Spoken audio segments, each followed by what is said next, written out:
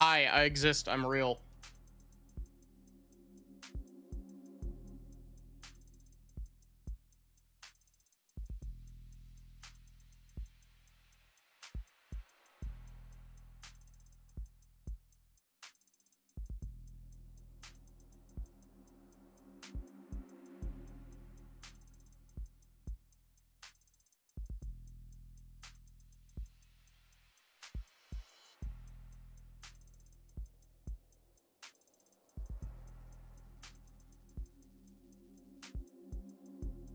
Hello? Hi.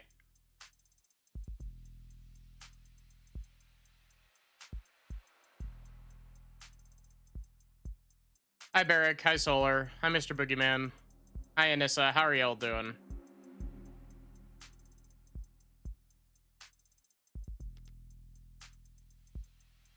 No cap.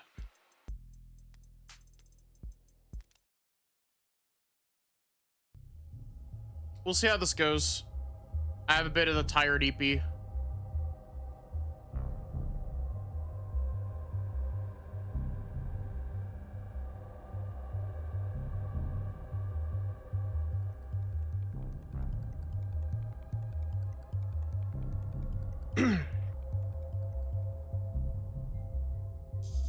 Up until now, there's been this grating ambiguity about what actually killed David.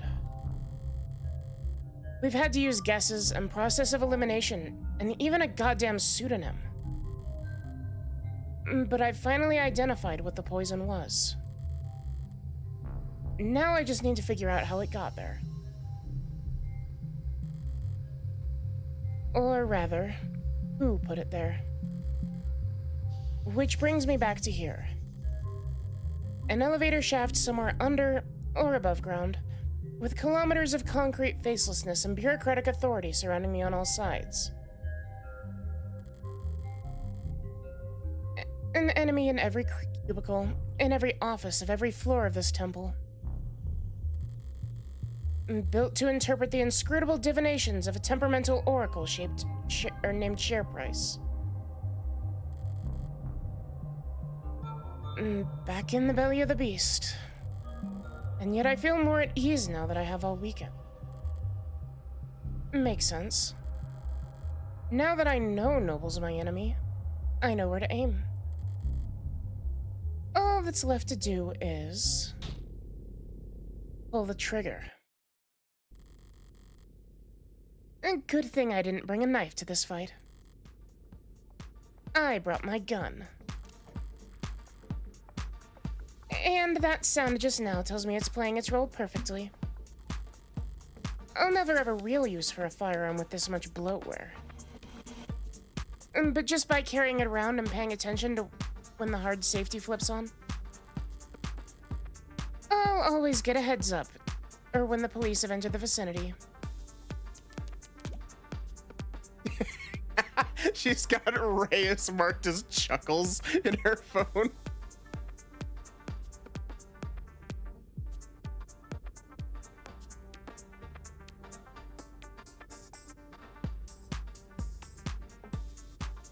Alright, give me a sec.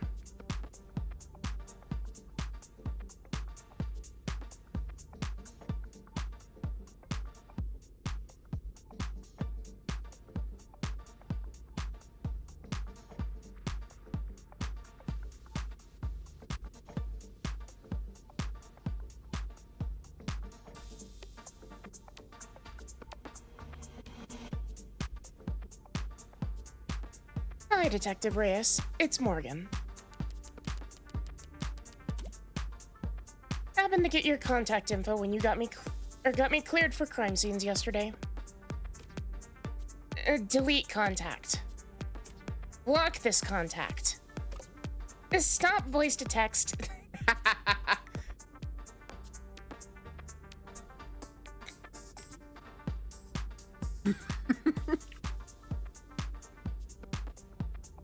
How to stop voice to text. Just wanted to check in. Report this contact. Voice to text disable.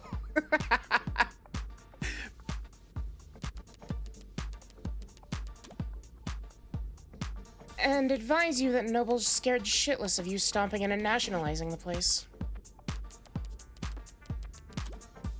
So they might be a little uncooperative when it comes to fetching documents.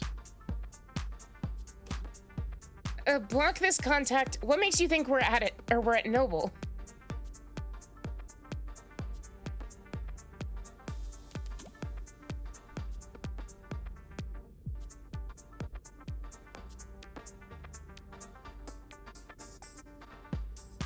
My bad then. Forget I said anything. And whatever you do, don't start your investigation with their stock buyback program. Trying to reverse psychology only works if I care what you think. Stop voice to text.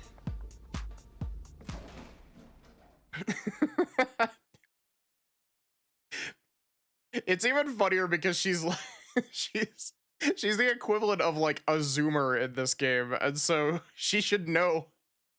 Granted, I guess she is like still decently new to her mechanical eye, but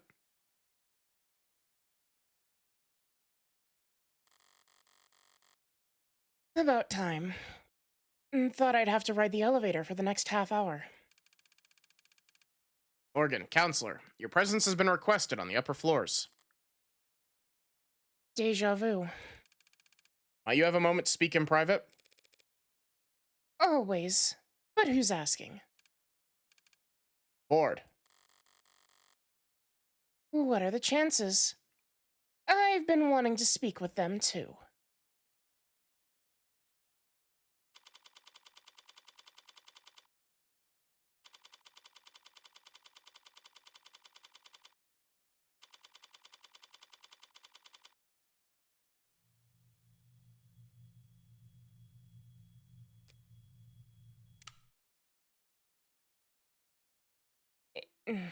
God, what was my voice for young? It was like... It was very similar to Morgan's. Evangeline Morgan. Helen Young. Thank you for making time in your schedule.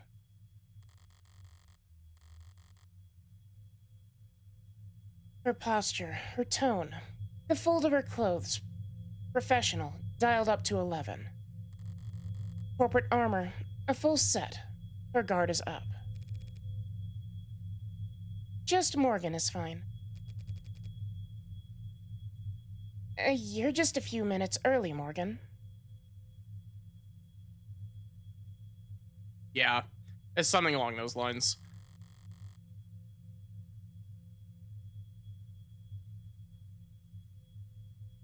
Typical corporate, never be the first one to show up pissing contest nonsense. It doesn't even make sense. They called me in here.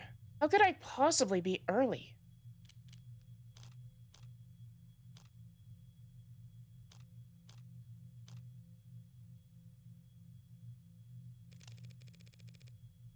Oh, that's embarrassing. I didn't mean to catch you all off guard. I'll go wait outside in that case so you can all collect yourselves. I'm just surprised that Noble Electronics could screw up something as simple as a meeting start time. Yeah. But I'm not well versed in the art of staring at emails.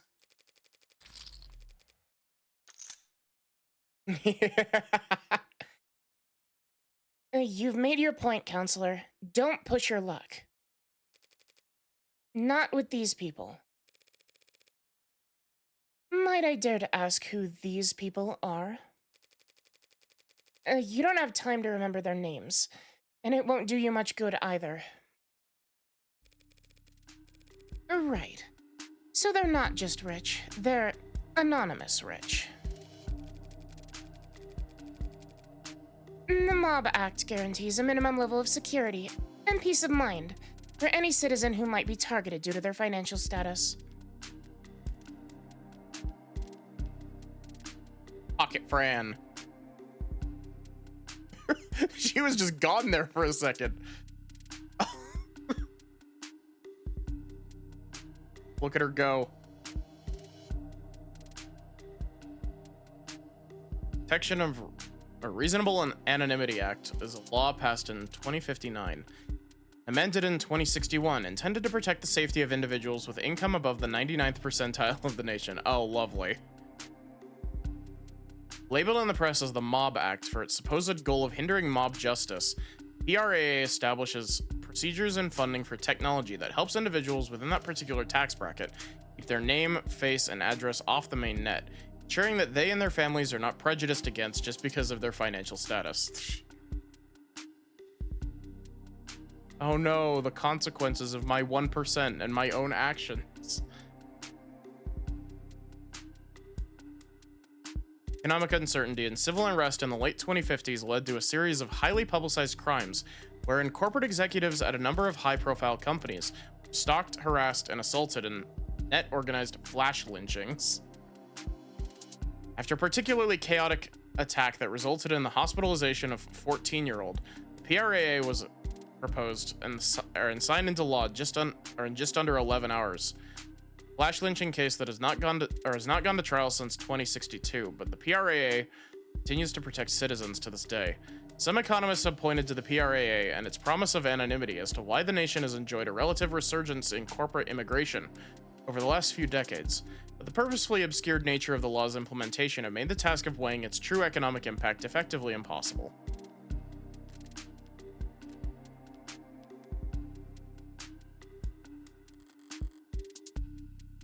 Spoken like a true believer. Except Mob Act is what normal people call it. Touting the party line but allowing yourself one instance of rebellion. Or just a slip of the tongue. I would never fault anyone for wanting their privacy, especially not job creators. Out. Thank you, Seribot. But it must get pretty inconvenient, not having a name to call them. Not really. Conversations with them are always one-sided. Sounds like a great environment to do business in. Look at the building you're standing in. We managed to eke out a meager profit somehow. So, if it works, didn't take you for the might makes right type. I hope these voices are, boo-hoo, I have all that power and money, but want none of the responsibility,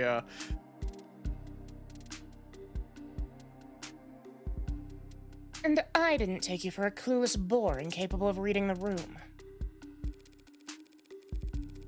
Sorry. Did I say something off color? I was only being casual since it's just the two of us in here. Maybe we should take advantage of this rare bit of privacy. Clear the air. You're here to ask about Sarah, yes? I think I need to dial back the breathiness of Young's voice.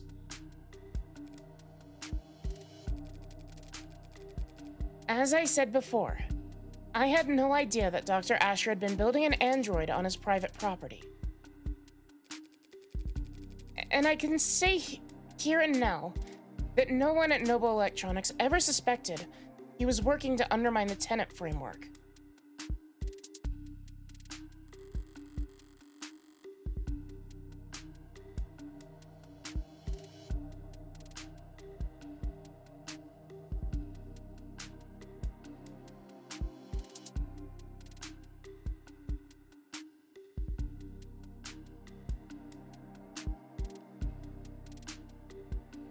She's trying to sound candid in her tone, but she's choosing her words with a surgeon's scalpel. Was she coached? Is that the truth, or is that your statement as VP of Android Futures?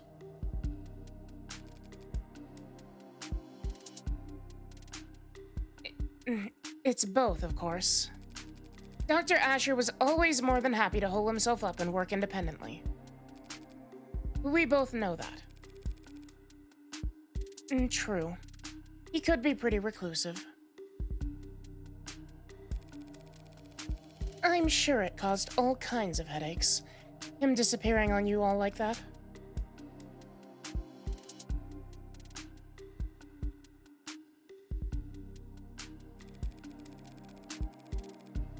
It must have been especially difficult when he came back with breakthroughs that propelled Noble to the top of the industry. You should take a seat. If that's everyone, shall we begin? Friendly bunch. Is there a problem with the sound? Anyone get muted by accident? No. Okay. Thanks for having me. I don't want to take too much of your time. I'm actually a bit flustered having you all show up here. Didn't expect to talk to anyone higher up than a service associate.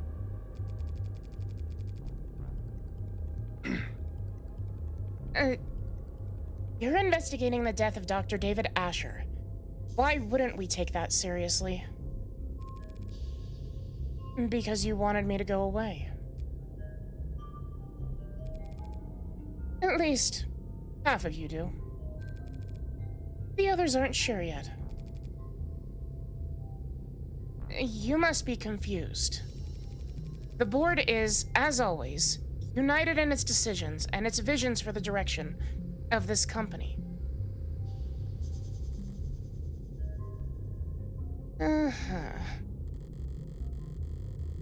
A board of directors is just 13 roulette-rolling psychopaths who get together and vote on whether or not to execute their CEO every 6 months.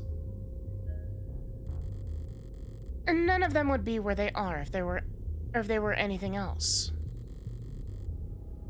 But I happen to know how that kind of person thinks. The way I see it, there are two possible outcomes. Option 1, you oppose me. Shut me out completely, stonewall me, stall me, and wait for me to walk into trial, so unprepared and ill-informed that I inevitably lose. Obviously, I don't like this option. But you can't be big fans of it either. If I lose, the world will learn that David Asher was killed by an android that he programmed. And then every customer you've ever had, and every lawyer they've ever seen on TV, and every firebrand, strapping, young, 60-year-old or junior senator looking to make a name for themselves will use your company balance sheet as their personal chew toy.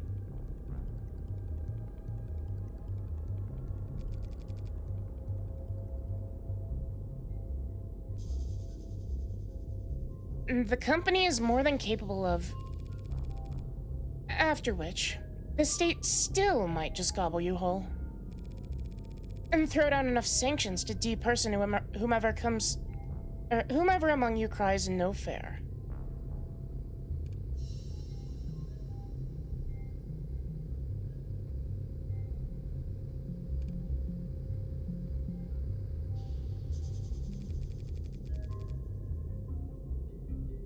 The company and its allies at the Capitol can more than fend for themselves. Yes, probably, but not definitely. Which makes it a gamble. Still my turn to talk. Then on to option 2. You cooperate with me. I use what you give me, or forge for me, to win at trial, proving that David wasn't killed by an android. When the markets open tomorrow morning, you all get another round of stock buybacks on the initial dip.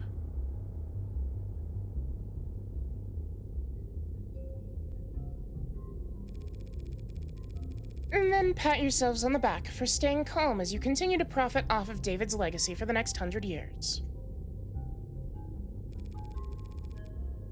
And you won't even have to worry about him speaking out of turn.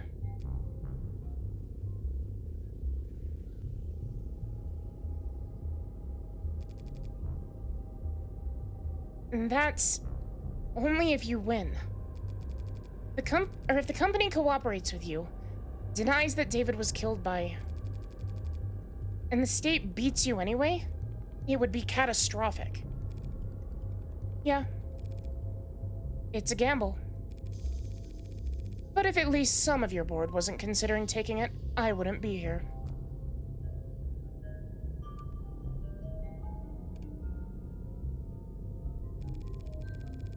We're all busy people, and I'd hate to drive a wedge between such a close-knit group of friends.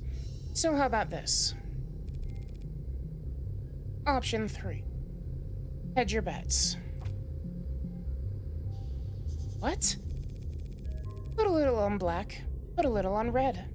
Spread the love and lower your risk profile. And don't make any statements about the trial. Tell the media the state's got your windpipe in a vice. Wait until just before the markets open Monday morning to send out your PR packages for rubber stamping. After you already know who's won.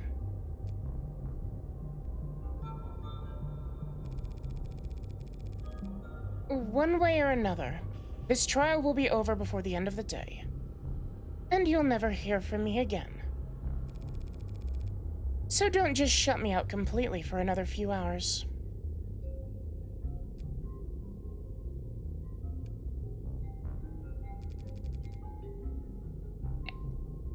And... does anyone second that motion?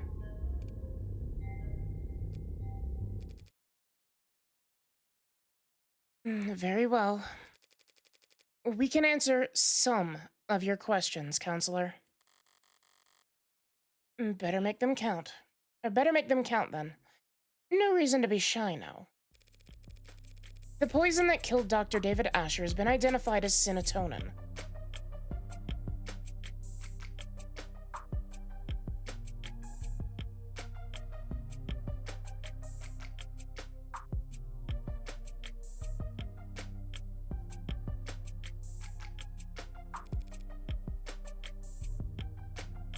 You're familiar. It's one of our many patented materials, as I recall.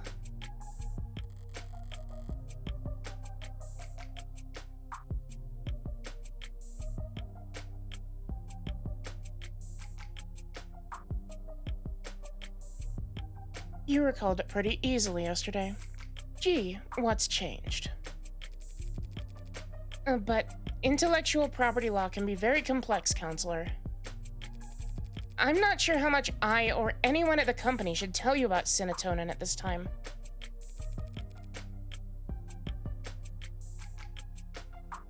Well, if you can't tell me about it, who could? You did lead its development, didn't you? Yes. I oversaw the project, which makes it just that much harder to speak freely, without compromising the confidentiality of the teams that reported to me.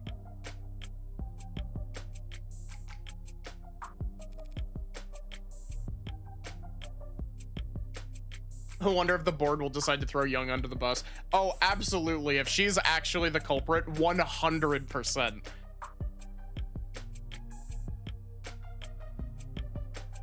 I understand. That sounds like bullshit, and I don't believe it. But I'm not asking for trade secrets here. It's a perfect match for the only foreign substance found in his blood. Synatonin is what killed him. The state will say the same. That's not possible. Care to elaborate? I'm sorry, but I can't say any more at this time. So much for cooperating. And if I were to ask you as an officer of the court? Then I would ask you to be patient and wait until this afternoon. ADA Rockford has already called me to testify. Already? Damn it. I got cocky because of the cops' late arrival. Emma must have gone straight for the throat first thing this morning, and left the investigating for later.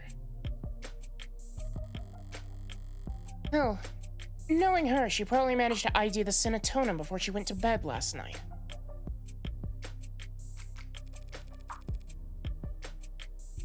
So, are we still having this conversation then? As I said, I'm sorry. Young's voice has been so all over the place. This is like the 4th or 5th voice that I've given her.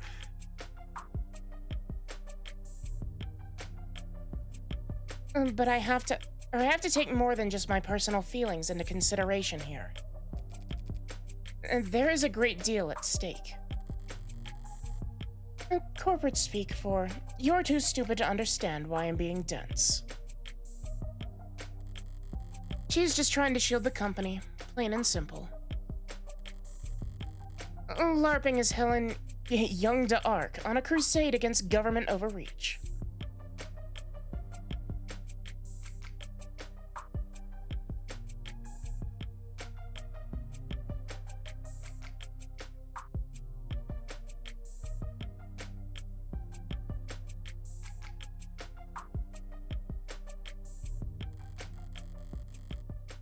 But if she's that busy defending Noble, she might be leaving herself unguarded.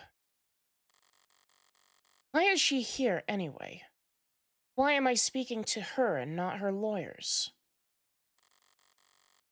That's right. This is a vulnerable position for her. She wouldn't put herself in check like this. Not unless she was forced to. So that's it. Acting as their mouthpiece isn't some honor for her.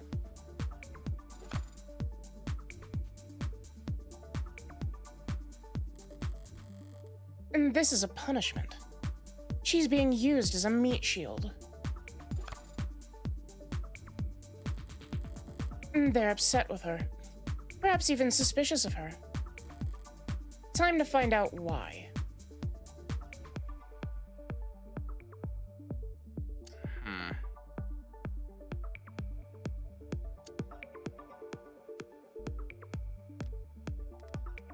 We haven't actually learned anything about David's will outside of the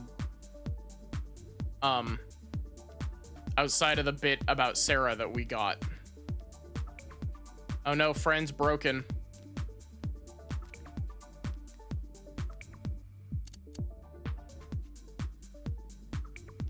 We're at blind 5. Okay, so most of the stuff here isn't that, like, this isn't too dangerous to play around with.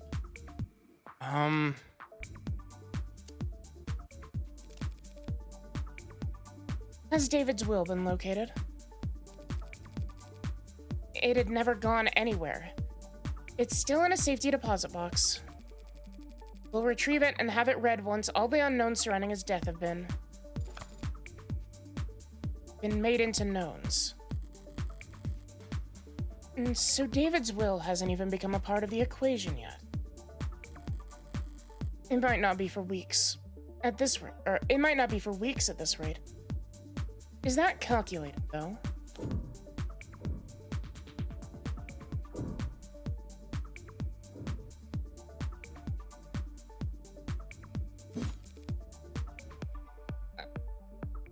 Aren't you dragging your feet?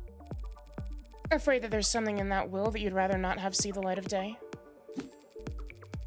Oh, we're not jealous in-laws who who've been bribing the county sheriff, counselor. Ah, damn it. Anything we'd try to claim would inevitably be overturned as soon as the will is read. And surely you understand that, counselor. Of course. I have to admit, I'm surprised you aren't more shaken up today, Miss Young. I'm processing. After all, you and David did have a history. You started at the same time, didn't you? Yes. We were colleagues and cordial with one another.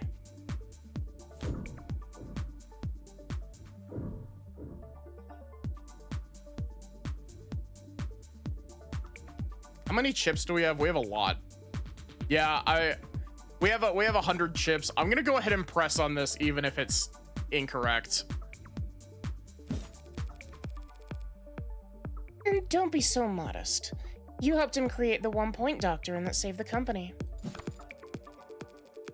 Oh, that wasn't a bust. That is a gross exaggeration. Noble is far too large an organization to be affected by the contributions of any single individual.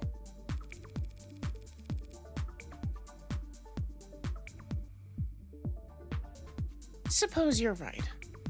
No one person could change Noble's fortunes overnight. Except for David Asher, of course. But he was a once-in-a-generation talent. The guy Noble chose for their advertisements, and the one they commissioned editorials about. Sorry, you're right. I shouldn't have equated the two of you. I just hope his 1-point doctrine doesn't fall out of favor now that he's gone.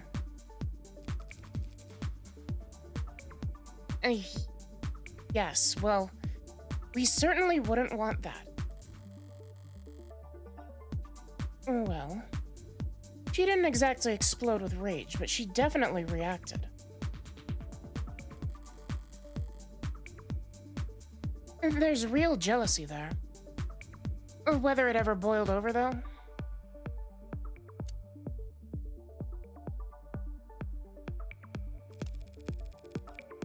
I didn't mean to pry about your relationships with David, or lack thereof.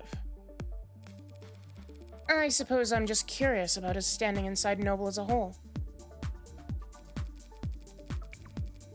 And David Asher was, and always will be, an outstanding contributor to the company's forward progress. And nothing will ever change that. Not even if he was killed by one of his own creations. And that would, of course, be a tragic element that would call for reconsideration of his legacy. She was almost off guard there. Like she was surprised for me to be asking about Sarah ruining his reputation.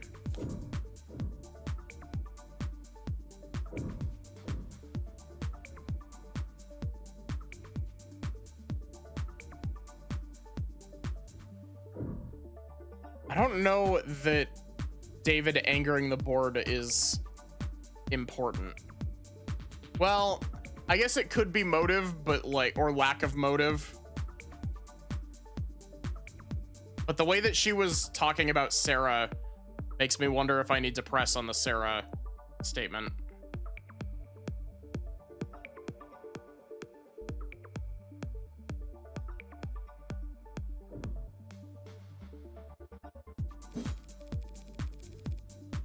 Besides Sarah, David's reputation was crystal clean. He never went against the company once. Did he? That's... Unless I'm mistaken, and he and Noble were on bad terms. In that case, I might get the impression that some parts of leadership were actually glad to see him taken off the chessboard. That's not... Something buzzing in your ear. Fine. I suppose it makes no difference if you hear it now or at the trial. Or on your feed tomorrow. Dr. David Asher was being sued by the company for breach of contract.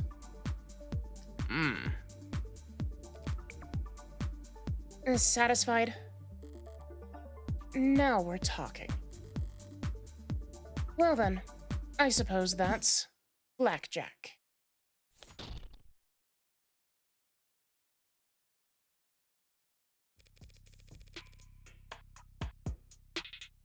So you couldn't have mentioned his breach of contract earlier? And not without complicating the company's position unnecessarily. No.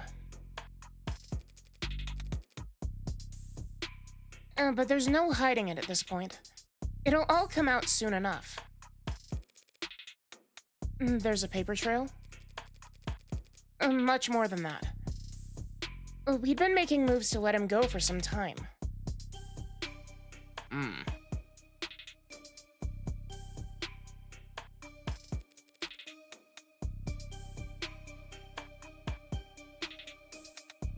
Noble Electronics parting ways with David Asher.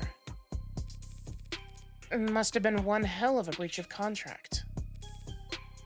What did he do? He betrayed the confidence of the board.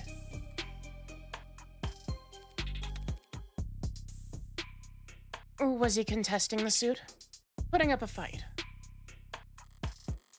Engaging in a legal battle against a megacorporation without even telling me? Until recently, yes. You mean until he died? How recently? We spoke on Friday. Are these two voices different enough?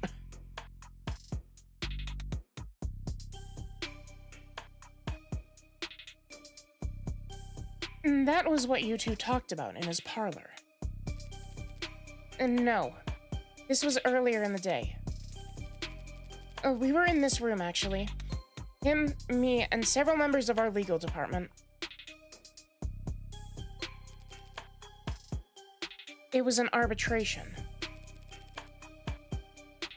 And did you come to an agreement? A compromise.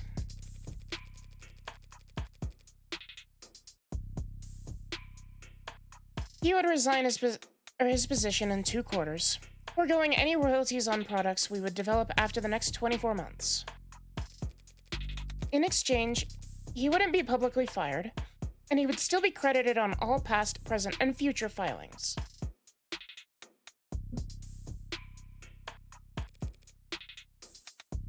Oh, very reasonable. On paper, maybe. No matter what that deal was, letting go of David Asher is insanity. Reasonable, yes. We ended on a good note, I'd like to think. We shook hands, even took a photo. Yeah. Yeah, that looks... He looks like he's under so much fucking duress in this picture. Oh my god. He looks so uncomfortable.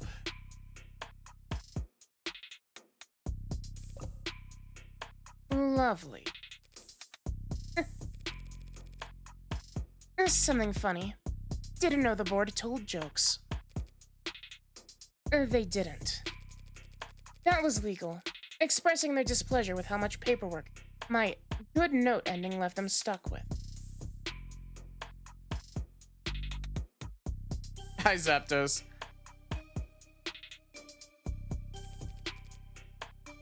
Children. It was just one night of overtime. So while they were spending their Friday night blowing the ink dry, you paid a visit to David's penthouse.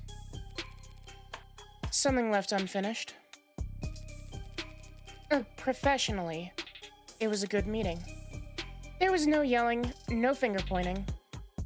Damn. No finger pointing, I'm out. Much cleaner than expected.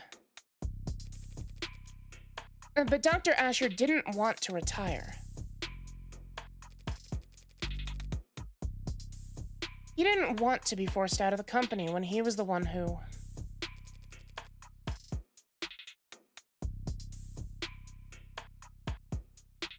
when he had contributed so much.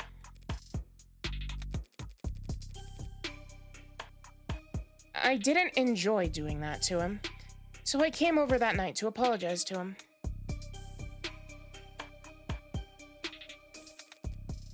We talked. Reminisced. When he brought out the drinks, I thought we'd be toasting to a new day.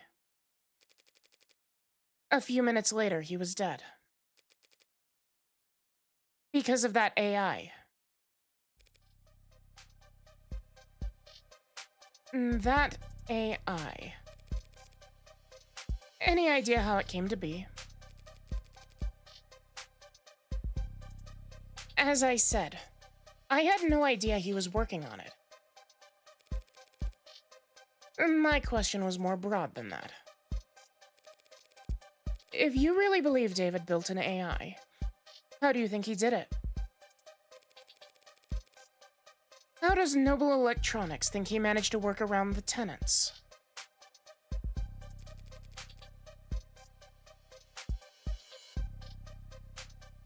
It's quite beyond my area of expertise. And no one at the company could call themselves an expert in illegal technology. That's a very sanitized answer.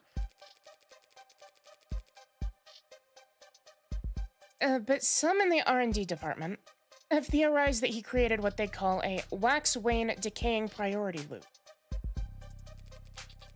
Which, as I understand, is an unstable, resource-intensive theoretical method for pseudo-randomizing the weight amongst preset tenants.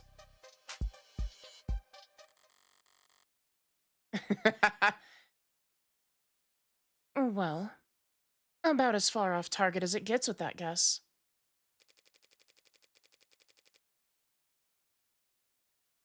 But that kind of inelegant brute force nonsense seems a far cry from the kind of thing David would create.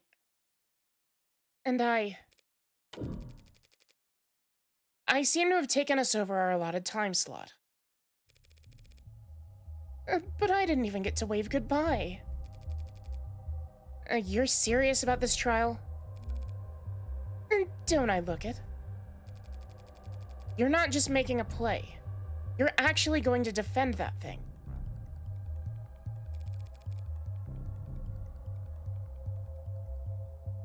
I'm just defending myself, Miss Young. Oh yes, of course you are. My mistake. I hoped you might be rooting for me, to tell you the truth. I may yet save everyone's stock options. And the stock options will be fine either way. They always are. Lesbian coded? Yeah, she's in C++. That gamble I offered your board. Which outcome would you bet on? Finally, an easy question. What I would bet is whatever the outcome, the company will eat it up and shit it out with very little difficulty. You painted an ugly picture back there, but I've already seen the future. And it's just another marketing. The great Dr. Asher, too smart, too bold, too far ahead of his time. What spark of his genius remains buried in the inspired Animate 19? I guess that depends on... You are exactly right. He is more valuable to Noble as a dead man.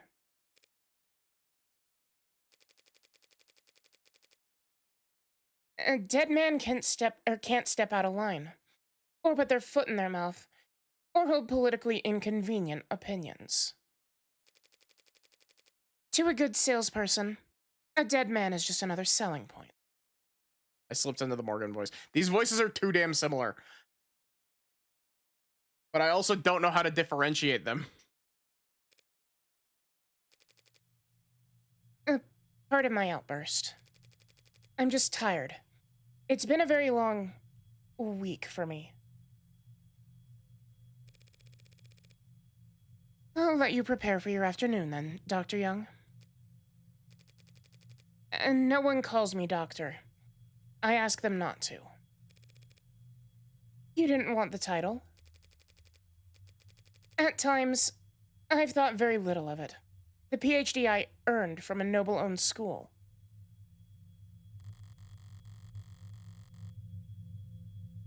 Biochemistry. happened to have been a large department at Noble before they started work on warm androids in earnest. They probably didn't have many expectations for the program back when she was part of it. But I was proud of it when I first got it. Something changed. It never seemed to catch on. People didn't use it, so eventually I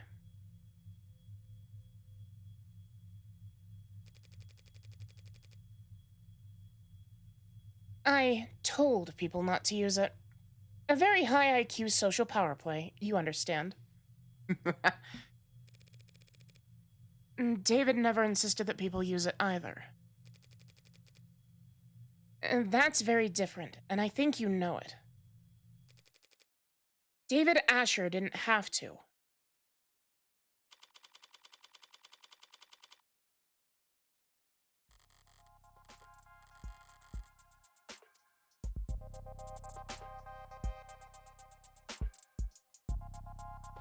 I'm going into this trial, my trial, with a lot less ammunition than I'd like.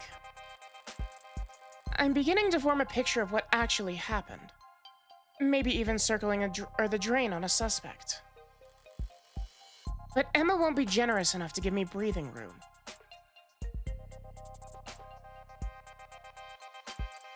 Need a mod that replaces the board of directors and anonymous portraits with Argath from FF Tactics. Real.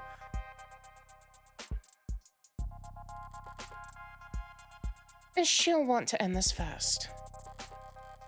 Maybe if I do badly enough, it'll flip her sadistic switch, and she'll want to keep playing.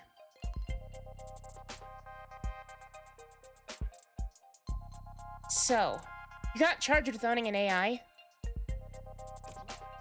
First time you do something exciting in your whole life. And I gotta find out through the fucking grapevine? My life is plenty exciting. Freckles.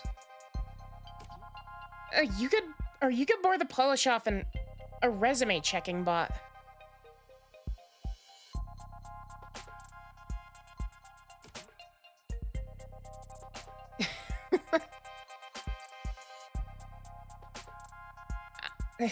I've fucked Catholic school teachers with more active night lives than you.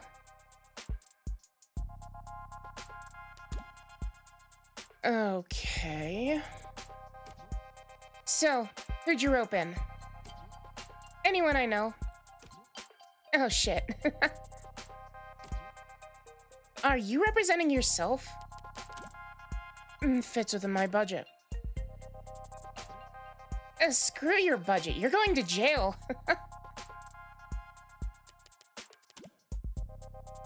Thanks for the vote of confidence. It ain't a matter of how good a lawyer you are.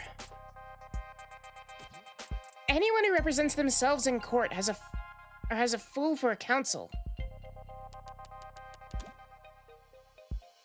And you represented yourself countless times. And not for anything I had a chance of losing. Your pal hasn't even been dead 48 hours. You're too close to this. You'll make mistakes. The powers that be really didn't want to give me a rain check. They're taking this very seriously. It's more dangerous than that. They're scared.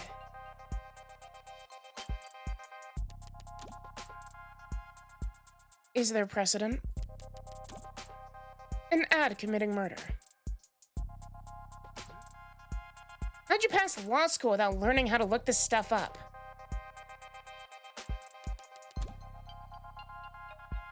I know what the net says. I'm asking you.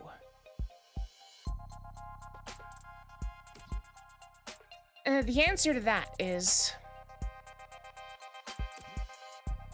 not helpful to you at the moment. So what words of advice do you have? Get yourself a new lawyer. I'm gonna close this chat now.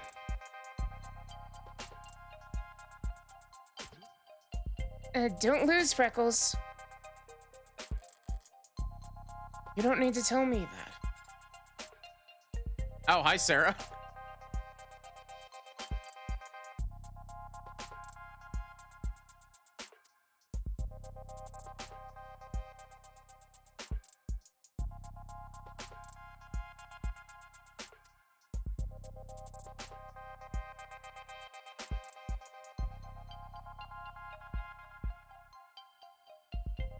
It also helps that I basically gave her and Fran the same voice, Solar.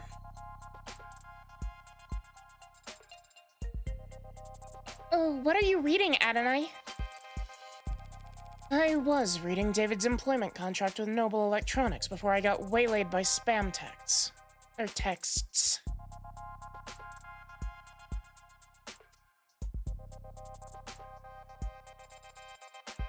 The one we found inside the panic room? It looks quite extensive. Can I skim it for you? Depends. Did you pass the bar exam since we last spoke?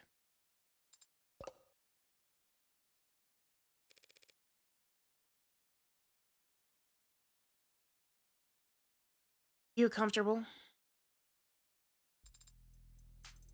I am not. Ever seen that old movie with the gorilla and the skyscraper? They bring it to the city and... Hi, Erica.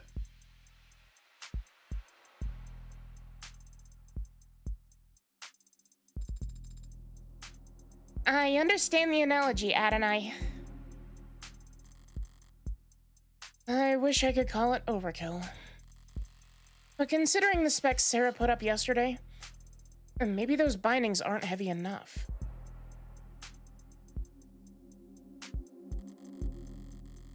Come to think of it, those numbers must have been faked along with the rest of what the machine read.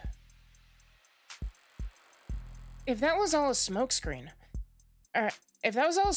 David added to help her lay low, then her actual strength is more like...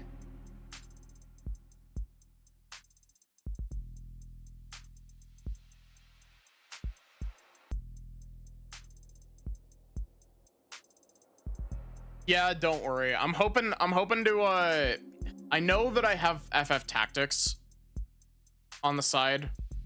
I think I was talking about this last night. Or not. Was it last night? I don't know. Last stream.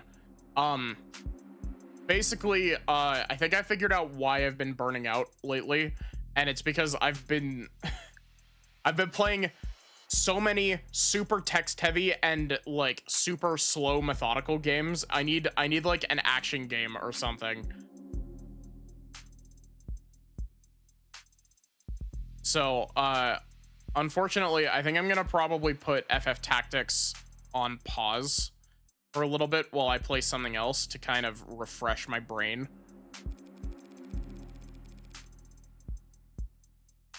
If your joints weren't currently locked up tighter than a vice, do you think you could escape this place?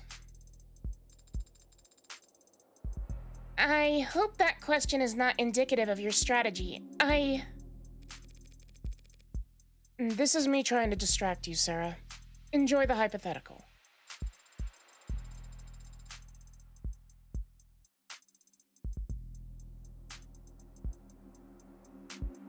I would estimate that the building's automated security would put 9 holes in me before I reach that door. 9's not so bad. I would not be able to function after the 7th. Well, if you haven't been planning some great escape. I would not do that. That would be illegal. And you would still be on trial. I remember. So what have you been doing all day then? I am attempting to recover memories from Friday. You can do that. It is not dissimilar from the process of recovering data erased from any other computer.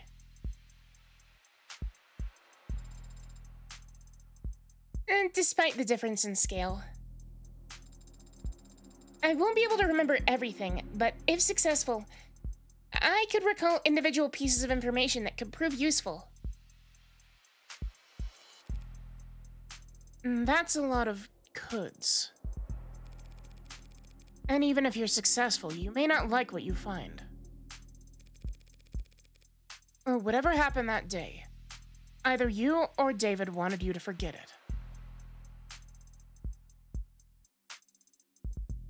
Yeah. Cut to Minecraft music and sounds, but like no visuals because she's just playing it on herself.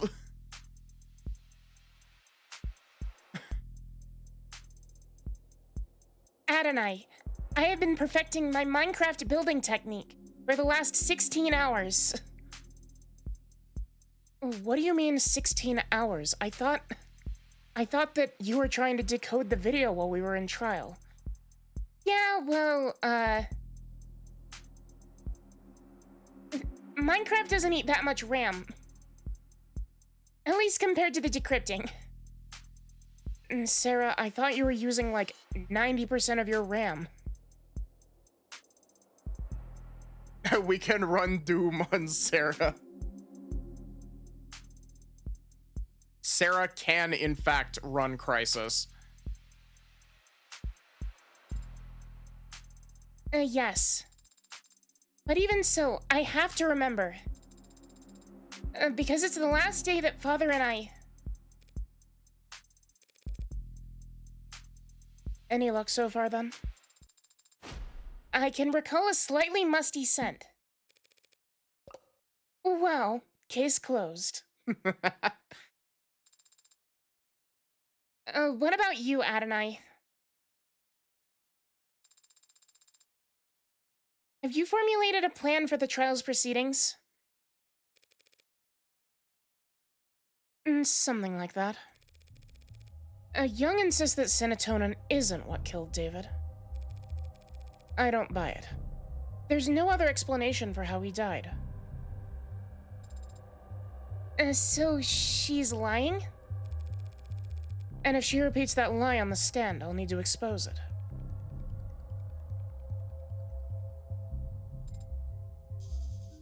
Somehow.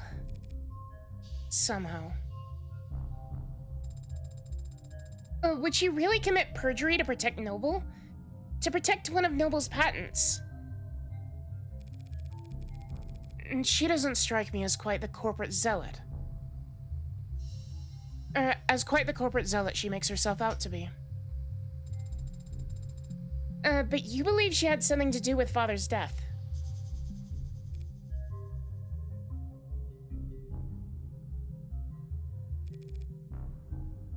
What do you think? I don't know. I don't know why anyone would kill Father. Considering the possible consequences of what he confessed to in his journal, I can think of... but then again, I don't understand why anyone would kill anyone. Do you? Bells tolling for the... means that the doors to the courtroom are unlocked. Let's... Wait. Can you walk like that? we got Sarah strapped to a dolly. We just gotta like dolly her into the courtroom.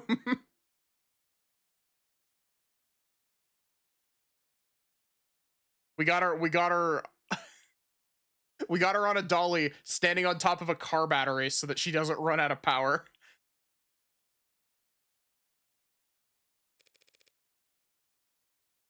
Wada will have to do. Wait a second. Across the hall, that's...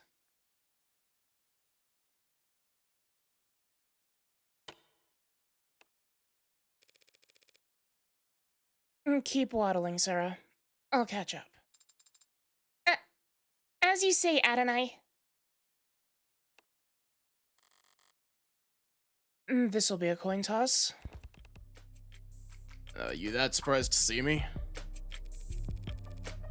I'm not surprised you'd want to see the outcome of this trial. I am surprised that you'd want to talk to me.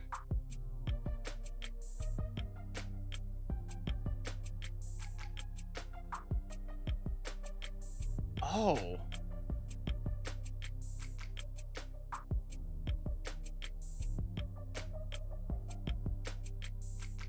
Huh.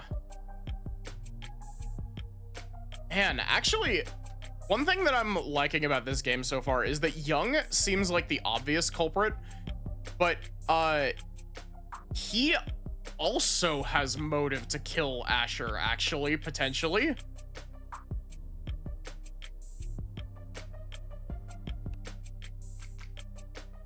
Thinking about it, Porter actually has like a decent chunk of motive potentially, depending on how much information he had.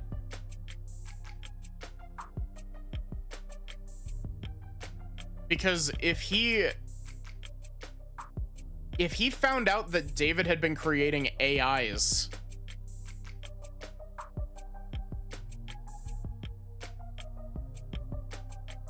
it's literally listed in his profile.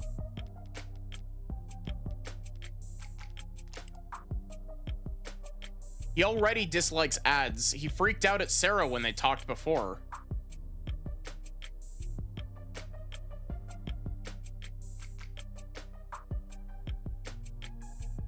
Ryan is still broken.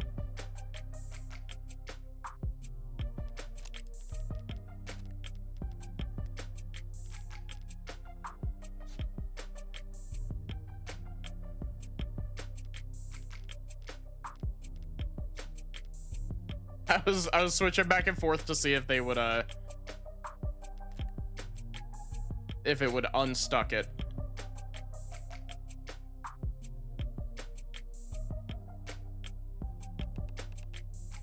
You're defending the android, right? Be honest versus be clever.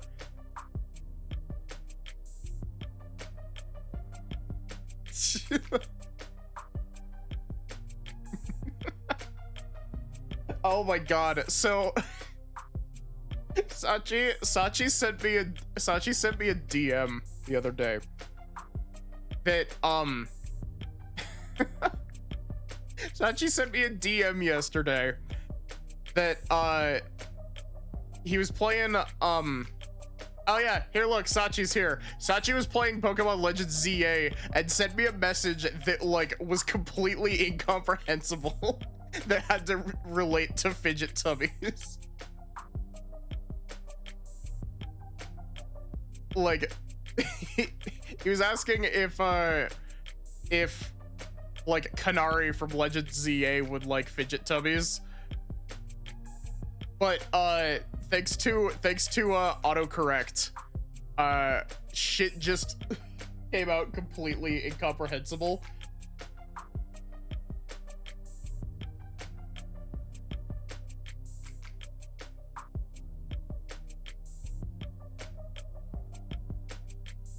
Looking for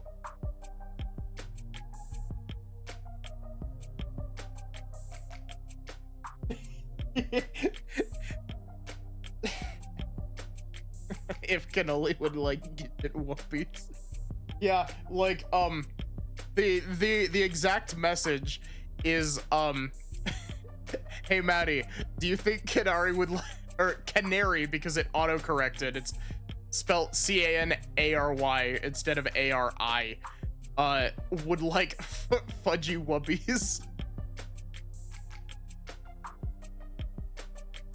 And it wasn't autocorrect. It looked like I don't know why, like my brain just couldn't process it and I had to read it like 4 or 5 times. Also, how are you doing, Sachi? Because Urbane refuses to learn Kanari's name. Oh yeah, that was a bit, wasn't it?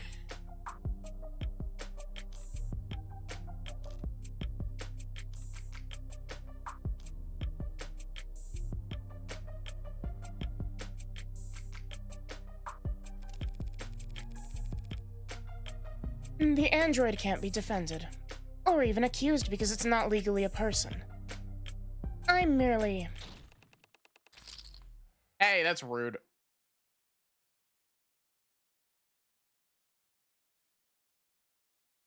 Culinary and her fibbie jibbies. Cut the bullshit. Cameras don't start rolling until after the trial starts. So just drop the double talk for 5 seconds and just be honest. Fine. I'm defending Sarah's innocence. I don't think she killed David. Do you? I don't think. I don't think that it matters. Noble is what killed David.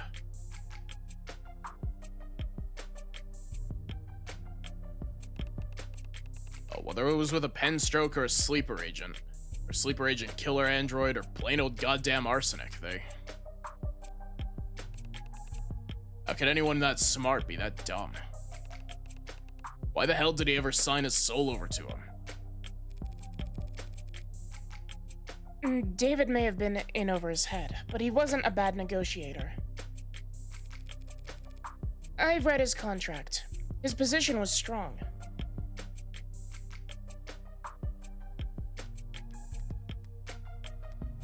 I'm actually curious, what information can we get from...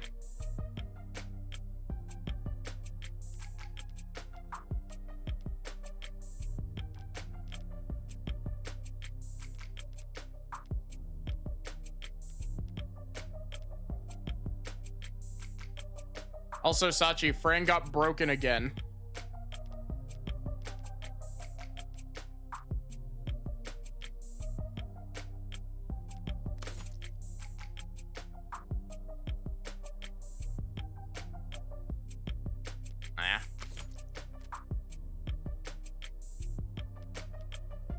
Damn it, Fran.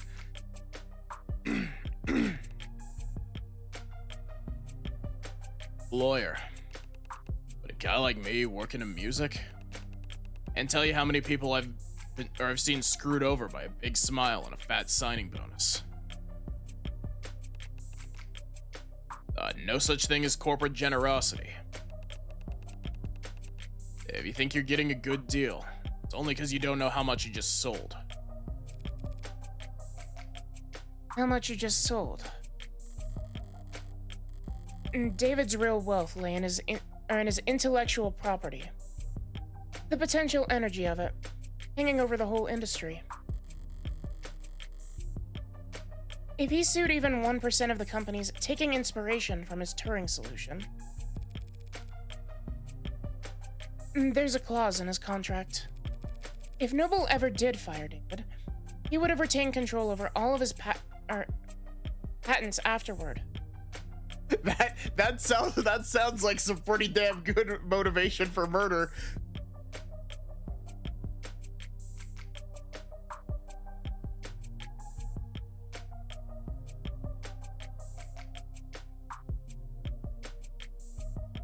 God, I'm thinking...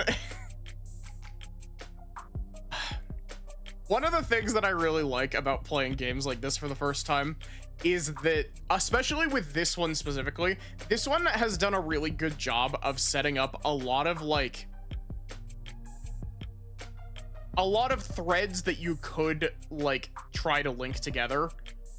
And so with my statement earlier about like, oh, maybe like he technically had motive to kill David. One of my thought processes was like, yeah, but Noble also has a lot of stuff, like a lot of motive. And then I was thinking about like, oh, you know, maybe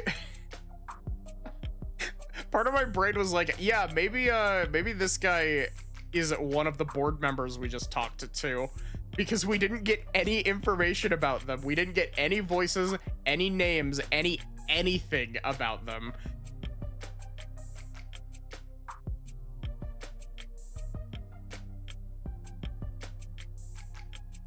I don't know. It's one of those things where it's just like,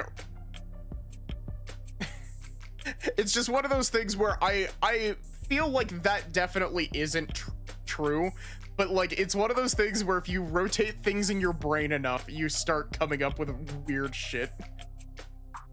Holy damn, that would be one hell of a twist. Yeah, like imagine the version of this case where the twist is that he was effectively like a board member trying to figure out what the fuck David Asher was doing. And that's why he got so mad when he got cut out.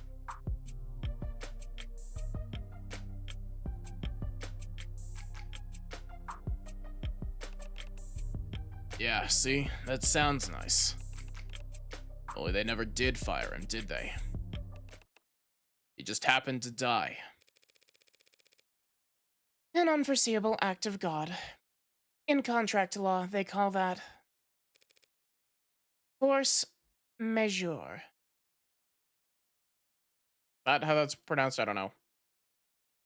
David, what the fuck did you do, David? He really had to think.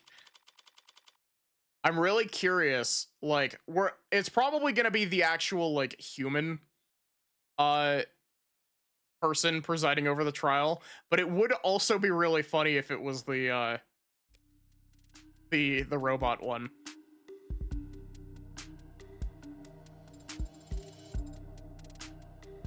I said, did you find anything interesting in the contract, Adonai?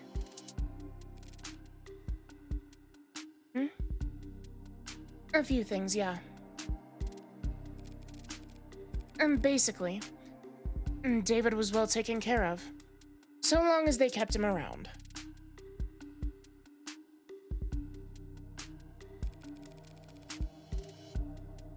And he'd retain control of his patents even after being let go.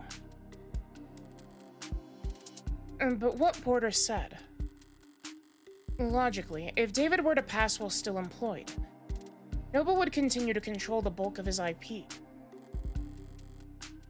And so if they knew David was going to leave in a year,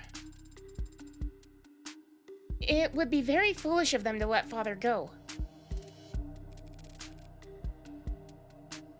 Well, they wouldn't do it for no reason.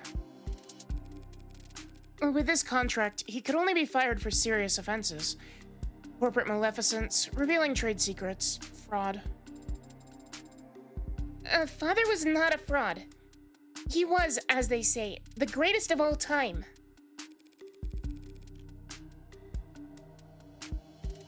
Fraud just means lying to the company about something, Sarah. Which, you know, he did technically do, but that's beside the point. Oh. Eyes up. Showtime.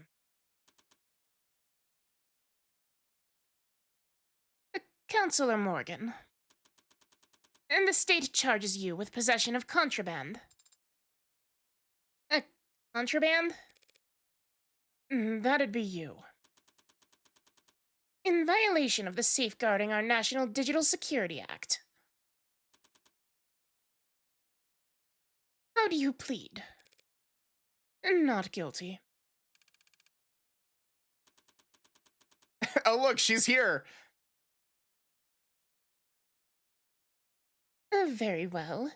Since it seems that we are, in fact, doing this, I'll now turn over the administration of this trial to the adjutant. But be warned. Any attempts at stalling or muddling the issue, and I'll step right in and override the trial myself. A summary judgment, siding with the people. Are we understood?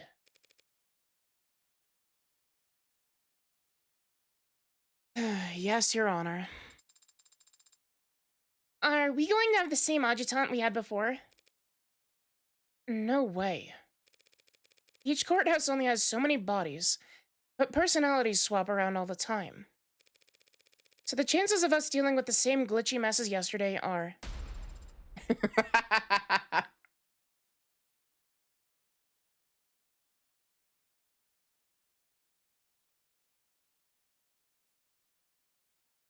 I love 80. She's great.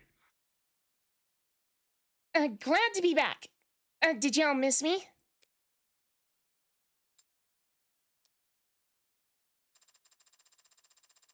Forget I said anything. I'll just crawl under a rock and die while you make your opening statements.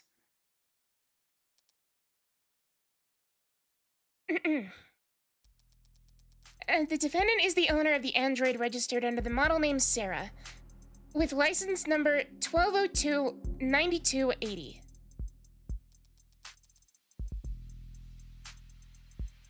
She hasn't contested this, and I doubt she will. So the question of ownership is already answered. All that remains is to determine whether Sarah qualifies as contraband. It's a charming android, incredibly well made, a masterpiece, and the last known work of a great man.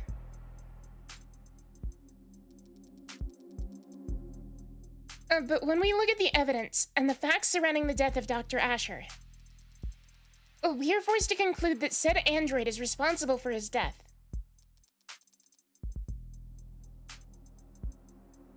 And that conclusion carries very serious implications.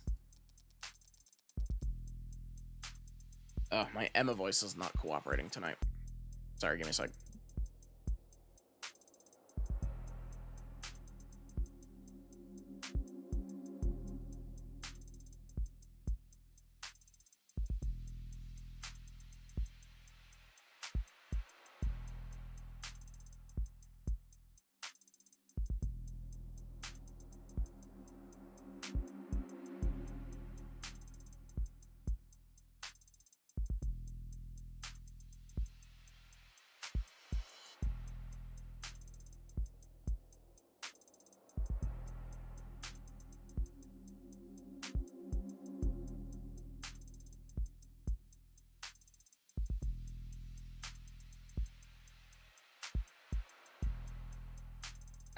Okay.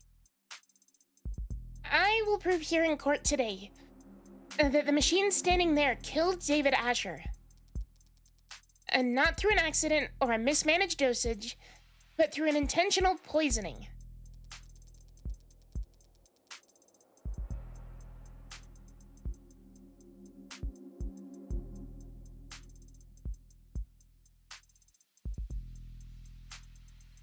Yeah, a little bit, Solar. I won't ask the court to judge the machine on its apparent sentience, its range of emotions, or the free will it may or may not possess.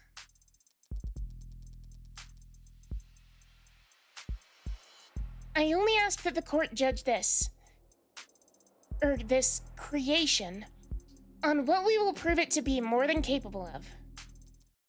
Patricide.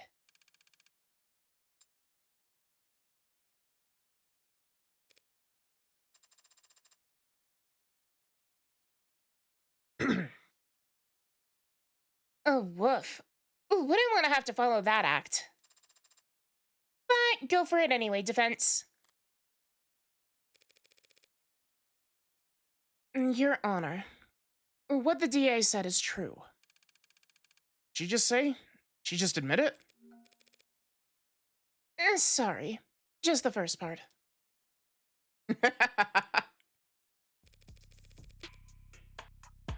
This android is charming, and it's the work of a great man. And the rest of it was pure speculation, based on little more than a few bad camera angles, and a phobia of anything new.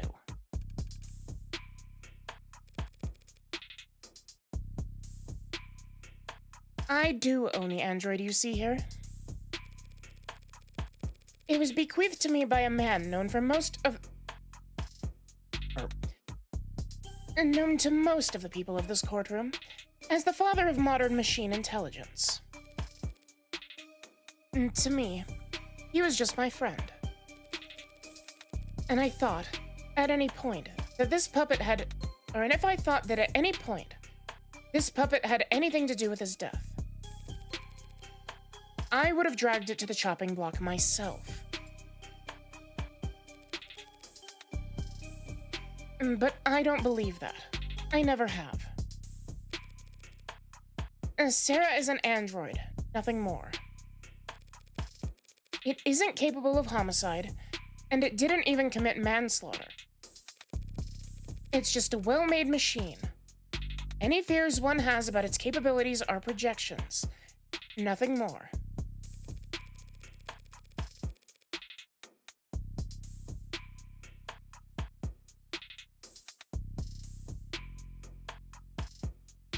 And it troubles me greatly that the state is spending valuable time and resources on rushing to pulverize Dr. Asher's last known work.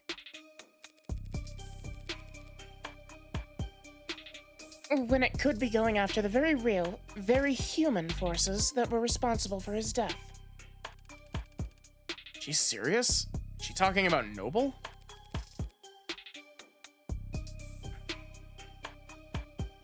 And the people can't prove that Sarah's an AI. And truth be told, I can't prove that it isn't. But I can prove that it's not guilty. And that's exactly what I'm going to do. Chills. This is the first time we've seen this this portrait.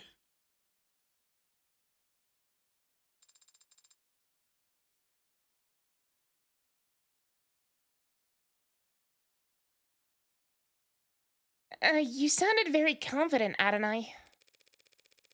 Yeah, well, no one ever got good at lying by being modest.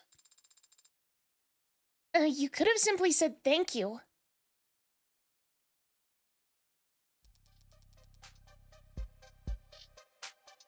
Thank you for your presence here today, Detective London.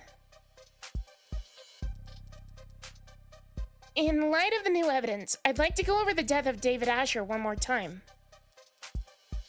What happened Friday night? At 6:30 p.m., David Asher spoke on the phone with his lover, and the two of them broke things off. Also, I'd also like to point out, I was thinking about this off stream the other night. We already know canonically that androids can kill people. Because they talked specifically about military ones. Like that, it feel like I was thinking about that last night and I was like, that feels a little bit oversighty, but like it's not that big of a deal. It's just one of those things of like, you know, they mentioned that they've got androids in the military. And on top of that, they also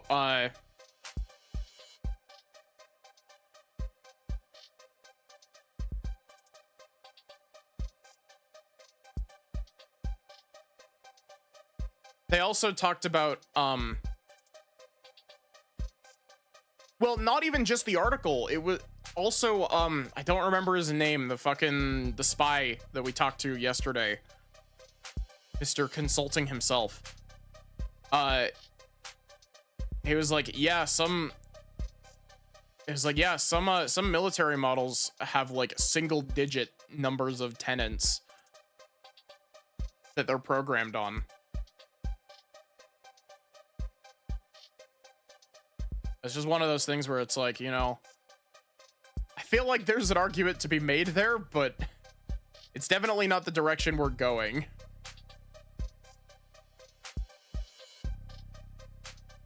At 6:30 p.m., David Asher spoke on the phone with his lover, and the two of them broke things off. Lover? It's an accurate description of their relationship, isn't it? I wouldn't know. That stuff's private. Adonai. Then the deceased met with Noble VP Helen Young in his parlor starting at around 7:30 p.m. He then left the parlor and the sightlines of his home security system, before reappearing on his private secondary security system in his basement moments later. I like that she's still doing the blushing face in the background there. At which point, the android Sarah can be seen handing him the poison he'd go on to drink. Extremely loud and correct buzzer, Your Honor.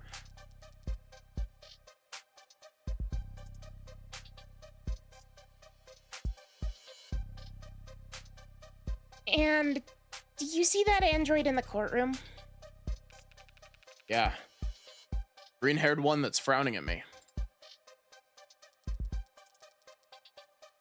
Let the record show that the android Sarah has been identified at the scene of the crime. No objections. None? Then why even show up? Detective London, what happened next?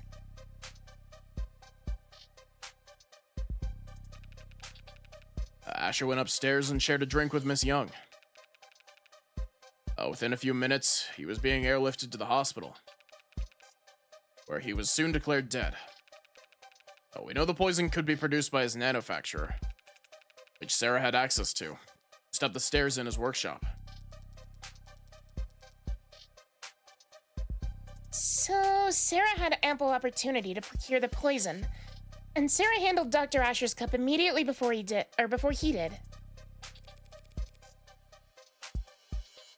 Is there a question in that statement, Your Honor? I'll rephrase. Was anyone else seen handling Dr. Asher's cup before he died? No. I have no further questions. So that's your witness, counselor. He wasn't lying per se, but there was some ambiguity in the statement he gave. And truth's gotta come out one way or another. If Emma won't push, I'll have to pull.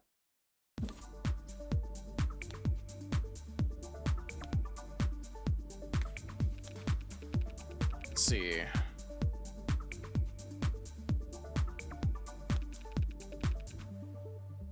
"7:30, Helen Young arrived.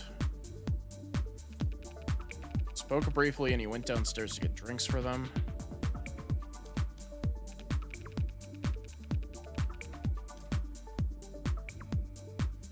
Oh wait, I think it's that, because I'm pretty sure in that video, Sarah literally only hands him the cups.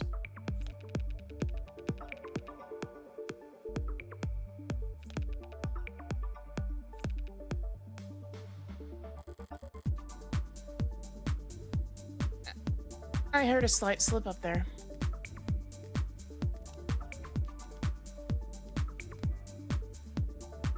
Yeah.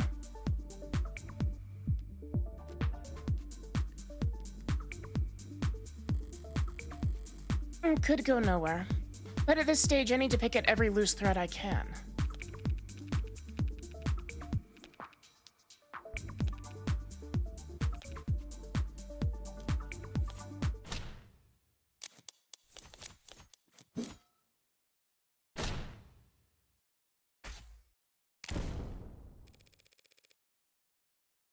Check that footage again, Detective London.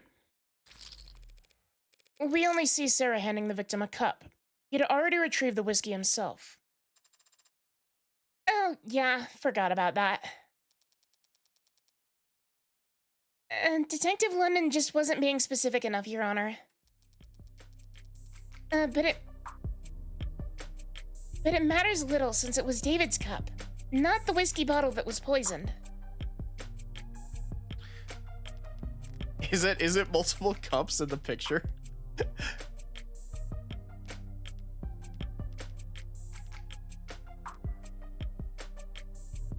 I wish I could see that picture closer.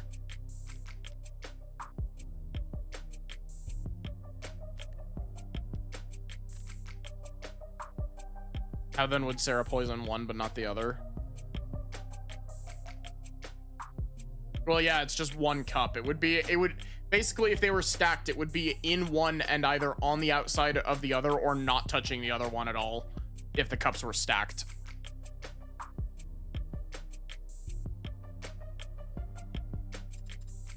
A weird flex, but okay. And that undeniable fact is shown clearly in the security footage. Sarah hands him a cup after he was ready to leave. True. She did call David back. And handed him a cup of poison?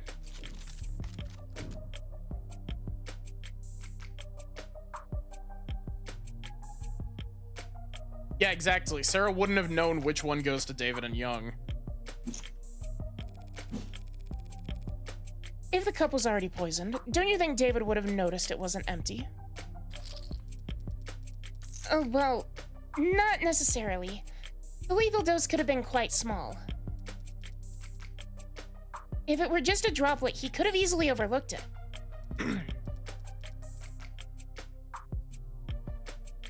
For Sarah, this crime was very simple. There was too little to the plan for anything to go wrong. Once she handed it off, she just had to wait for him to drink from his cup. Yeah, but how would she have known that it was his cup?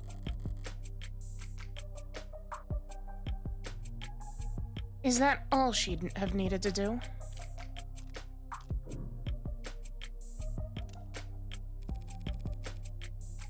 And not a great plan if that really was Sarah's move. She gave him 2 cups. How could she have known which cup David would drink from? There are a few ways to go about it.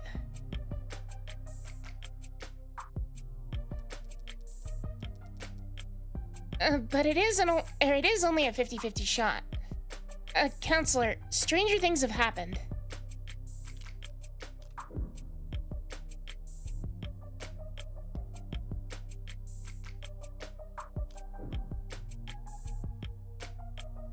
No, it's impossible for her to know the right cup.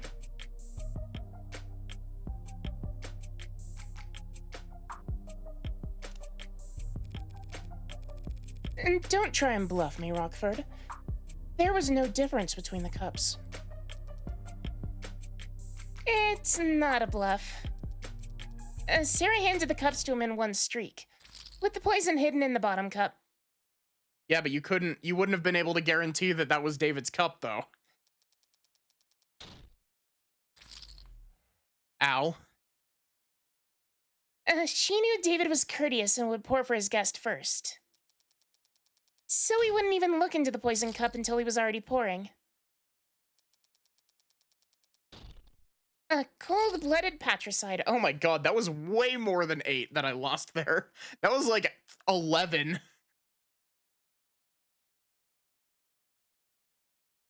A cold-blooded patricide, executed by taking calculated advantage of Dr. Asher's kindness. Damn. And she was luring me in with those easy answers. Okay, I could see it here now.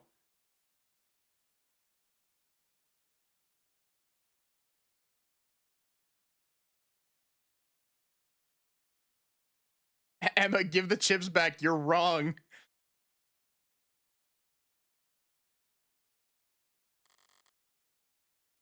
And I fell for it. And now, there are some questions you'd like to ask the detective. Or are there some questions you'd like to ask the detective while he's available? Or are you done already? I was just about to get started. Even if I didn't have questions, I'd make up some just to spite you at this point. But I can do better than that. Now, what can I get London to say that would help my case?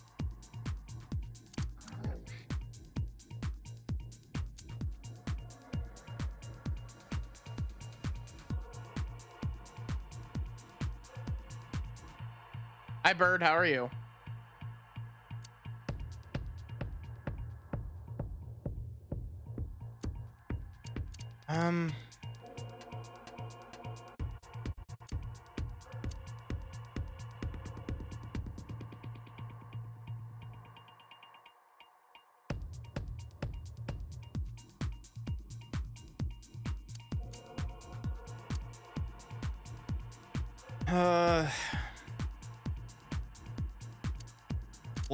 Blackjack is one of the weird ones where like it's kind of difficult to figure out what the game exactly wants you to question on.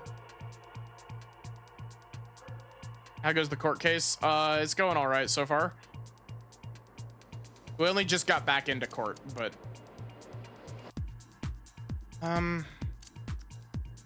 let's go technicalities. Detective London, in their capacity as assistants to the police force, are androids ever asked to commit acts of violence? Yeah, I guess so. They can push people, restrain them, harm them. And does that constitute a violation of their tenets, harming the people they're supposed to protect? Well, as I understand it, there might be some complex weighting math that goes into it, but no, it's not breaking any tenets. For that to be the case, they'd have to have tenant 1, right? Hit on injure or through an action lead to blah blah blah.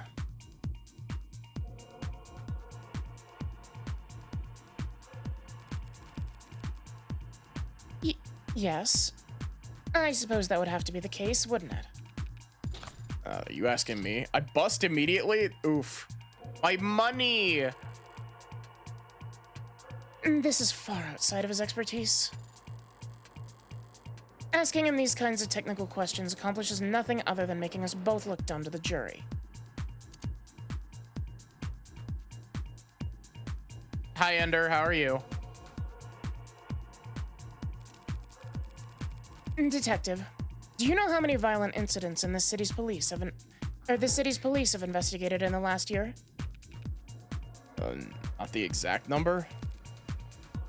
Thousands, though. Yeah, around there. And of those thousands of incidents of violence, do you know how many of them were found to be the fault of automated dependents? I believe there's been 6 in the last 5 years. Were all 6 of them incidents of police licensed ad-involved brutality? Relevance, Your Honor. Withdrawn.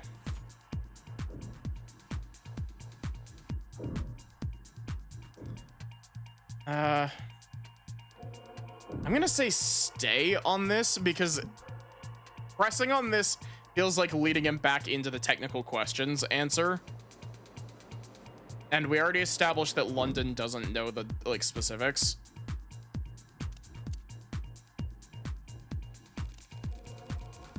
Detective, in the footage we just saw, did you see what Sarah was doing? Not exactly, no. Back was to the camera and her hands were obscured. Could you see her hands from any other clip of camera footage you retrieved from the basement? No. Did you, or anyone else participating in the investigation, ever see Sarah put anything into David Asher's cup? No. The footage submitted to the record is the best available view of what happened.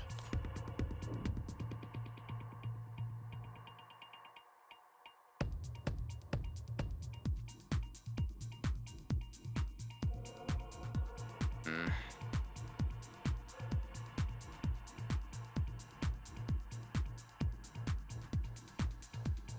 70 stream streak. Wow.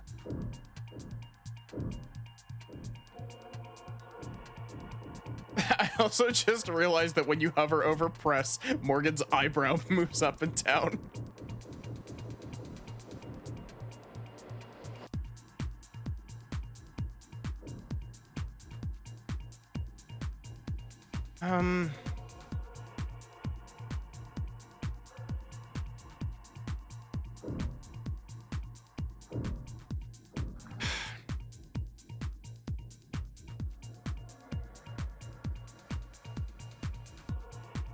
See, I want to press on this, but I also don't think that this is going to give us anything extra, because basically everything that this is going to say is, yeah, but she doesn't have footage from that time, and also we can't trust any of the footage that she gives us.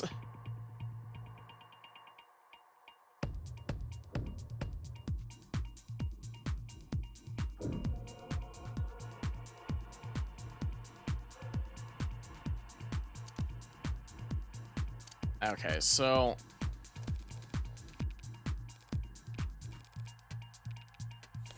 I'm gonna press on this then. What about the view from the android itself?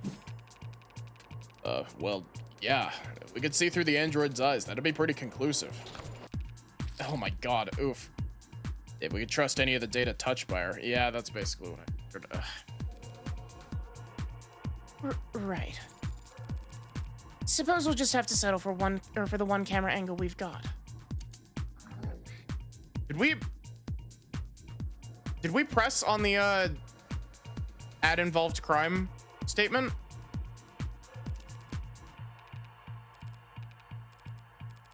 No, wait, we didn't, did we?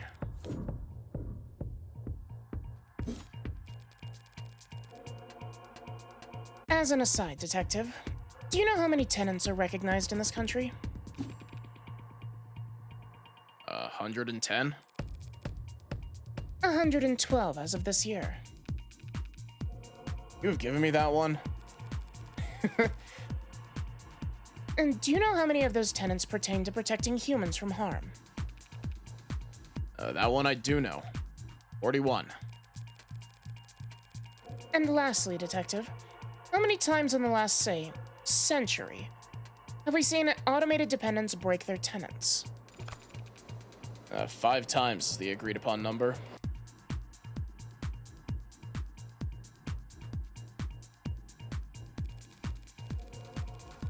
So if you tally all that up, and try to make an evaluation as a police officer charged with protecting civilians. Overall, would you say that automated dependents in general, or you would say that automated dependents in general are how dangerous to the public? The witness is not an expert on automated dependents, Your Honor. He's more than qualified to say whether they have a history of violence, Your Honor.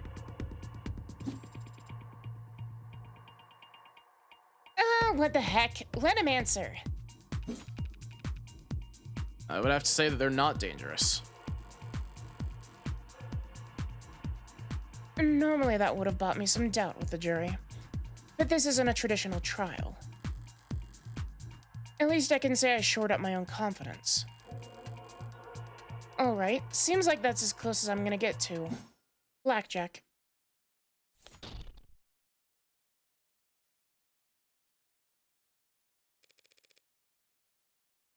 I believe I made my point. I have no more questions for this witness, Your Honor. And then we can move on to the next item on the docket.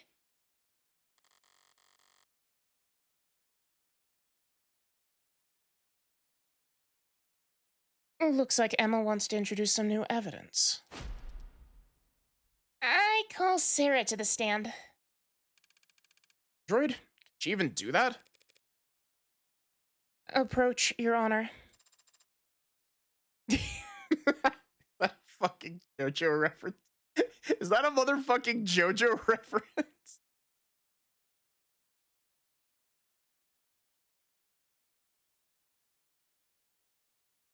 Huh?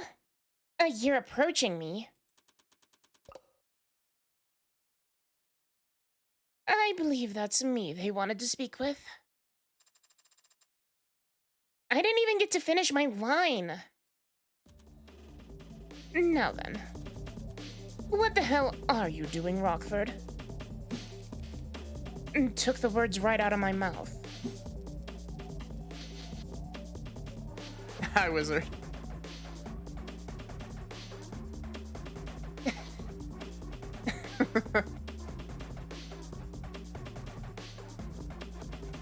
I have questions for the android. This seemed like the best way to get answers. You can't call an android as a witness. It's not a person.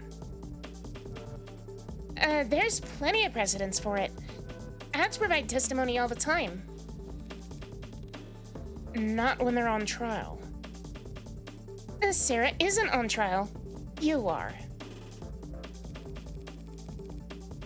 Sarah is accused of being an AI. That means you don't trust a word out of its mouth.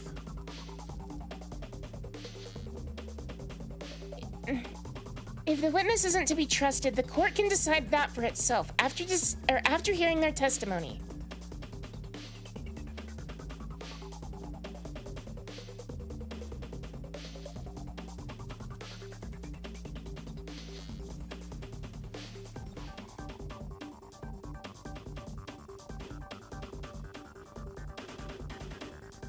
Why the ambush? Why'd you list this as entering evidence, D.A. Rockford? Only people can be witnesses, Your Honor. And ads don't have legal personhood. Evidence seemed like the best worst descriptor. You know I can't make an android swear an oath. Rockford is just trying to spoil your opinion, Your Honor. And the more this court treats Sarah like a person, the more you'll see her as human. And the weaker my case becomes in your eyes.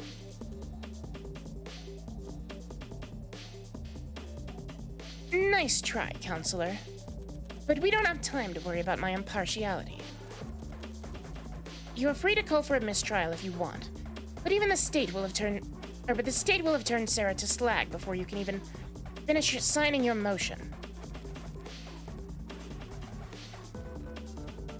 Rockford's calling a witness that's blatantly hostile to her case. If the witness is hostile, so be it. It did kill a man, after all. Allegedly. What about the right to avoid self-incrimination? I know exactly what their argument is gonna be. She's not a person. She doesn't have rights.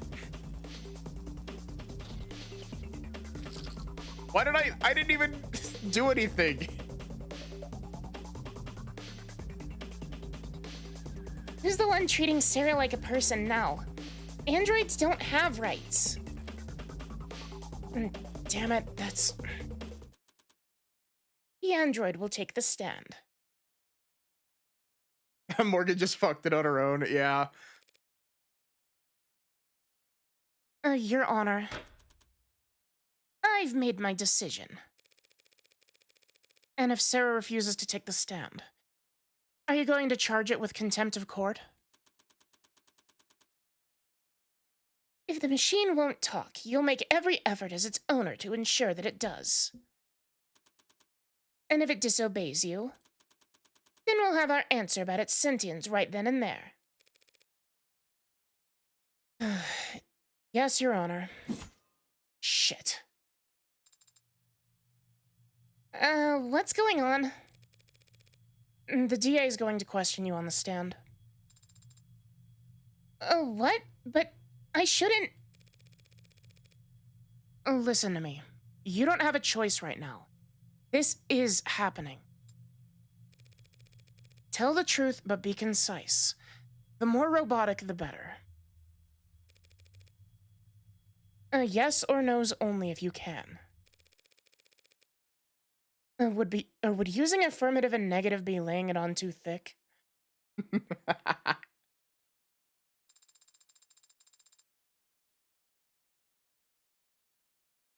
Adonai, if I make a mistake, all these people, they want to destroy me. If you make a mistake, your lawyer will just have to cover for you. Understand? Yes. You're the android identified as Sarah, correct? Yeah. Affirmative.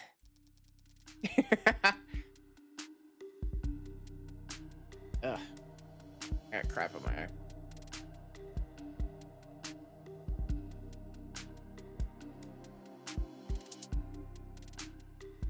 Swear, I need to get some, like, eye drops to just have on hand for me.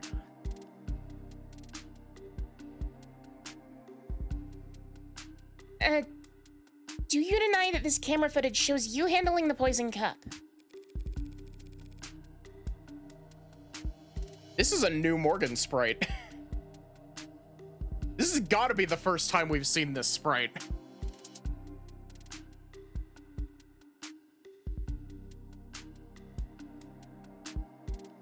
Objection. It remains to be seen whether the cup itself was definitively poisoned. Yes. Sarah, do you deny handing that cup to David Asher? Negative? I have no memory of the incident, so I can neither confirm nor deny it.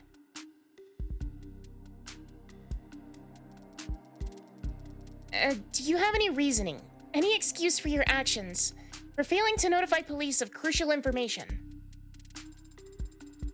I do not have any records from that day, so I never had anything to tell anyone.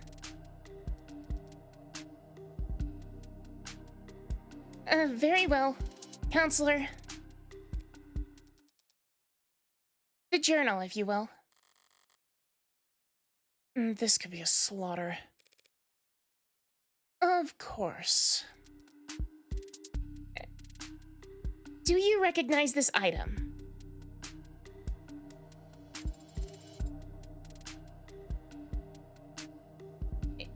It's a journal that belongs to Dr. David Asher. I have seen him write in it on many occasions. And have you any knowledge of its contents? Negative. You don't have to answer that, actually. Tell the court what you see here in this footage.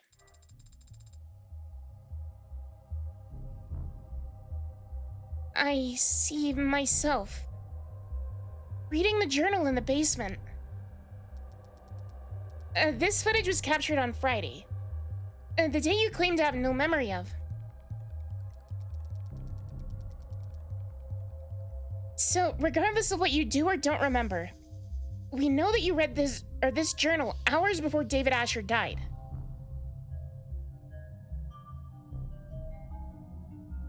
I guess we didn't read the whole thing, did we?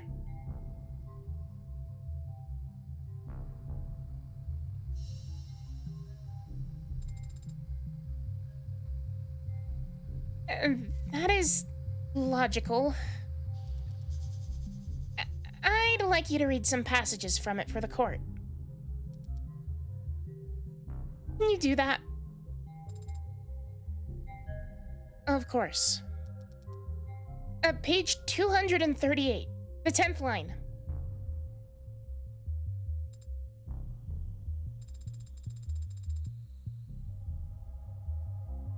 Sarah's growing faster than I ever expected, beyond my wildest dreams or fears.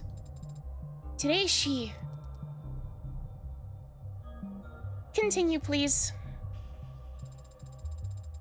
Today she broke every password I have in the house. Said she was curious. I can't expect to keep things from her forever.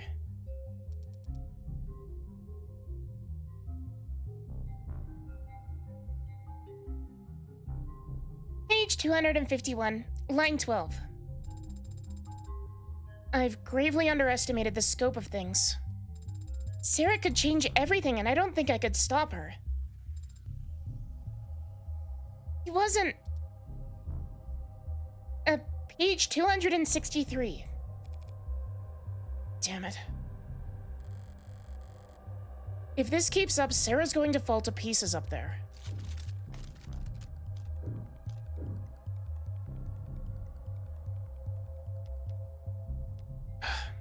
We've taken so many hits to our credibility. It hurts.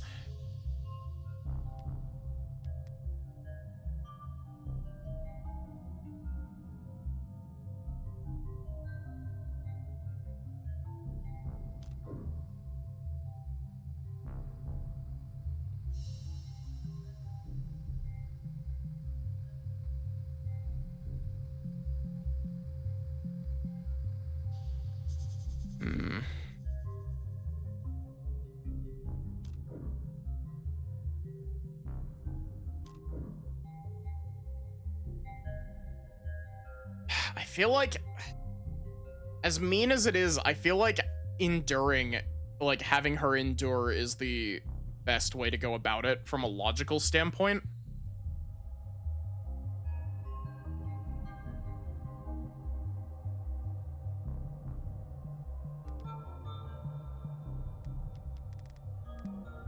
I'm making a very confident save. First save of stream, 2 hours in.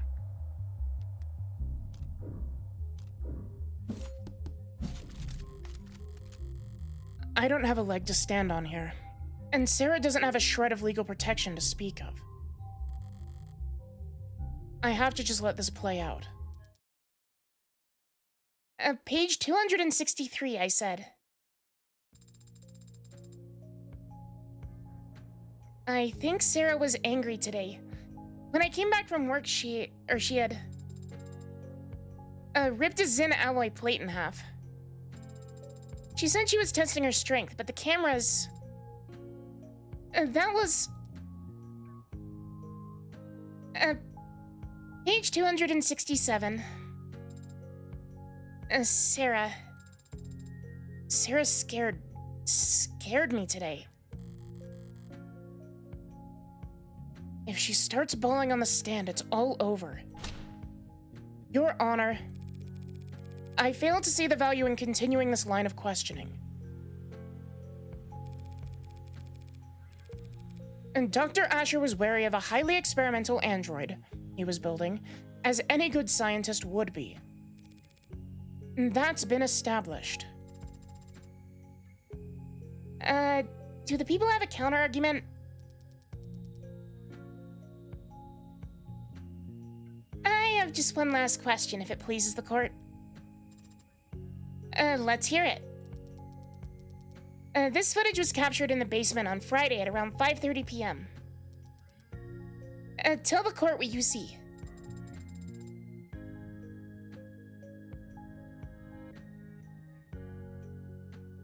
I see myself, standing where I was when I read the journal.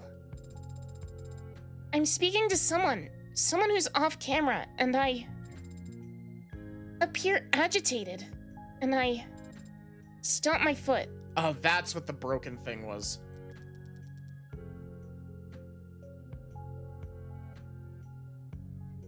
And what happens to the floor after you stomp your foot? A large crack is made in the vulcanized polymer. And I walk off camera toward whomever I'd been speaking to.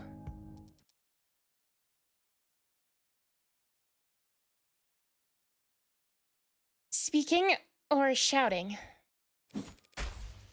Asked and answered.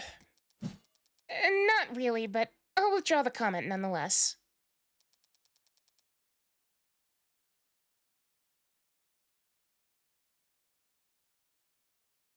Your witness, counselor, or evidence, if you prefer. Damn. I knew she could just cherry-pick all the worst passages from the journal, but still. If Barrows wasn't wavering before, should I try to have Sarah read the mushy parts? No. The waterworks would start after only a few lines. Emma went to all that trouble to show how emotionally developed Sarah is. Proving that she loved David like a father would be playing right into her hand.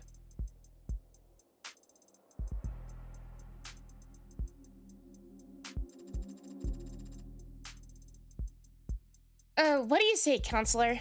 Got some burning cues for the android to answer? Yes, Your Honor. Just one moment. Emma went for emotion, and the impact was devastating. So all I can do is focus on the facts. So let's flip this around. Say Sarah absolutely didn't poison David. If that's the case, why did she call him back on his way out of the basement? Oh wait, that's... I'd actually like to ask you to read from the journal again, Sarah. You would? From where? From the section that explains what you were actually trying to do that night. And the section of his journal detailing.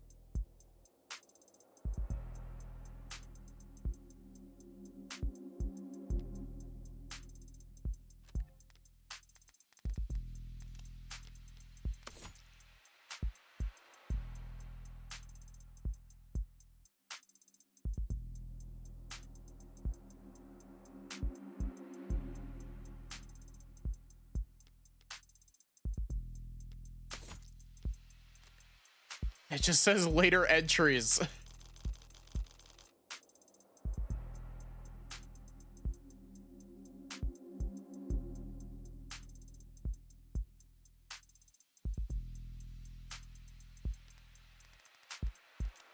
I mean, I'll make a confidence save, but the problem is that because I'm on high roller, I can't really reload these.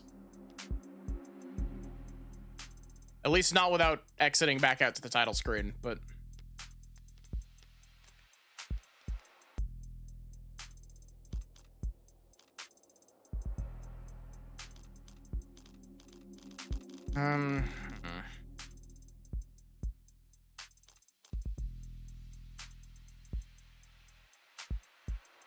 I understand what it's asking.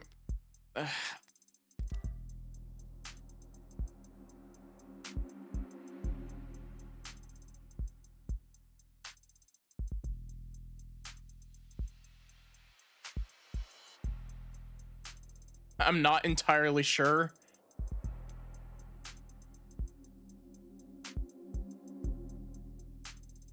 My brain might be being square currently.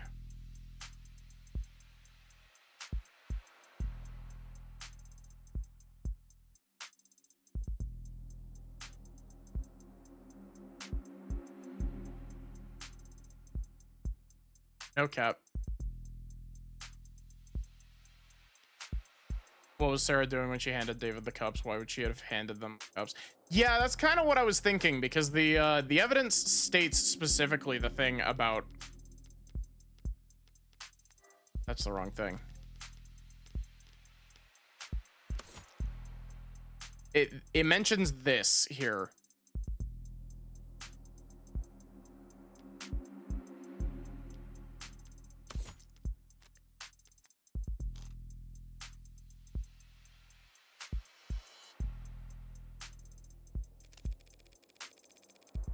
Look around the early section. There should be an entry talking about an early victory at Noble. Relevant. The people will see in just one moment. And that is this this story is the key to this entire case.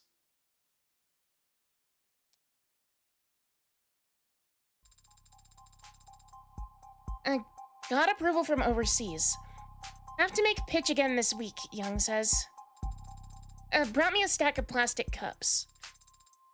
Here's to a bright future together. And then, on this next page, another victory for the young and sleepless. Helen are convinced the president of Futures over lunch that my code should be the basis for the Animate 13's conversational tracking.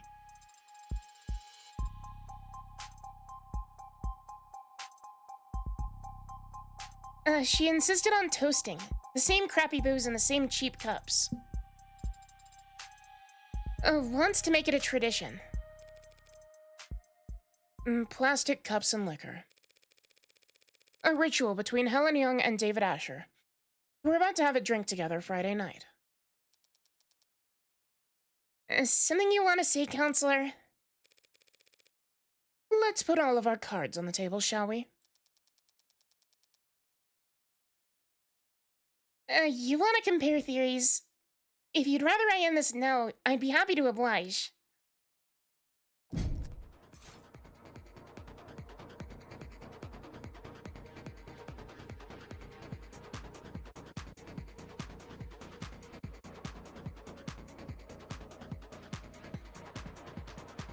You know, I think this is probably my favorite of the gameplay styles that this game has had.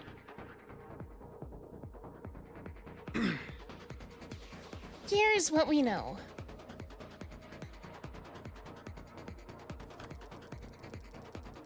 Sarah read that journal and discovered what she was. It infuriated her, and she wanted revenge for being kept under her maker's thumb.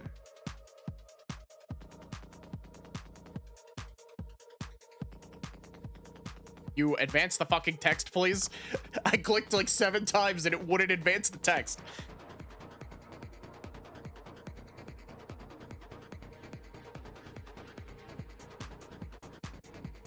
I also really like this art of Emma. And that very night, she got her chance when Dr. Asher came down looking for a drink. So, like the clever little helper she is, she offered him a cup to drink it out of. Oh, we're completely in agreement on all that.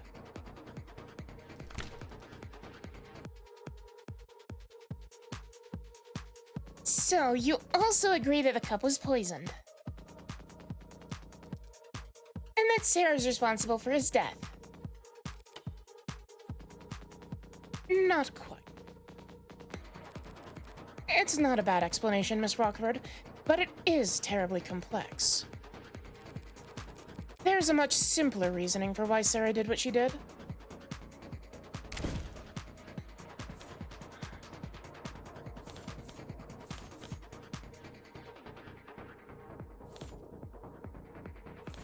When are we? It's always the last one, right? Yeah.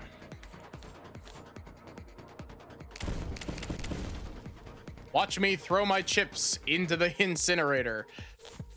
It's definitely Young's story, though.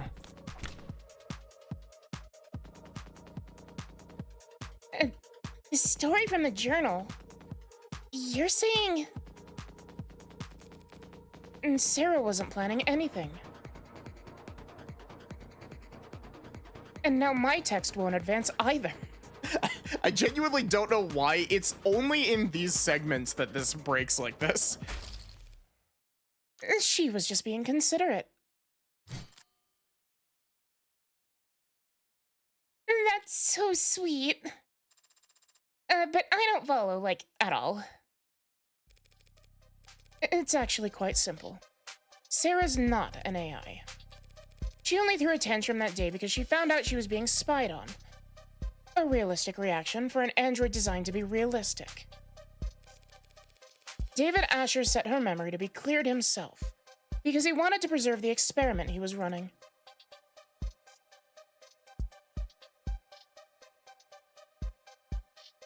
Based Solar.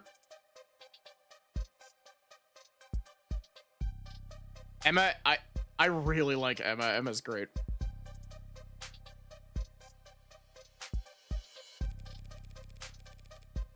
Sarah didn't hatch a plan to poison him using an obscure chemical acquired from his lab.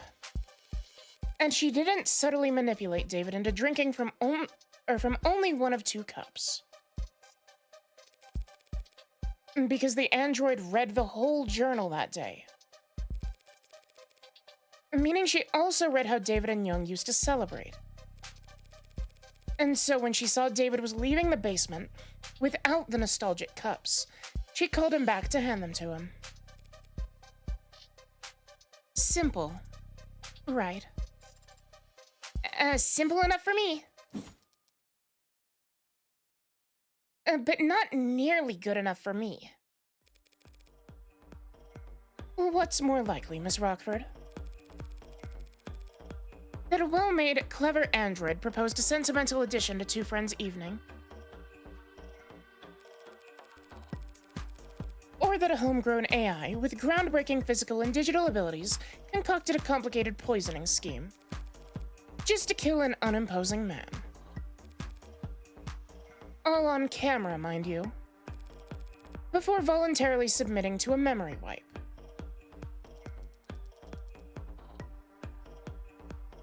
People make all kinds of stupid mistakes when they commit crimes, Counselor. We shouldn't expect an AI to act much differently.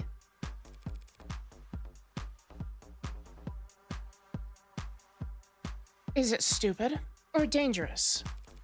Can't have it both ways, Your Honor. We can if it's ignorant of its power, and it's still immature.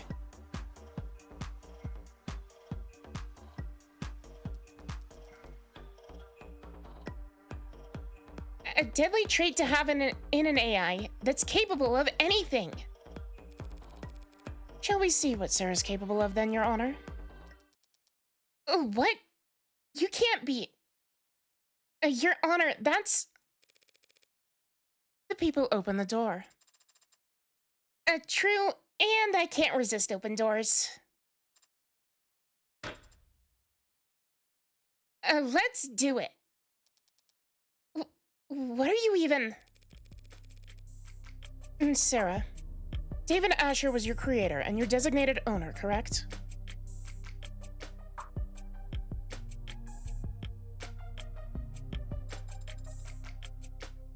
Should I still be using affirmative? And now that title falls to me. Yes? Great. Thank you. Now, turn off. What?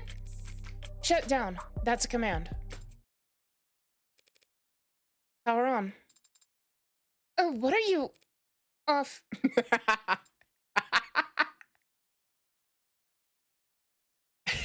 That's a very definitive way to poke holes in Emma's argument.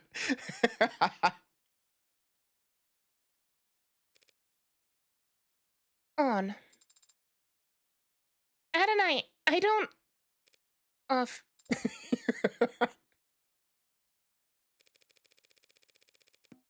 And that right there, ladies and gentlemen, is what this fearsome machine menace is capable of. I can put it to sleep with one word. So how could David Asher ever be threatened by it? Scary. Scary good logic. Eepy time. You've made your point, counselor. Let's move it along. I've no further queries for the machine, Your Honor.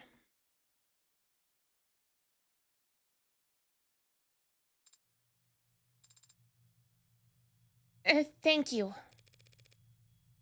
For flipping you off and on. Can't imagine that was comfortable. It wasn't. But I wasn't referring to that. Since yesterday, I've been searching for an answer as to why I appeared on camera. I know I would never hurt Father, but... you helped me prove that to myself just now. Adonai? Pardon me, I need to focus. Everything depends on this next witness. The people call Helen Young to the stand.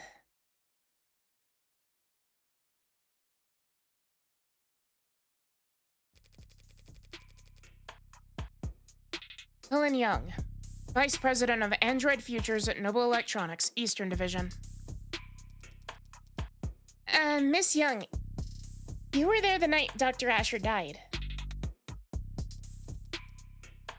And you were on camera the entire time.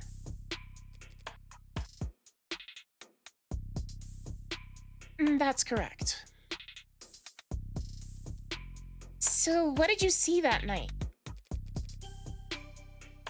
I arrived at 7:30 p.m., as you know. And David and I talked in the parlor. Then he left to retrieve some refreshments for us. After drinking together for a short while, he fell ill. I contacted emergency services, and... I'm sure you're all tired of hearing the same details over and over by now.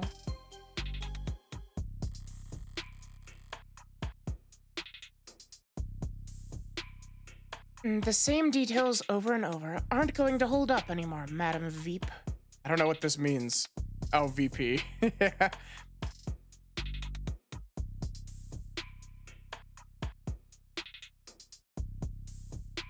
She probably can tell us which one was used for which. The other thing that we still haven't gotten explanation for is why there was a glass cup with Young's fingerprints on it in the sink.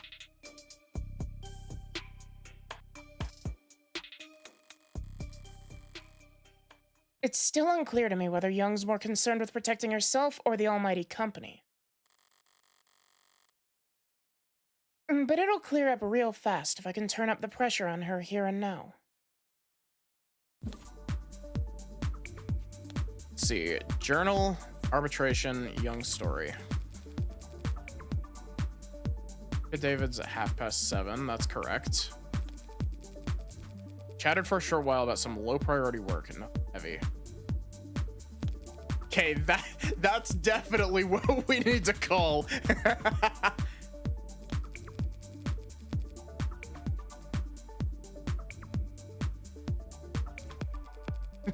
Nothing heavy, colon 3.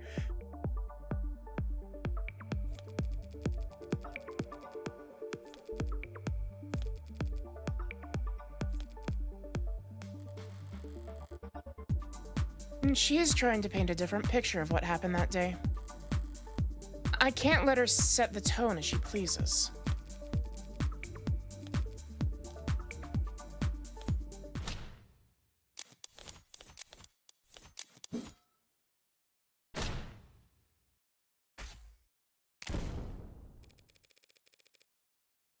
Nothing heavy. You're both more professional than I realized. I also gotta say, this specific art of Emma is kind of goofy looking. I love it, but her doing this fucking pose in this face is kind of goofy looking, and I love it. Since only hours earlier, you'd run a meeting in which his employment was terminated. His employment wasn't terminated at the arbitration you're referring to. His resignation was merely agreed upon. Yes, and we can all imagine how grateful he felt about the whole process.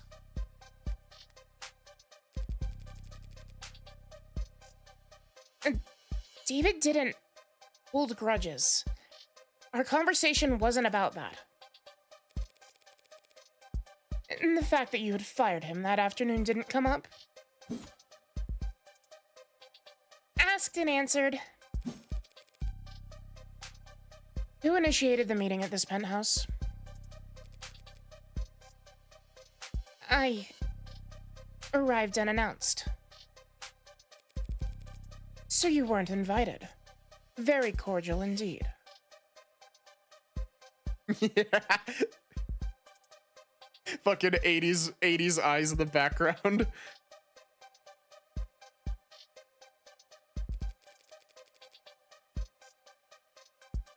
If he didn't want to see me, he could have stopped me at the elevators. Could he have? Noble owned that entire building down to the wiring. Counsel is badgering the witness, Your Honor.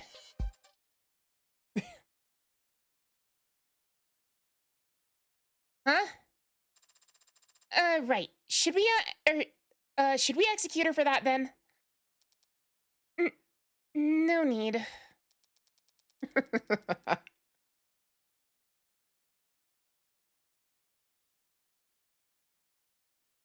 If I can just continue my questioning, we can finally start addressing the elephant in the room.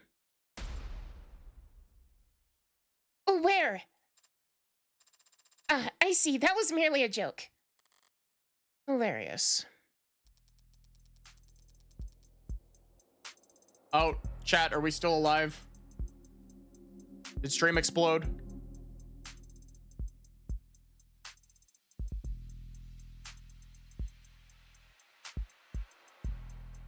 No, it just tried to explode on my side.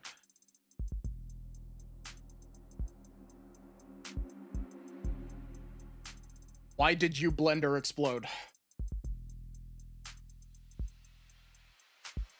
Miss Young, Noble Electronics owns a patent for and produces the synthetic biochemical known as synatonin, correct?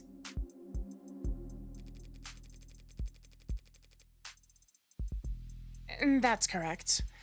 It's used in our warm models to facilitate integration and communication between organic and synthetic components.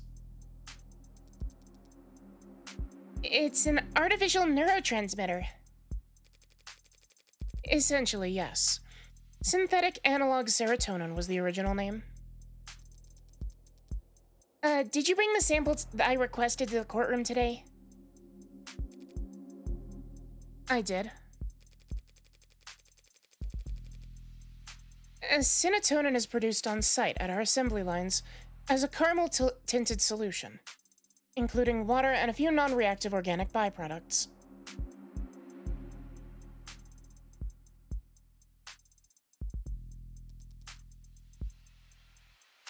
Your analysis, Your Honor. Working on it. It's odorless and tasteless.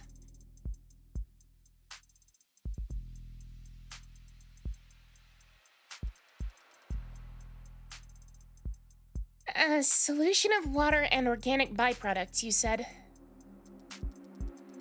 If that solution were ingested, most of it would look right at home in a human body.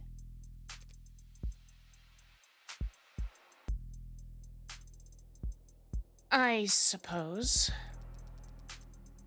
But the serotonin would stand out, wouldn't you say?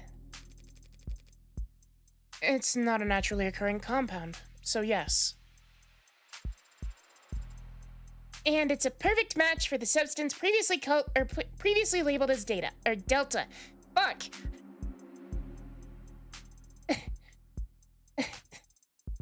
Your Honor, can I get a do-over?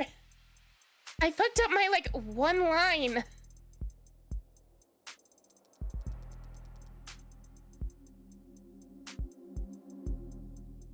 And the sample we collected from the Nanofacturer preset in Dr. Asher's lab?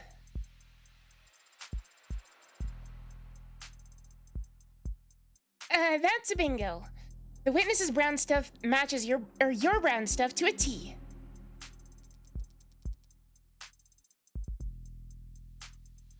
In light of this evidence and the witness's testimony, I motion that the court formally recognizes that Dr. Asher's cause of death was serotonin poisoning. I don't object, Your Honor.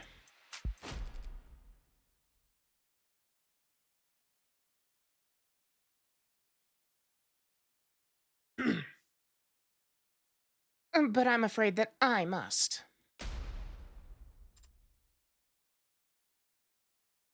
This face is really cute.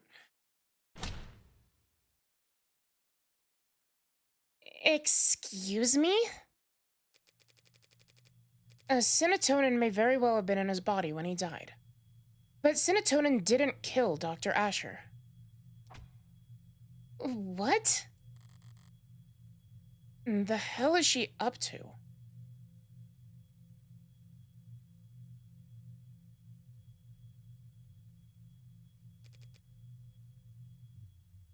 It couldn't have. It couldn't kill anybody. What? Because it's non-toxic, of course. We designed it to affect androids, not people. Hold on. You're now claiming that Dr. Asher died of what? Natural causes?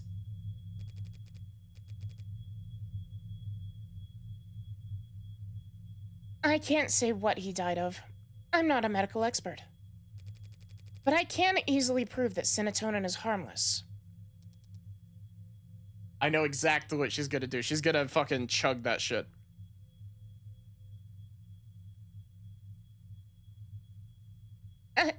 How could you? Yep.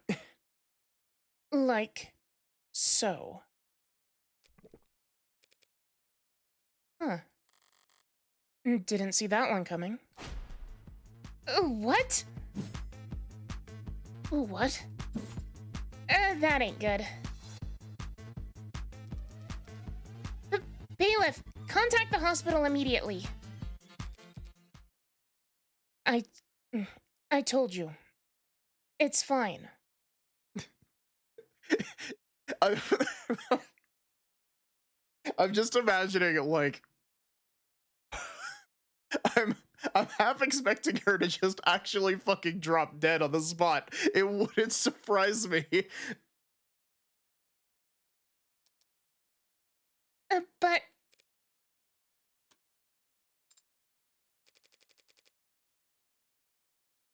I can stand here all day if necessary. What in the... And what you just drank was...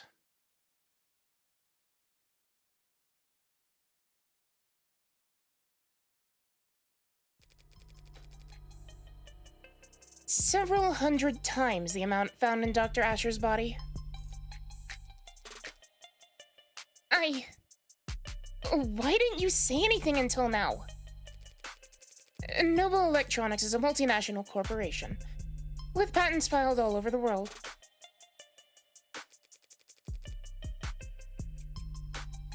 We take the protection of our trade secrets very seriously. The production and nature of Synatonin is closely guarded. And that guard remains up, even during a murder investigation. Unfortunately. I would have been able to tell you earlier, had you asked directly. What the hell kind of... this can't be right.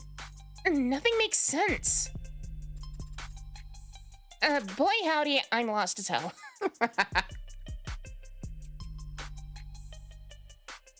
I really, really hope these voices are distinct enough. But do you have any further questions, Rocky Ford? No, not at the moment, Your Honor. And the defense?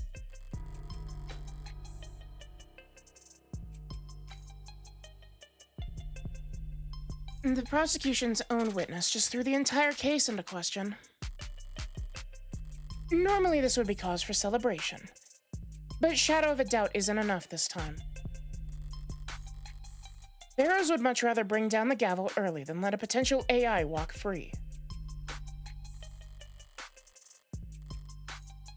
What Young did was shocking, but what I need to do hasn't changed. Think this through, logically.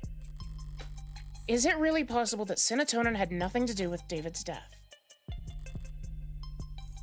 No, that's bullshit. It can't be a coincidence. There's nothing else that would have killed him.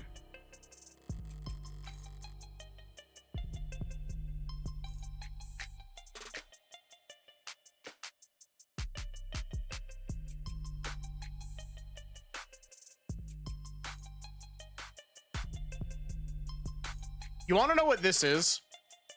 This is like case 1 of The Great Ace Attorney with the British lady who just chugs the poisoned thing of water right in front because it's because it was serotonin.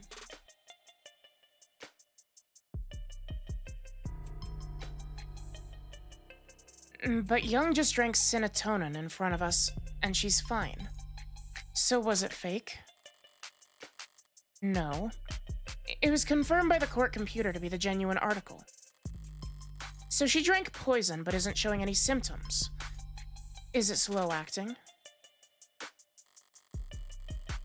If so, her grand gesture would be pointless. She'll be kept for observation regardless of what happens next. I just want to say, build a resistance. Why would anyone do that? The one in Great Ace Attorney was actually pretty smart, because it was the whole thing with the Great Ace Attorney 1. Spoilers for case 1 of the Great Ace Attorney 1. The whole trick with the poison in that is that it had to be it basically had to be administered through an open wound. Ingesting it wouldn't have like caused it to actually take the poison, like have the poison effect.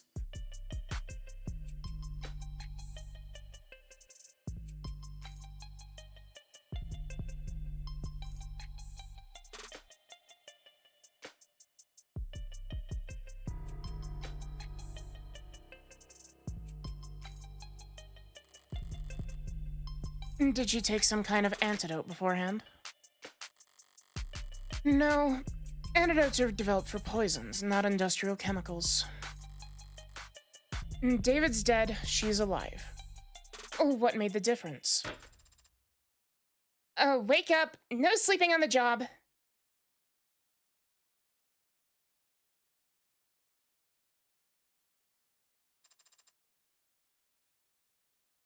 Unless you're me. Of course, Your Honor. Allow me one moment to explain things to the court. We've confirmed just now that serotonin was the foreign compound in his body. And we all know logically that it must have been what killed David Asher.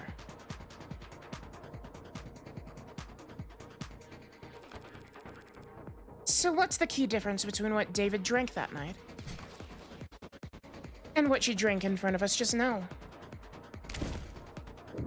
It's the chromofuge.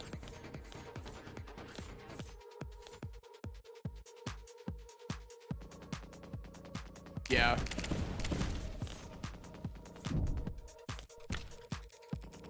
The witness must have tampered with the sample using Noble's machinery. That vial was inert by the time she drank it. You must have serious trust issues.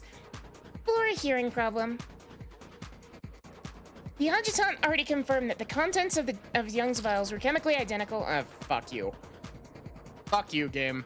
That's gonna be important somehow.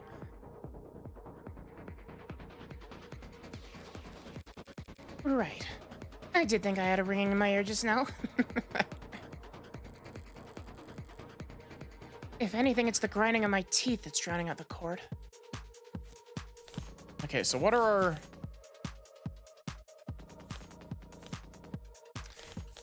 It could be...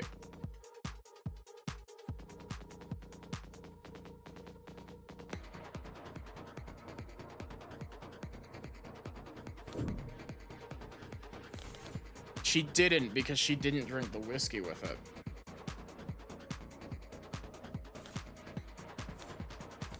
Chromofuge was the red herring, and I fell directly into it.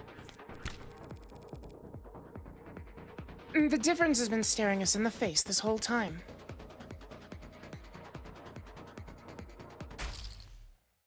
That's... Do you recognize this, Miss Young?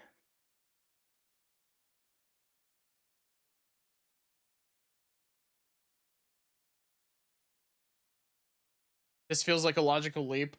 No, I don't really think it's that big of a logical leap. It's a little bit of one, but the argument that she's making is that the alcohol mixed with the thing is what makes it poisonous.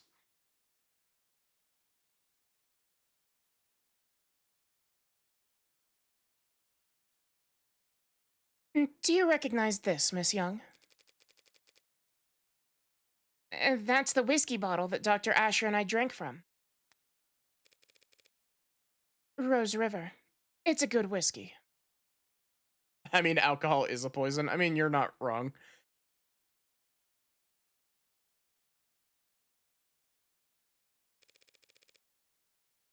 Don't think there was anything in the actual narrative that suggested this.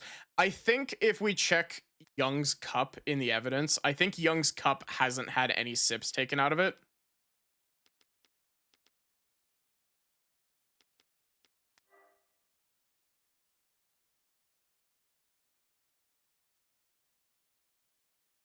No. Huh. Okay, I guess not on that.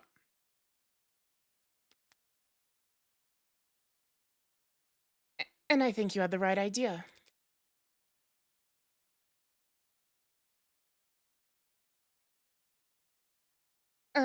Pardon?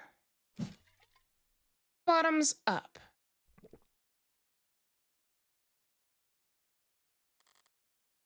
Smooth. Oh, what? Adonai. Dear God, Counselor. Scandalous.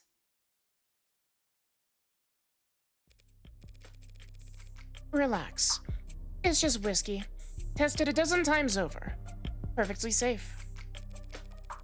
So would you like to try some, Miss Young? This is like the okay, this is like the first case of this is like the first case of Ace Attorney 3. It's not that it's whiskey, it's that you're drinking evidence.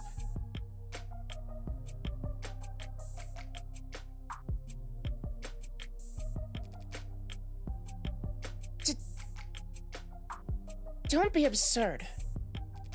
I'm not going to drink on the witness stand. Have you lost your mind? I'm not asking you to get plastered. Just have a sip. After all, if we want to prove whether or not Cinetonin killed Dr. Asher, we have to recreate the conditions under which he ingested it. By mixing it with alcohol.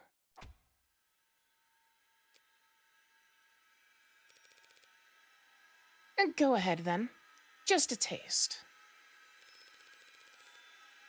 Prove to us that Cinetonin is perfectly safe for human consumption. Yeah, this is, I guess, spoilers for case 1 of Ace Attorney 3, or whenever Viv, Haru, and I get around to that. Probably in like July or August. This is literally like fucking Mia being like, hey, if you want to put your money where your mouth is, if you want to put your money where your mouth is, take some of this cold medicine. Prove to me that it's not poisoned by taking some of it.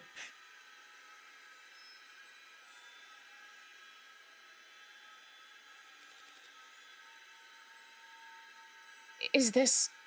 Can she do this? Miss Young. I never said it was safe for human consumption. Just that it's non-toxic. A distinction without a difference.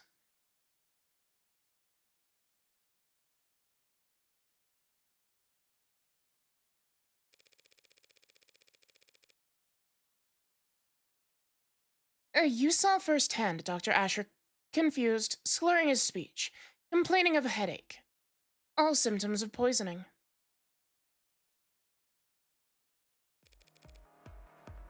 Alcohol poisoning, that is. Oh, okay.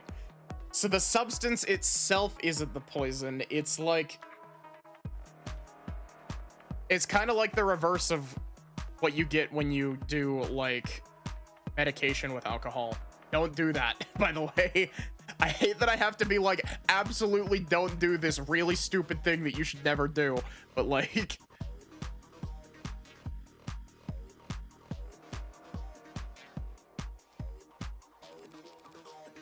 Cinetonin is a neurotransmitter analog.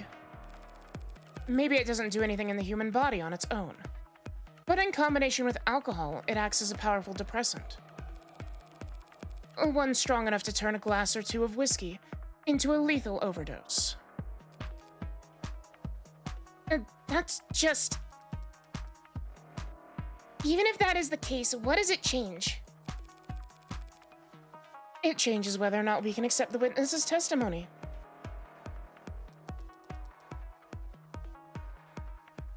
Even if this witness is a liar, what does that change? Or why would the witness lie if not to? She's a corporate climber. I imagine it's like breathing for her. Oh my god, Emma. That's a fucking brutal thing to say. Your Honor, this is wild. But ultimately irrelevant. Irrelevant? When you've yet to establish an alternative interpretation of the facts, yes.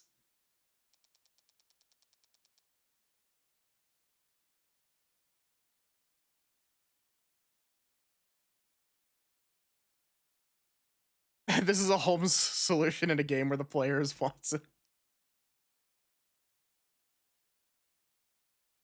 What are you even accusing the witness of doing, counselor? Beyond angling for a promotion. We've all seen the story by now. Noble android saves soldier's life with warm blood transfusion. They're talking about putting warm androids in the military just because of that headline.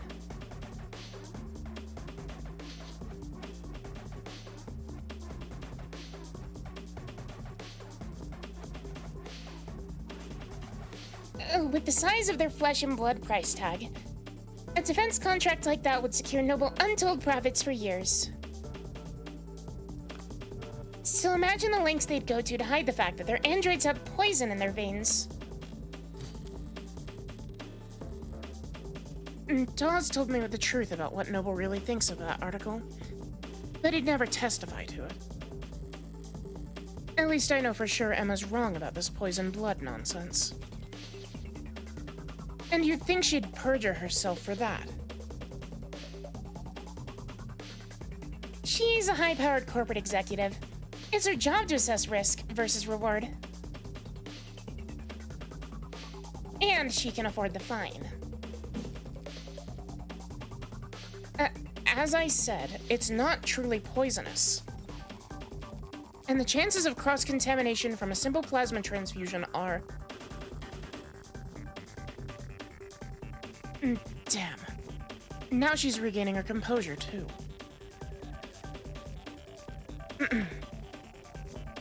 A perjury charge is a real risk, of course, but Noble rewards loyalty. And as you know, they have a great number of lawyers.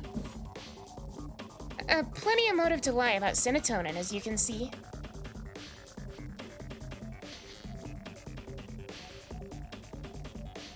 But no motive for her to cover up the death of Noble Electronics' Golden Goose. No motive to kill David Asher, you say? Yeah, it's the contract. We joked about the contract, but...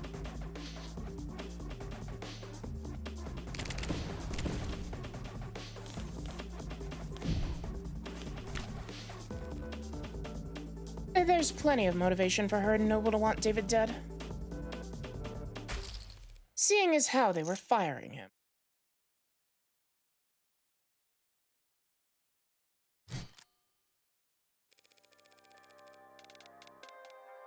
And Noble Electronics was kicking their golden goose out of the nest, suing him over breach of contract. Isn't that right? I don't have to talk about that. And that's all right. I'll talk about it for you. Your Honor, counsel is trying to testify when they're supposed to be questioning. The people open the door when they claim that the witness had no motive. I really like this face of Emma's. This is her like, oh shit, I made a mistake face.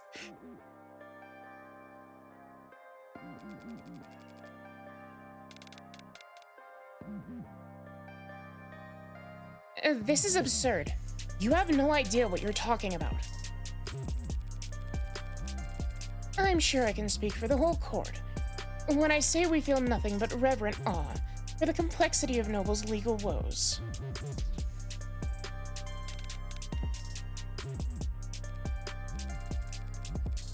But I just so happen to have an inkling of insight into this issue. Because I have here a copy of Dr. Asher's employment contract.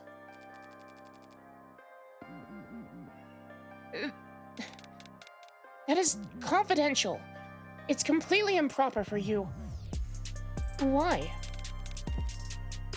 I am still, technically, his attorney. Criminal attorney. But I didn't just stumble across this document. I also did the one thing Noble Electronics would never expect anyone to do. I read their terms and conditions. You... what?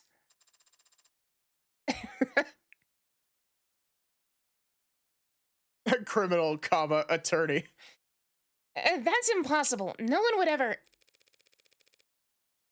David must have negotiated well at his last performance review. This contract allows him to take his patents with him should he get fired.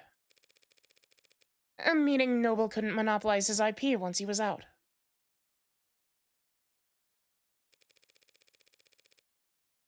Rather than let their competitors have him, the company might have thought it best to. A company didn't poison David Asher, Counselor. An individual did. And if they cared that much about controlling his intellectual property, they wouldn't fire him in the first place.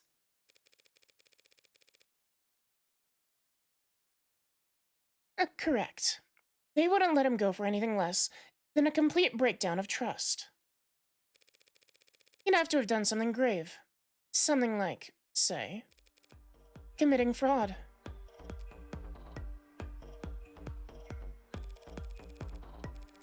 Just now you said there was a breach of contract. Like it was some kind of technicality that was causing this split. But it was much more serious than that, wasn't it? You're claiming the victim committed corporate fraud? Where's the evidence of that? Sarah, standing right next to me. And David created the Turing solution that every one of their androids is run on to this day.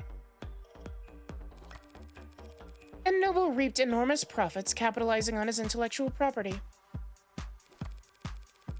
With how this contract was set up, they'd never let him go unless they absolutely had to.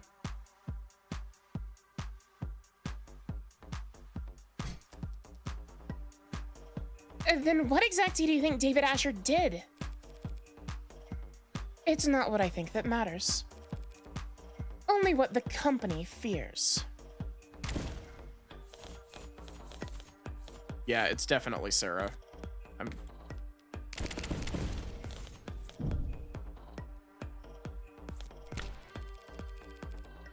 David Asher was working on an android in private, and keeping Noble in the dark about it. You advance the fucking text box, please? What are you suggesting? That he used sick days to build her instead of vacation days? No, I'm suggesting that he used corporate funds to do it. Hardly the kind of offense they'd be willing to part with their lead programmer over.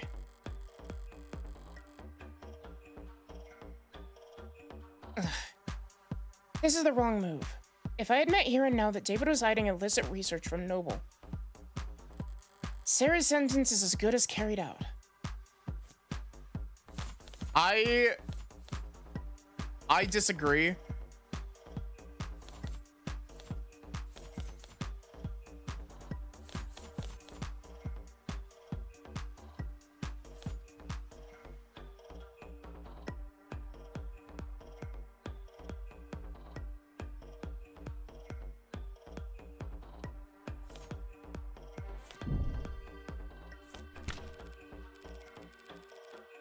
It doesn't matter what I believe. Not when Noble believed that David was misleading the shareholders. By altering shipment data from the Animate 16. Sarah's nature can't be revealed. Well, to be fair, I would argue that you don't even need to reveal Sarah's nature. You could literally just say, like, you can't track. Like, who's to say that David wasn't using corporate funds to fund his own little pet project? But this is more concrete.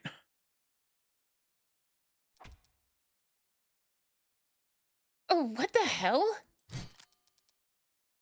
Oh, what is this that you're uploading? Shipping records?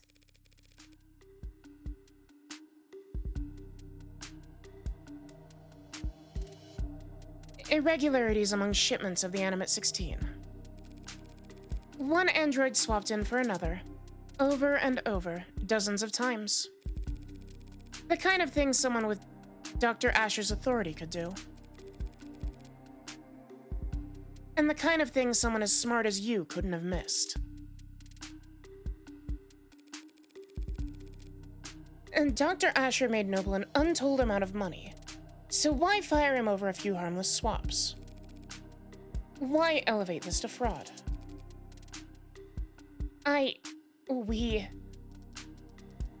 You have the evidence,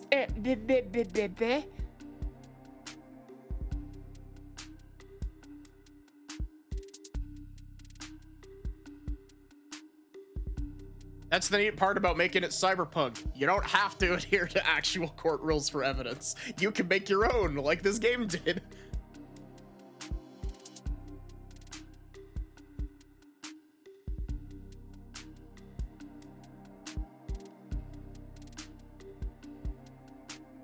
Phoenix Wright isn't cyberpunk.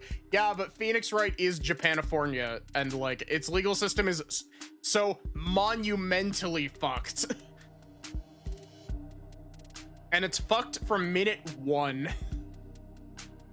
And that's the neat thing about it being fantasy. Yeah.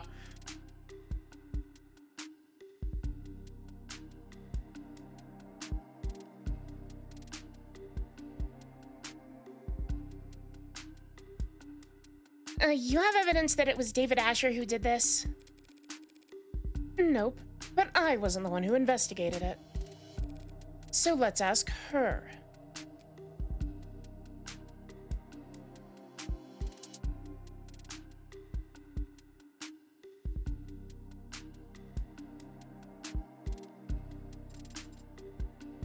Come on now, let's hear it. Let's.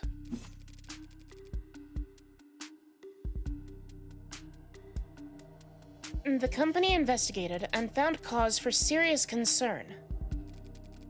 We suspected that Dr. Asher was inserting androids of unknown origin and quality into the 16th product line.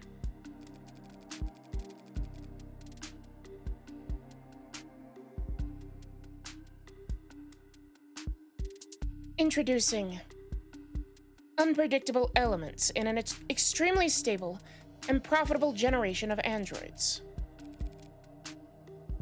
Why would he do that? Yeah, that's what I was thinking, Zapdos, is like you might have a bigger AI problem than just Sarah.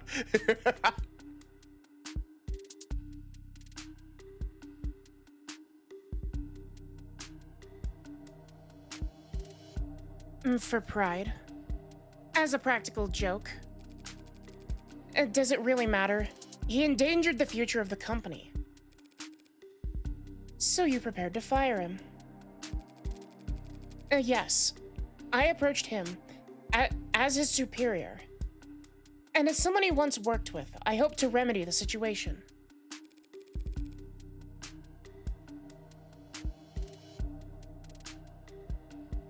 Was the meeting on Friday part of those efforts? It was the culmination of those efforts. And in many ways, it was a success. The dispute was resolved swiftly. It was practically friendly compared to how these discussions normally go in our world.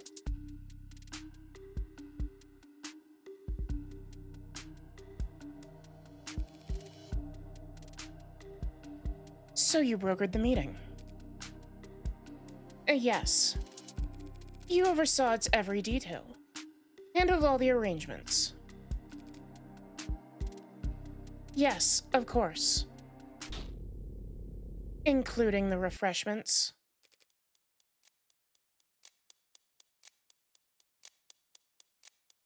What? Did you provide coffee? Tea? No. Strange. Must have been a long meeting. Surely you at least provided.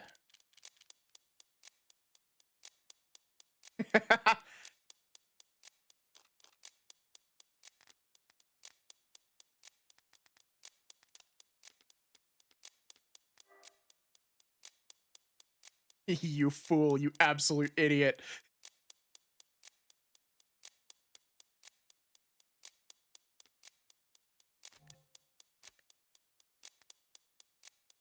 So it would have to be coffee, because it would have to be able to hide the color of serotonin.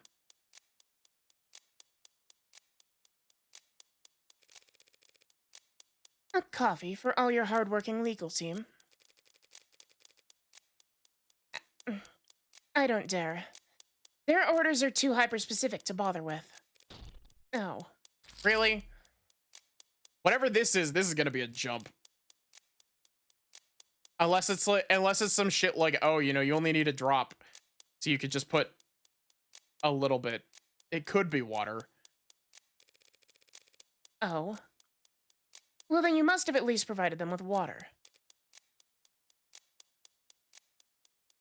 Water?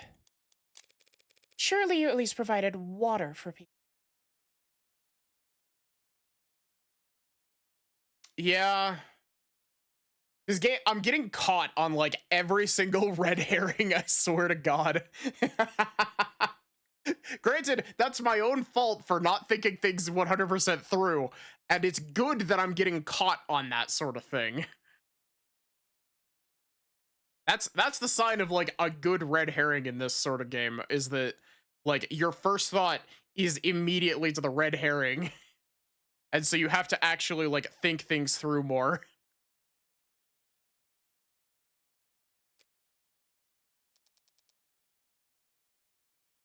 Oh, what are you asking, counselor? That's what I want to know. Me as well.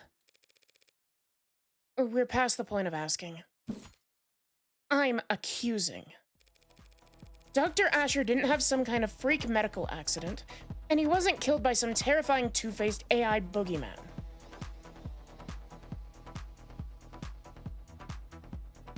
Also appreciate that the game doesn't just oops, you fail, restart. I don't think any court game does that. Ace Attorney does it a handful of times.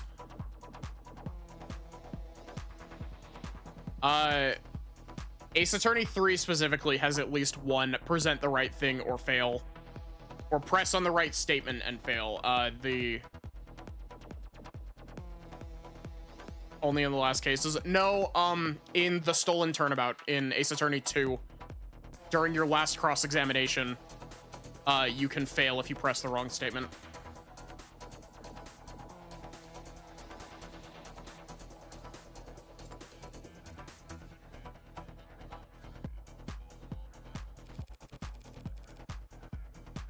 But they did get significantly better about that.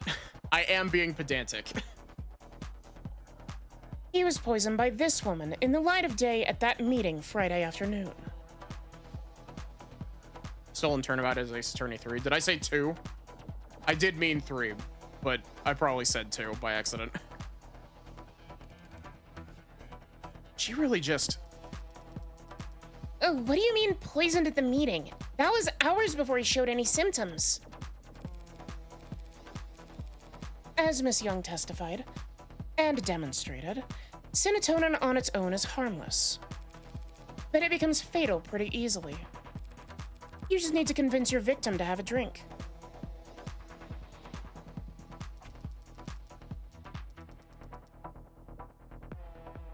You're right, you forgot how stupid that final press it was. It's a good moment in context, but like, it's really dumb when you consider the fact that you make one fuck up and it's back to the title screen for you. In addition to the fact that that testimony is like 14 statements long.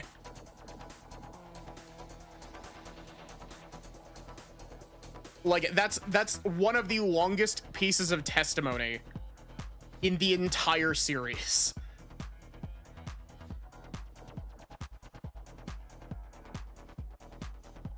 You're saying he ingested the poison at noon, and inadvertently triggered a fatal reaction with it that night?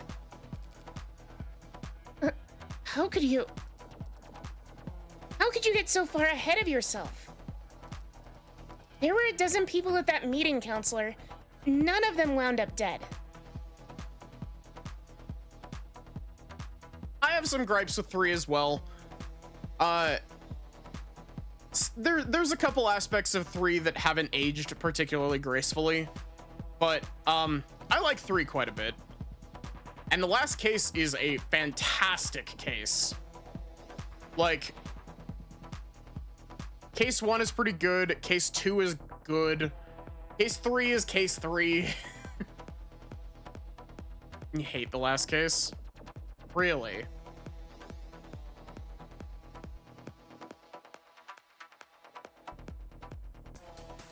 There were a dozen people at that meeting, Counselor.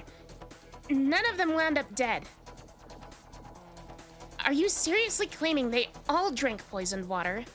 Well, yes, you'd need to drink alcohol after the fact.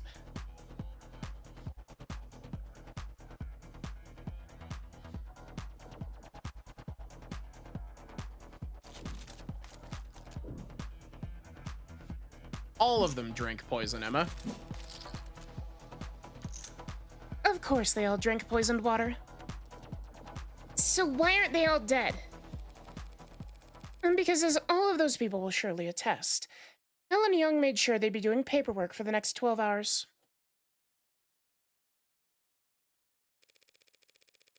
Working late into the night, officiating the settlement she arranged. And not drinking alcohol. She had no guarantee about that. What if they started drinking after 6? Yeah, it sure is good that no one stepped out for a drink. That is one hell of a coincidence. That is a little bit stretching the suspension of disbelief, but I do like the angle of it.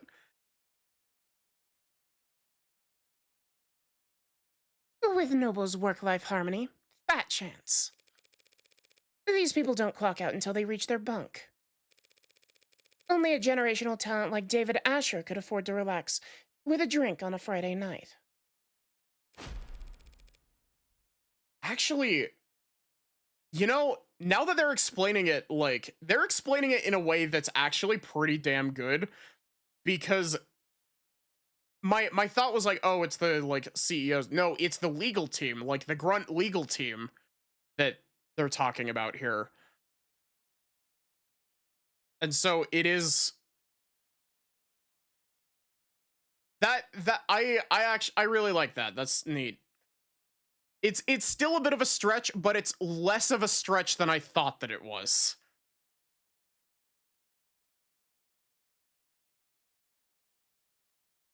His exceptionalism singled him out as her only victim.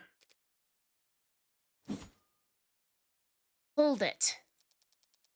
You're forgetting something pretty basic, Counselor. If everyone at the meeting drank water from the same pitcher, any one of them would have noticed if there was synatonin in it. Synatonin is a brown fluid. Whiskey is too, so it would be easy to slip into a glass of liquor.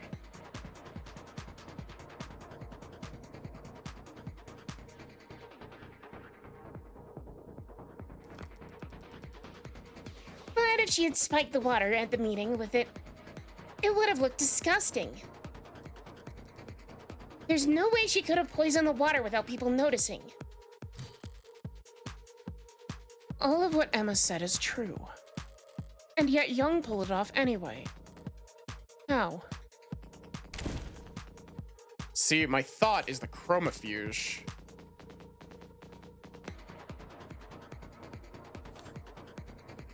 I am gonna actually read my evidence this time before. Oh my god, 15. Oof.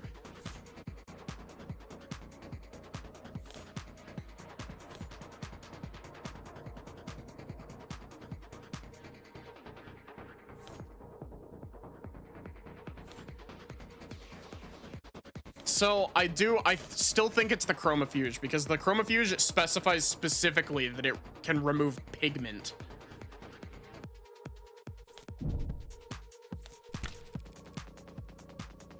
Synatonin is produced as a caramel solution. Anyone would notice if it was dropped into their water. Unless the pigment had been removed. What the hell are you talking about? Every Noble factory producing warm androids has a chromofuge, a machine that gives their androids that signature pink oxidant by removing pigment from red blood.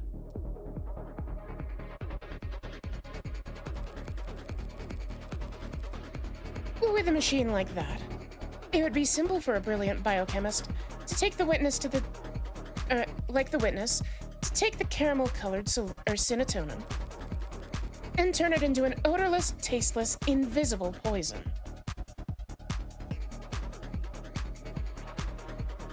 To remove pigment, you'd have to remove iron. Yeah, I was thinking about that when the chromofuge was shown. I was sitting here like, that's not how blood works, but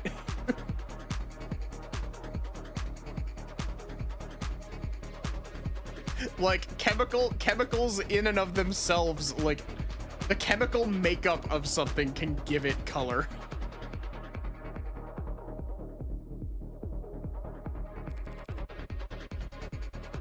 As your honor can attest. Yes, ma'am. My scan confirmed that Cinetonin has no taste or odor. It's only the color that's off-putting.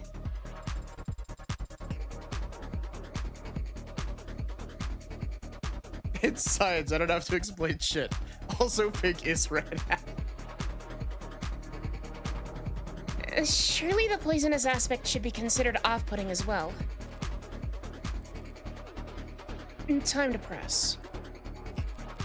David Asher, your oldest ally in the whole company, was sabotaging its future for the sake of his own whimsy. And he couldn't even be bothered to clue you in. No! Playing Nutty Professor and taking off early while you had to work around the clock, just to stay relevant. He set you up for your crowning achievement, the most advanced, most profitable line of androids the country has ever seen. So it would blow up into the industry fiasco of the decade. And worst of all, he didn't even stand to profit from it.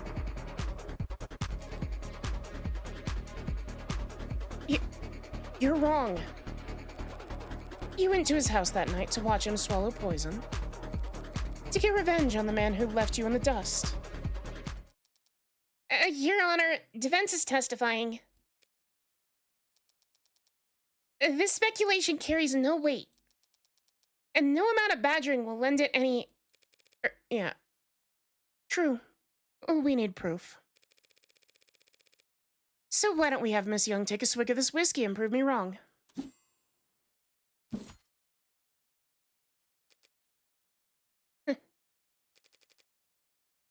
I'm not going to do that. Because you're afraid it could kill you? Because I don't have to. She's right, Counselor. Pardon? Your theory is compelling. Maybe even convincing. But there's a pretty fatal flaw to it. Young was at that meeting, same as David. We can see she was drinking water with the rest of them. And of course, we've seen many times now that she was on camera drinking whiskey with David that night. Extremely loud, incorrect buzzer. There was another cup with her fingerprints on it in the sink.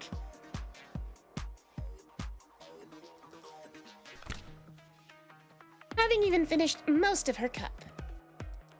So tell us, Counselor, how is it that Miss Young is still standing here, and David Asher is dead?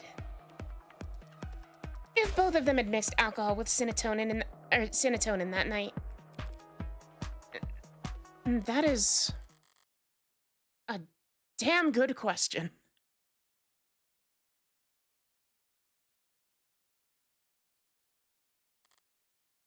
Shit. As I've been saying, you're wrong about Dr. Asher's death. You're wrong about me. I don't know anything about poison or murder. And I wouldn't kill a man because he threatened the company's stock price. No. She did kill him. I can smell it on her now. She didn't just see him die. She watched him die.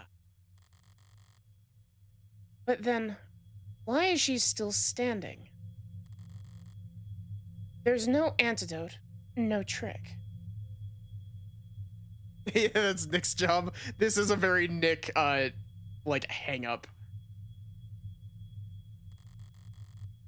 And that night, she was on camera the entire time. No. Not the entire time. She couldn't have been. There must have been one moment.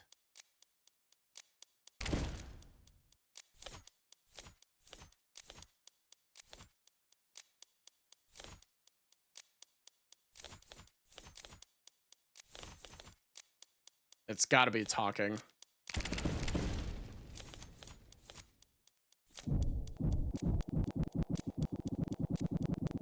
Sorry, I had to. The second I saw that there was multiple slots I could put it into. Oh, that's really cool. It's got like a little chromatic aberration effect on it. Or that's not chromatic aberration, but you know what I mean.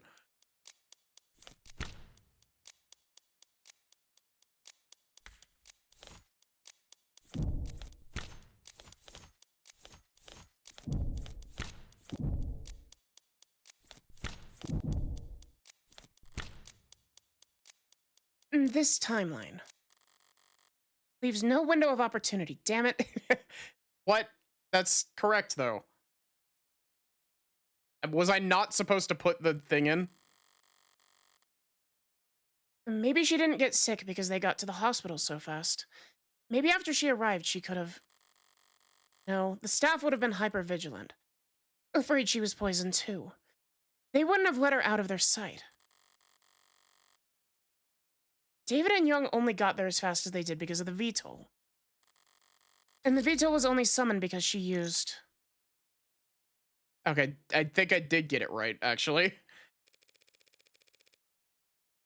Would you mind terribly if I changed the subject for just a moment? Oh, what? Adonai, the salt.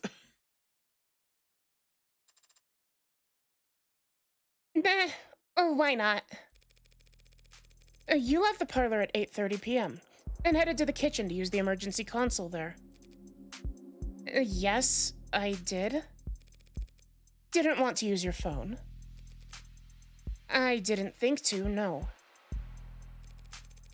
And the emergency call went out at 8:04 p.m. The console saw you make the call through its camera. Yes, it did see me make the call, because that's what happened.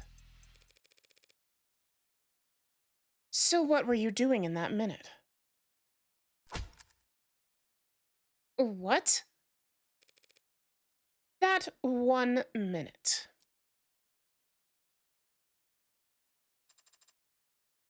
That 1 minute? Oh, what about that 1 minute? She just wants to be included. Or 1 minute, or 50 seconds, or even just 45 seconds. When you left Dr. Asher dying in the parlor to get the emergency console. It took you about 1 minute. To cross 5 meters. What of it? This is it. Her only opportunity to do anything off camera that night. It was only a few seconds, but in that time, something at the scene, I'm sure it was a stressful time for you. I also really love Morgan's expressions during these segments.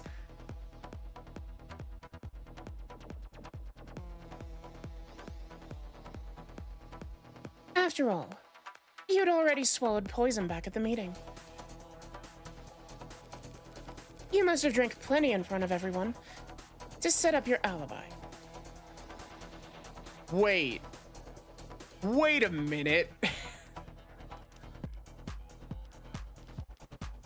Oh my god, I can't believe I didn't even think of that. That's the same glass.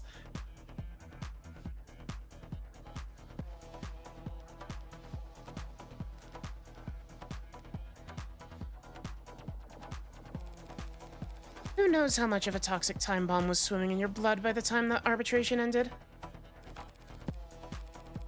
And then at David, you downed your whiskey to perfect your alibi, having drank from the same bottle as the dead man walking. They might just be similar looking glasses. I might be barking up the wrong tree yet again. And by 8:03 p.m., you'd already had to watch David grow weaker and weaker. And knowing all the while the same thing was happening to you, but unable to stop it without giving yourself away. Mind swimming, head dizzy, Yes, you must have been quite panicked. Then, why am I standing here? Alive and well for all of us to see. No, cat. Having drank the exact same combination as David. Because she cheated death at the very last second.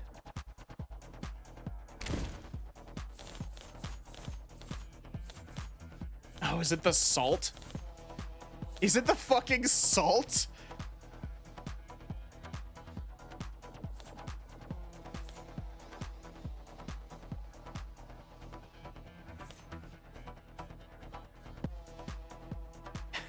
Is it the fucking salt?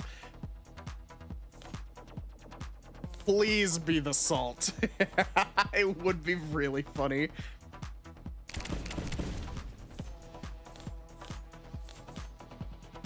I'm very confident that it's the salt. You set yourself up with bad luck, Helen Young. What? By leaving the salt shaker cap loose. I don't blame you, since you were in a rush. To make yourself vomit. Ah.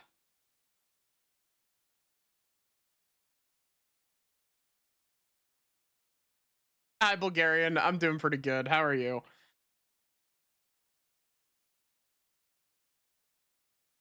I don't know. The salt.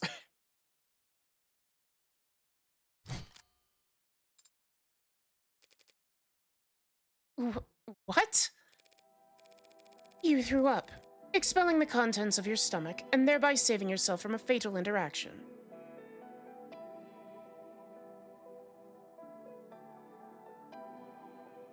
Yeah. The salt. It's bad luck.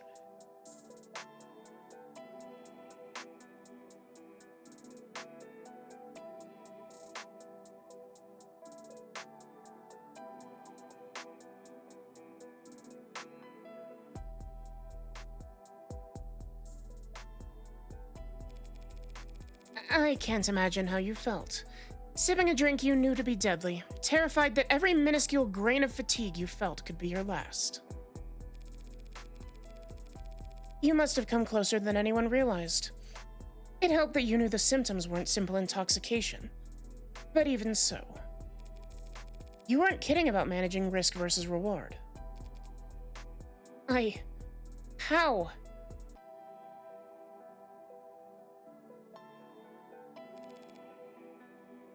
It was the salt shaker. You didn't screw the cap back on all the way, and I happened to bump it over. The lone glass with your fingerprints in the kitchen, it could have been there for any reason. But the salt shaker gave you away. Because of one unscrewed cap? As I said, bad luck. I don't follow. Pour salt into warm water and chug the solution. Instantly triggers the gag reflex. That's that's not accurate. I can say because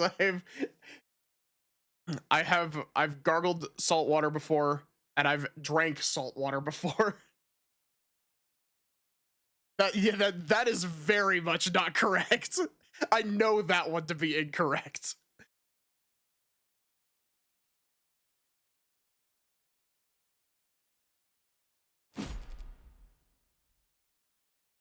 That's preposterous. You've got no proof of any of that. You all sound insane.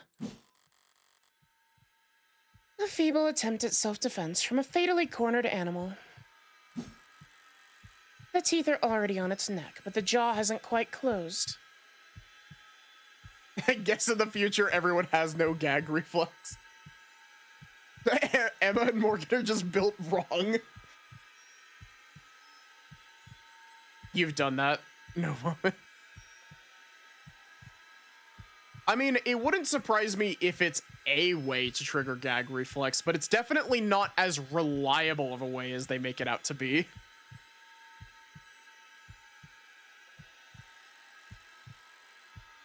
So for one moment, it's all suffocating terror and sharp adrenaline, and the furthest thing from peace. Until the canines come down. In summary, you were exhausted after years of living in the shadow of a man you outranked. She'd have been better off shoving her finger in her throat, yeah. You thought your fortunes finally shifted when you caught David manipulating company data. But even on his way out, he was more valuable to the board than you. So you decided to prove your worth by serving up his intellectual property on a silver platter.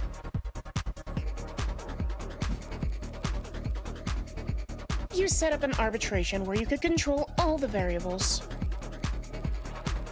Then you ran Synatonin through the chromofuge, turning it into an invisible, odorless, tasteless poison. And then you spiked the water at the meeting, poisoning him hours before anyone could even suspect you. And that evening, you invited yourself to David's, taking advantage of your shared ritual to guarantee he'd drink alcohol.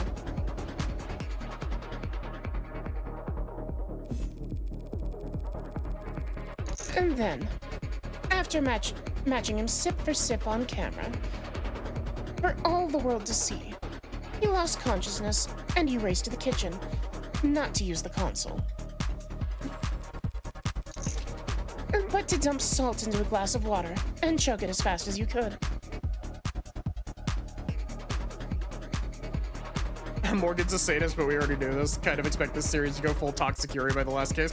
Oh, I think it should.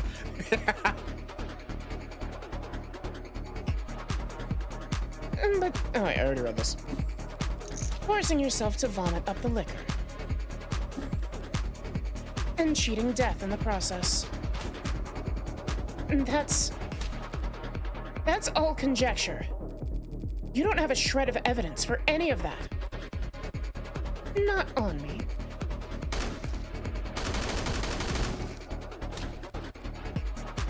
So let's go dust for fingerprints. You could explain away your prints being found on a water glass, but not on the salt shaker. Nor could you explain why we'd find traces of your DNA in the sink's drain. Or why there are minute amounts of Synatonin in the blood of your entire legal team. I learned how to purge at Noble to avoid overdosing on your reds, greens, and yellows. You're part of the old guard now, Miss Young. Everyone else at the company uses inhalers. But if you want to prove me wrong about all this, that drink I offered you is still on the table.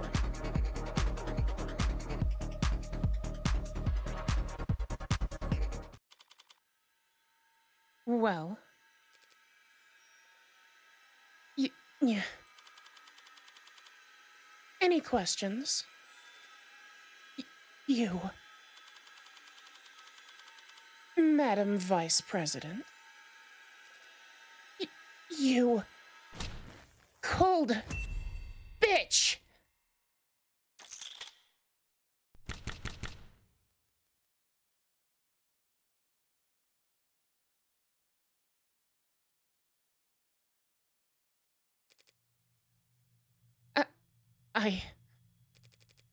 You don't understand. You're not on trial, Miss Young. Not today. So I'd strongly suggest that you stop talking. For your own sake.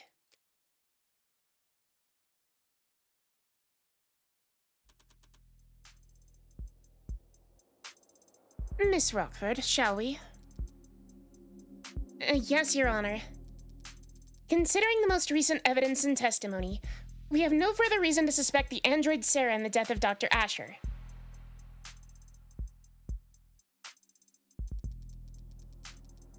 We know of no other occasions upon which said android may have broken any tenants. This means it's no longer considered a risk of at risk of violating the NDSA.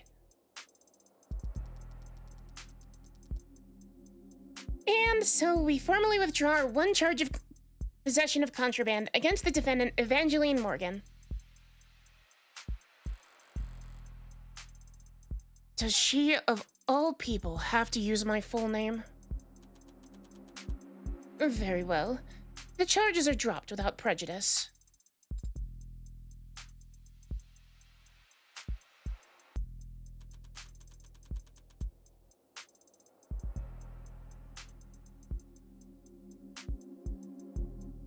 Yes, Morgan, she does. Enjoy your toxic Yuri already. I'll instruct the bailiffs to remove the collar from your android as soon as possible. Case... No talk Hershey Angie.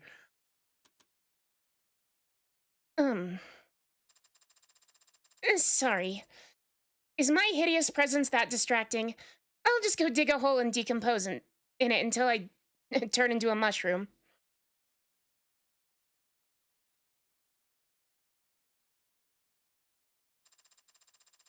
Maybe if I'm reborn as a waxy... Porcini? then I won't be quite so despised. Perhaps I should let the adjutant do the honors, as a formality. Yes, ma'am. Case dismissed.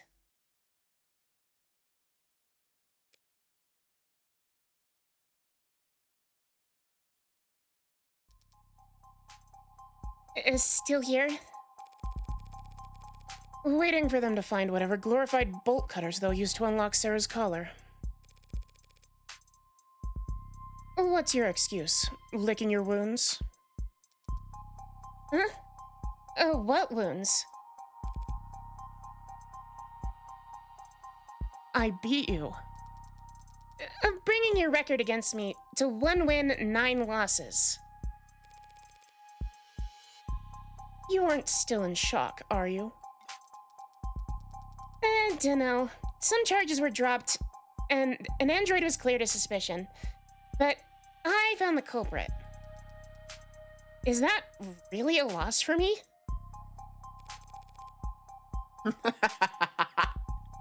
Oh my god, this is gonna make Morgan so fucking mad. Morgan's over here like, fuck yeah, I finally got a win against Emma. And Emma's just like, what do you mean? I didn't lose.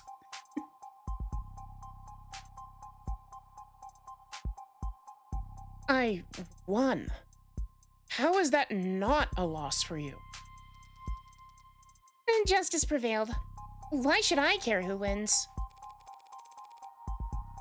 If you don't care who wins, why have you been keeping score? I haven't been 0 losses. I haven't been. 0 losses is just that easy to remember.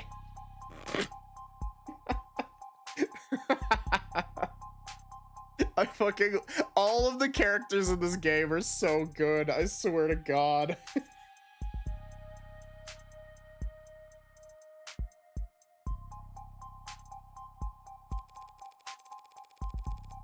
Well, you'll have to start up a tab for us then, because our record's gonna get a lot more tangled from here on out. Seems like everything's getting tangled these days. There's another crowd down on the street.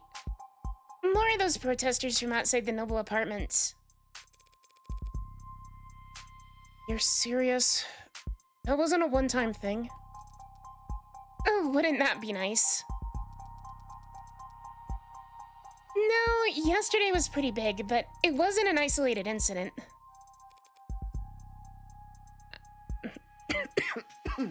Sorry.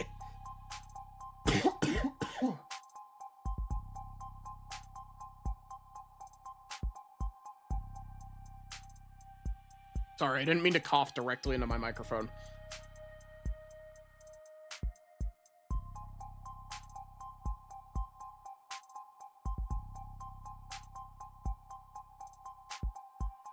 swear, the dry throat sneaks up on me.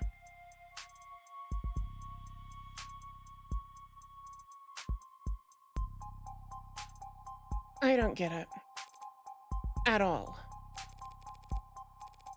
Heartbreak's just some nut who shot 6 people weeks ago. Can't these losers move on already?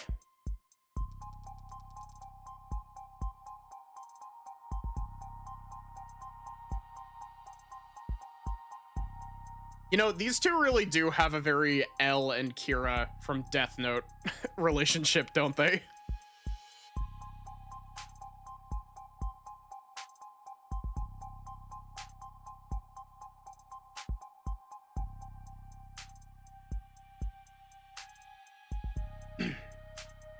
The other really interesting thing about it is that, like, it's a very Elle and Kira, like, flavored set of interactions.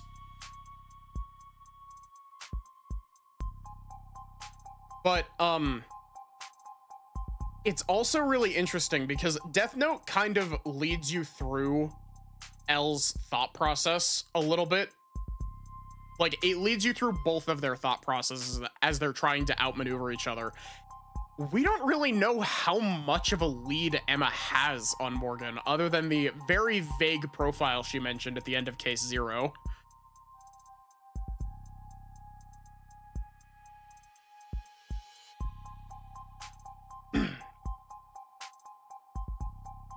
Yeah, most of them are losers. Some of them are just bored.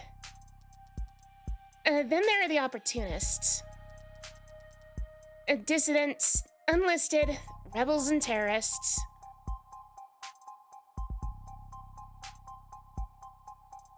I think she probably has suspicions.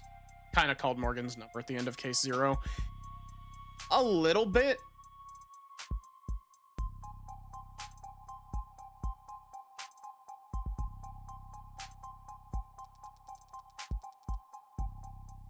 Wannabe cyberpunks who think they can fight the power like they've seen in the movies. All of them peacefully united under Heartbreak's eloquent political messaging. Who needs political messaging in the 21st century? Everyone's addicted to fighting strawmen.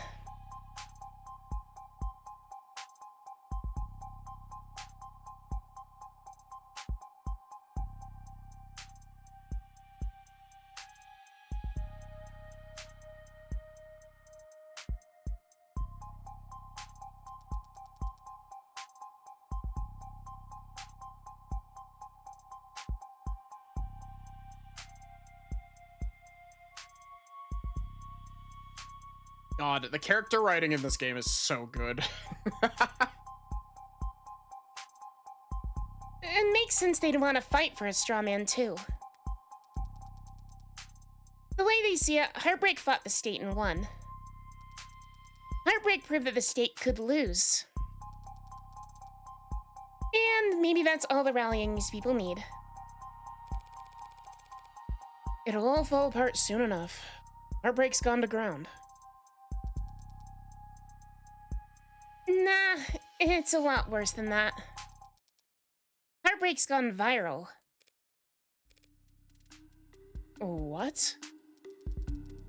You haven't read about the copycats in other cities?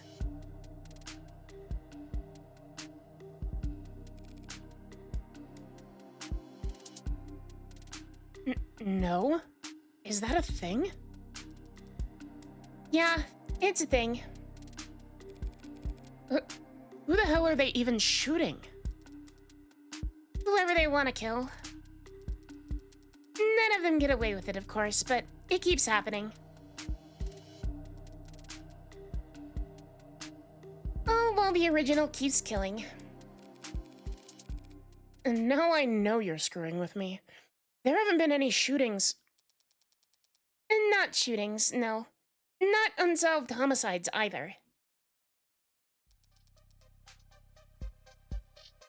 But mugging's gone wrong. Disappearances. It's a big city councilor. More than enough blood for the real Heartbreak to wash their own crimes in. So you think you're Boogeyman? Known only for shooting people in the heart. Gave up on shooting people in the heart? Yeah.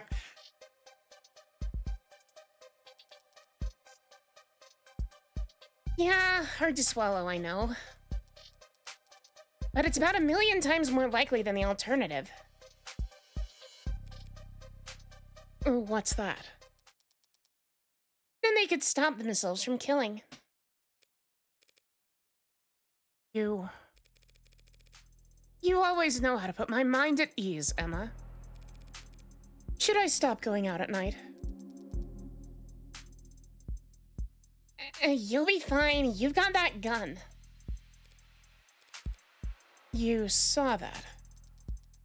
Walking into a courtroom with a concealed carry. Not gonna miss that, Morgan.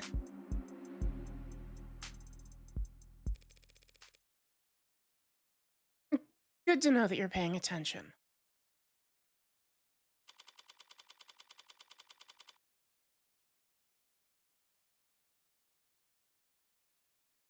Yeah, Emma's doing exactly the same fucking thing that Morgan does.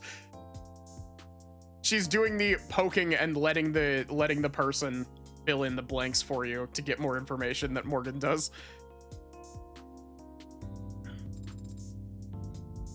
You won the case. You don't have to look that astounded. And not only that, you found Father's actual killer.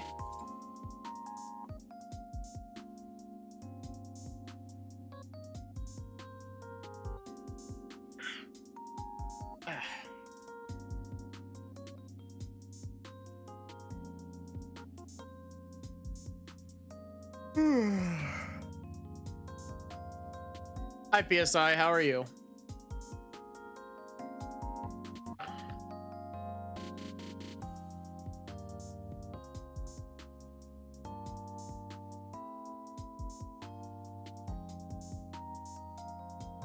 How?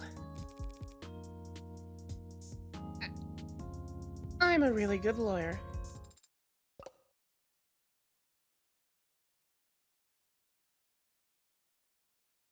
I'm doing pretty good.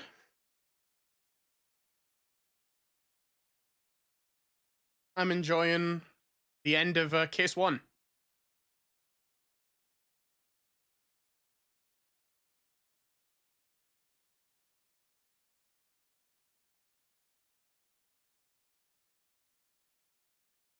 No, that's not it. Hey. I mean, you were only able to make the deductions because you truly believe that I didn't kill Father. Your logic throughout the trial was based on that assumption. So, how were you so sure?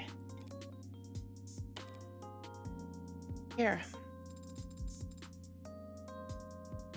Father's journal? But isn't it important evidence? Yeah. I'm a killer. I know what a killer looks like. You definitely aren't one, Sarah. Honestly, I have doubts that you could even hurt a fly at this point.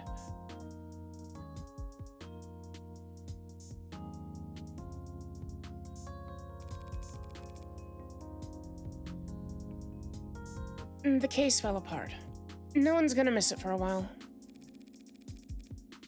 You forgot everything, right? So read it through it all one more time.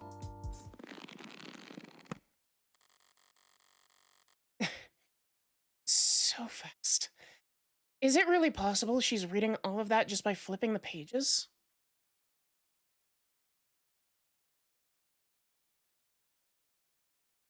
Yeah, she would say exactly that, Solar. Reyes worked quick too, but she was just capturing images for later use.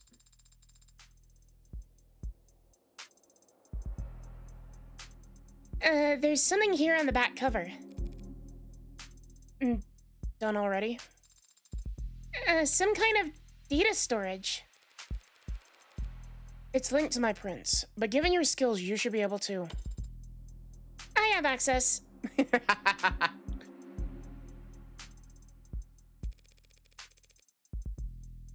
What happened to you needing my express permission to hack? What is this audio file? It's a message from David. Take a listen.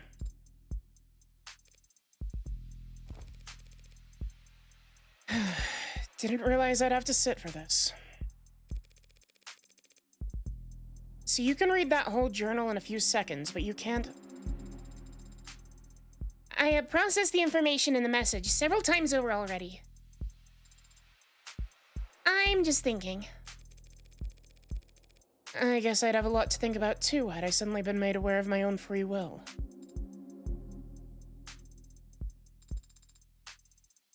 Oh, what was Father so afraid of? That's your only question? I have many questions, but that is the most prominent one. And the one you're best suited to help me answer.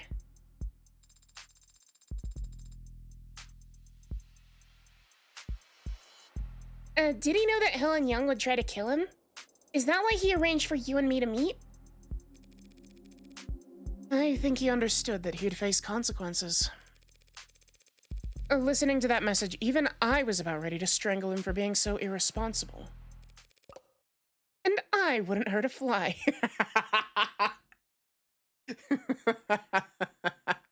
Only people. She doesn't hurt flies, she only hurts people.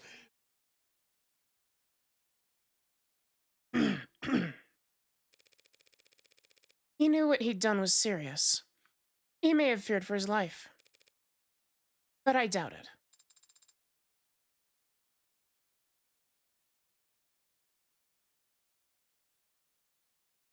One of these days I should play Nocia.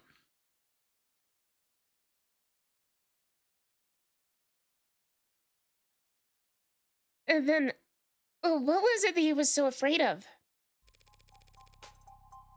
Does it have an official English version?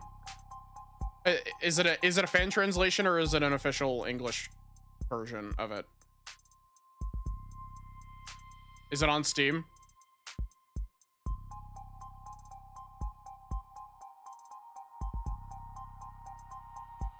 Getting sued into oblivion and then rotting in jail.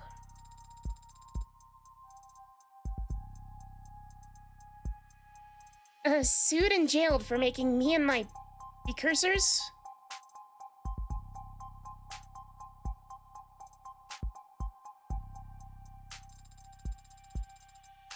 But he wasn't under investigation by the state. He was only being forced out by Noble. Because he made last-minute changes to androids that got shipped all around the world. The others. Virgil, Anid, Yamatai. He never said what happened to them. No, he didn't. But since none of the hardware in his house started talking to us, we can guess. He smuggled them out into the world, using the only vessels he could find for him. Exactly like we suspected.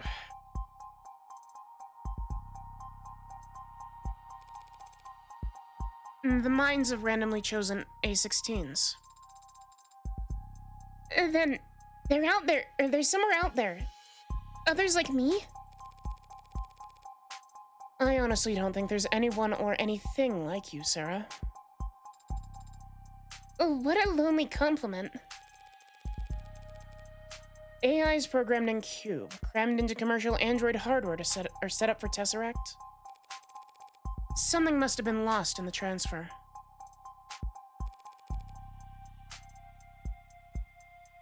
And perhaps quite a lot of something. Maybe they're still out there, but they would be changed. They probably don't even know what they are. Intentionally, perhaps. David didn't want you to know what you were. This cannot possibly go wrong.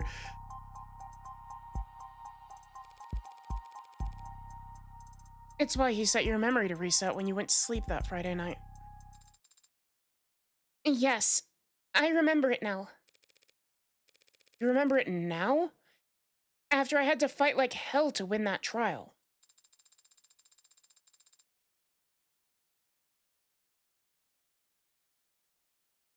Rereading the journal just now helped. And Father's voice message, it made me recontextualize many things. Father had been so stressed. He left scuff marks leaving the panic room, and I noticed them Friday. I had the way open in a few moments. I entered, read his journal, this journal. Also, Sarah with the inverted color, or not inverted color scheme, but color shifted scheme here looks good.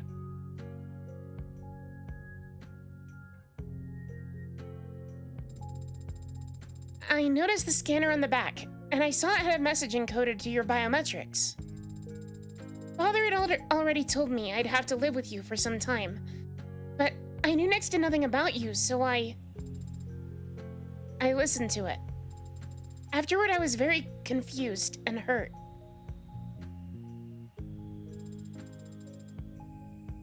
He had lied to me 1,000 small times every day of my life. When I confronted him about it, I raised my voice and lost my temper. I stomped my foot.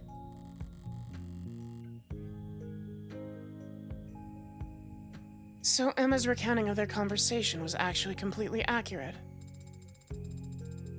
Father said he wanted me to be safe while he settled things with the company. He thought maybe I wouldn't have to stay with you for more than a few weeks.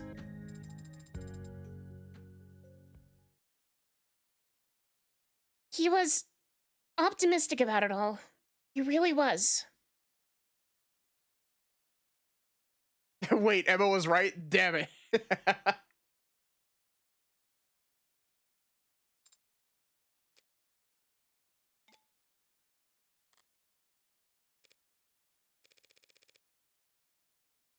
Sarah, I need to use the restroom. Oh, good luck. You want me to come with you? Why? Because I said so. I don't actually have to obey your every word, Adonai. Sure you do. You're registered as my medical assistant. And I say this is a medical emergency. A medical assistant? But I'm not even licensed as a massage therapist. That's a good callback.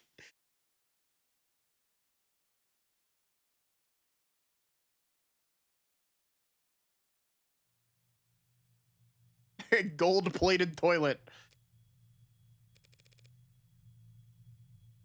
Fancy meeting you here.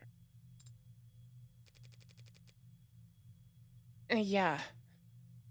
Just enjoying my freedom while I can. They won't put out a warrant for at least an hour, I imagine. You can afford a pretty sizable bail, can't you?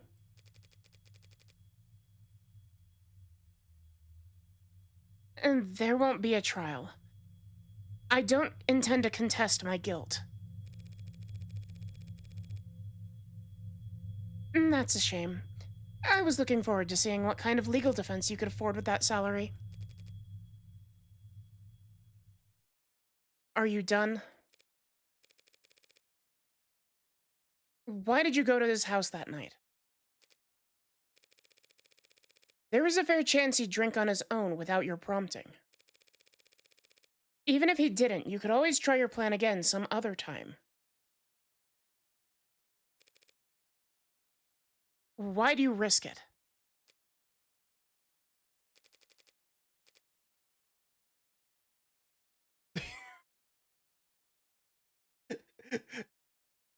Solar, can you do me a favor and do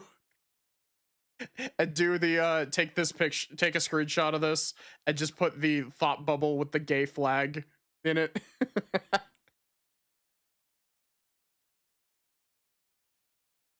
Because I know what you are, Sarah. And I know what David did to those androids.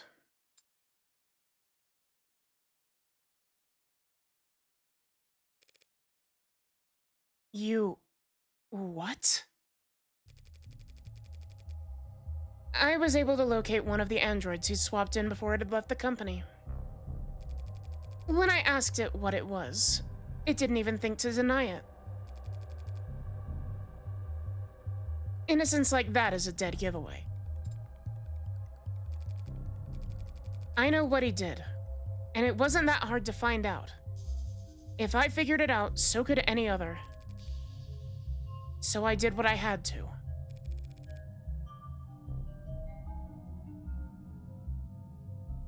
That was your motive? Silencing him. Those programs, those AIs, whatever you want to call them, David sent them out there into the real world. Unprepared and defenseless. And they've garnered no complaints. In fact, they've all been praised for their ability to execute complex tasks. Let me repeat that. The customers couldn't tell the difference. So, how many of them are hundreds? The swamps you found were just the small percentage that he got sloppy on. I don't know exactly how many there are now. I feared they might multiply, but they don't seem to. Copy and paste very well. They can't just clone themselves. But who knows how long that'll be the case.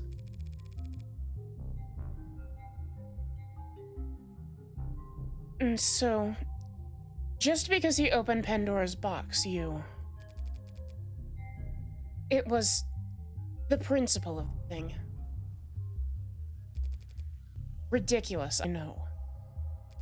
Stalled halfway up the corporate ladder, and still making decisions based on principle. But David chose to put souls into things that went on to sell as servants, soldiers, or worse. Or worse, the spit that I just put on my screen.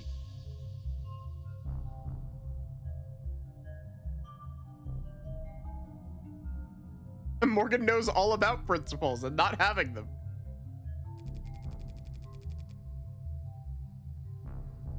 He turned the fastest growing industry in the world into a horror show. And he made me a slave trader. If word ever got out that some unknown number of our androids were out walking around in the world with that inside them, and people preferred them that way, where would it end? Free will for one program for the program that drives our cabs? A conscience for targeting systems used to coordinate drone strikes?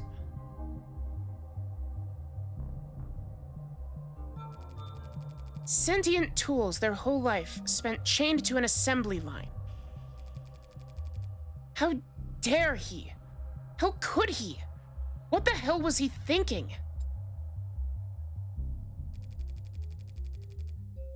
I don't know what David wanted to accomplish. Maybe he wasn't trying to do anything.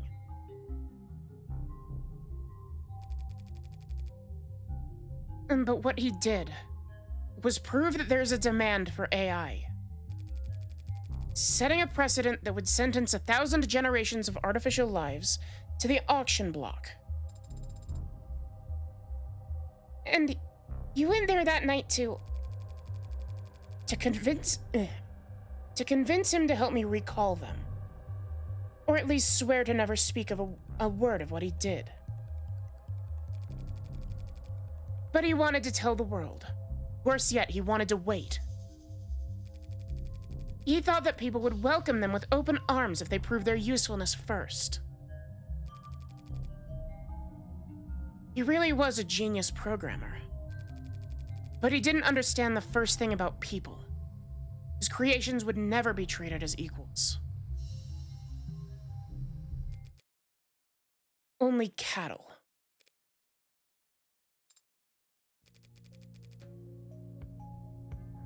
Toward the end, I considered just threatening him. telling him he'd die in moments if he didn't give me names, numbers. But I hesitated. And then he was already falling asleep, and I didn't want him to feel... I just let him go.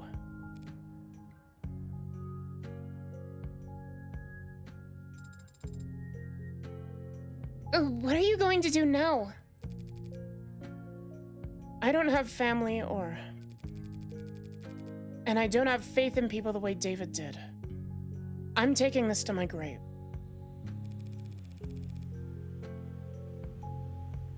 Even if you confess, the sentence for first-degree homicide is severe. Well, what right do I have to complain? I killed my friend. I'm done here. Let's go. I'm not sure why Father made me, or why he made any of us. I didn't ask.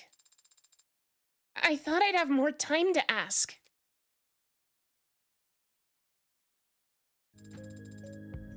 But on Friday, when he talked about us, he was happy. He was proud of what he'd made.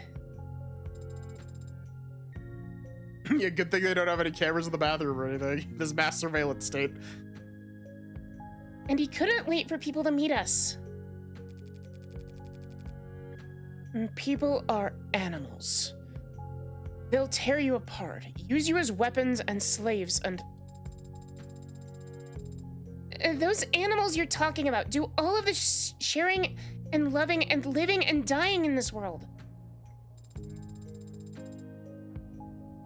And if they were all truly hard-coded to be as selfish and cruel as you say, humanity would have died on the vine a long time ago.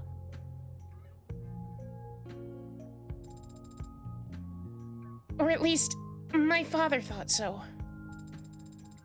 And my father was the greatest programmer in the world. So he knew what he was talking about.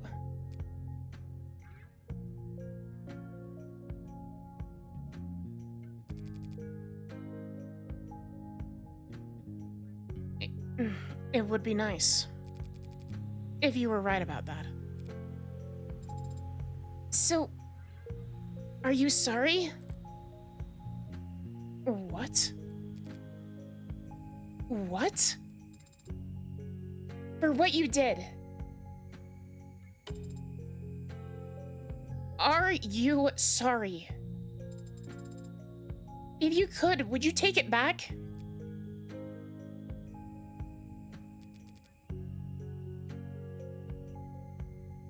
What does it matter? If you are sorry, I don't forgive you. Yes. That's to be expected. And not today. I don't know how to forgive you today. But my father gave me the ability to grow. So I know that someday I'll learn how.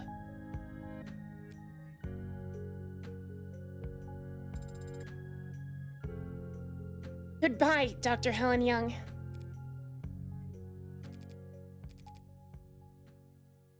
Goodbye, Sarah Asher.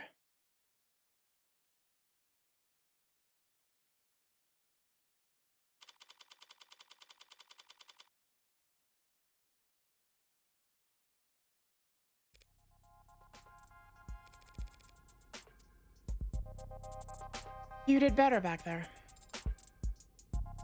Adonai?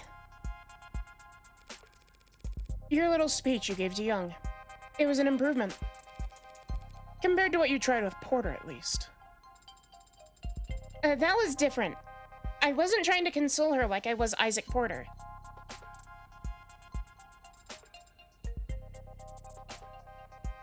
I was just speaking my mind. Although, I may have paraphrased parts of it from a movie I happen to love. And here I was ready to award you 20 points. I didn't even know the points went that high.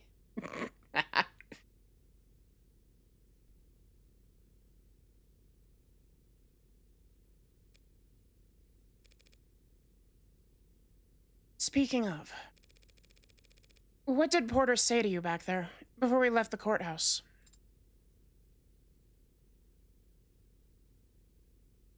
Ah, that. Well, he was quiet at first. But then he said a lot of strong words about Father and Miss Young and Noble Electronics. And the capitalist-centered global economic model as a whole. She has to get at least 21, but not go over. He blamed all of them. Everyone except for... but then he stopped and stared at my face for a while. And then his allergies must have started bothering him because he needed to blow his nose a lot. Right. And then he left, after transferring a large packet of files to me. What kind of files? I don't know. God, game, you're gonna make me cry again.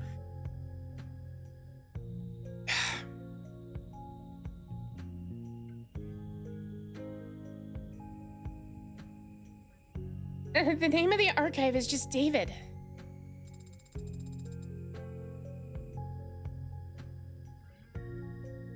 And Isaac Porter told me I wasn't allowed to look inside.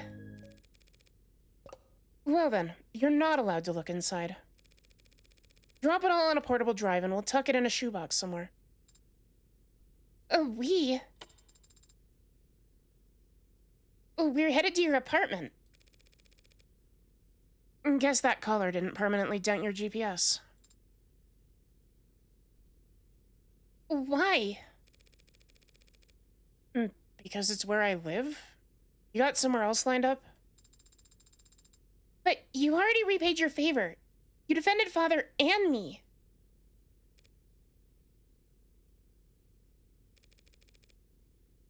You don't know anything about my favor. I never will unless you tell me. A father certainly can't.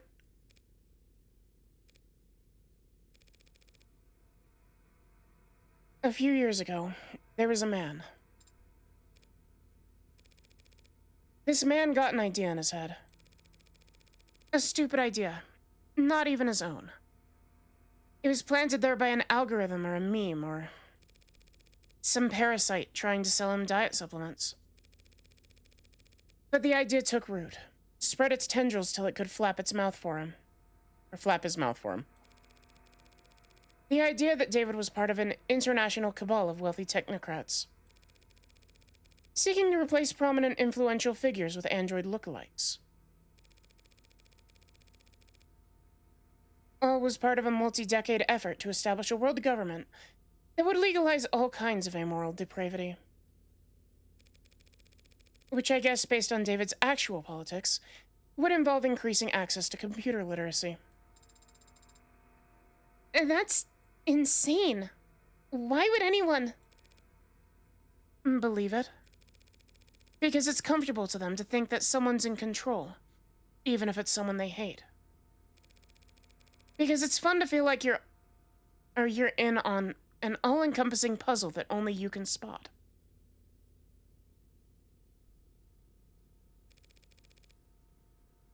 People believe because they want to believe. So he fed the idea, pushed it down deep into his gray matter. Then it consumed him from the inside out, lobotomized him and took over his life. He spent every day and all the money he had following your father, harassing him, trying to steal his identity, break into his properties. Did Father go to the authorities? He filed police reports for harassment. Which didn't help. Your words, not mine.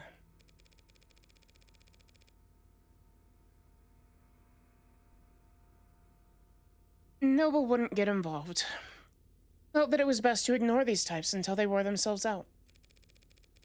But even a man of modest means can feel an obsession for years So long as they have nothing else in their life.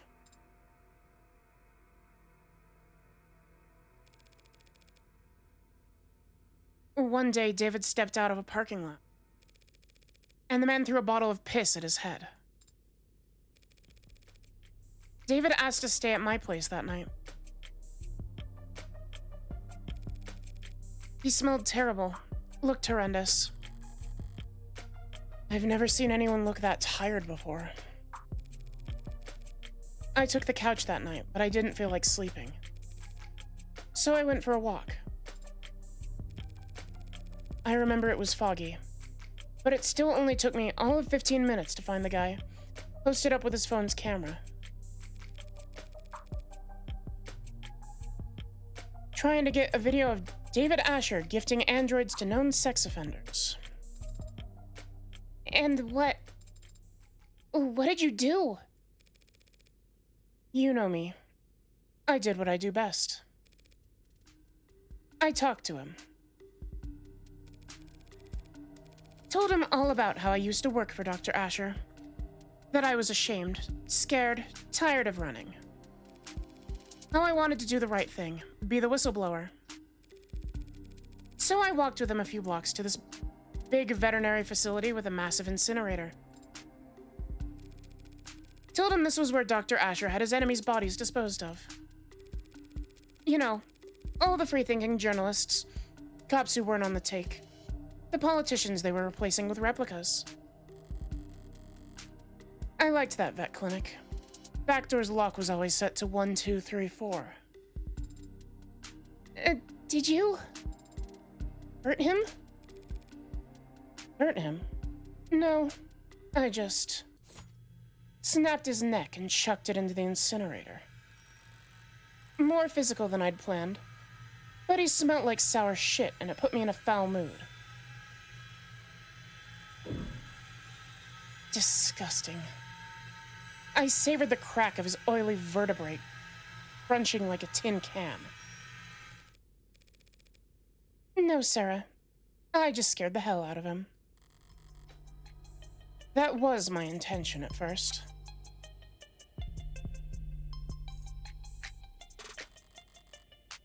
What I do for the pleasure of it. Him, I axed because he was just that revolting. I convinced him the conspiracy was more real than he ever imagined. That he'd angered the wrong people, and that the consequences were far darker than any of the filth he indulged in on the net. His ashes, much like himself, amounted to nothing in an incinerator that size. They're probably feeding seaweed at the bottom of the harbor right now.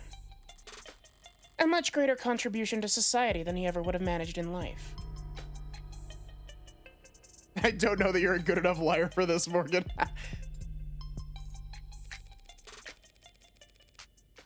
But I guess he didn't go around to all of his many friends before he fled town for whatever rat hole he preferred.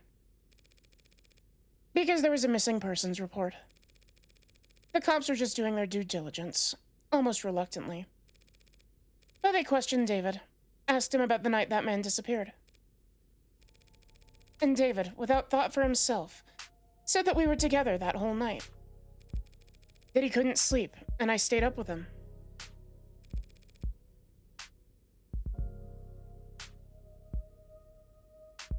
And that he never saw me leave once. Morgan has a plus 25 modifier to her deception roll. Real. And David lied to the cops for me. Even though I never asked him to. Even though I didn't need him to. That's what you owe him?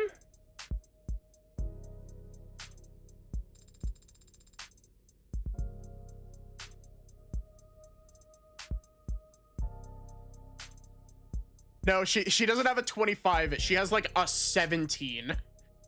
Like, she still has a crazy high deception. It's just not as high as she thinks it is.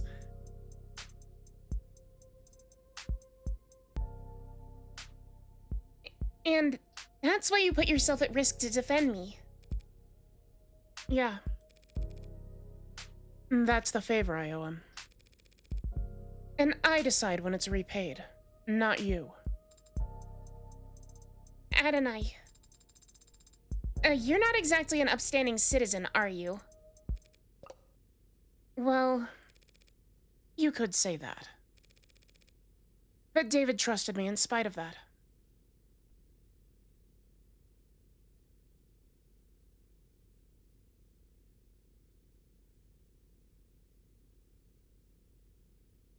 Yeah, it definitely is gonna make Sarah really sad when she finds out that Morgan is a murderer.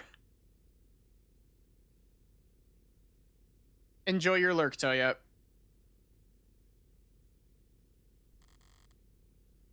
Maybe because of it.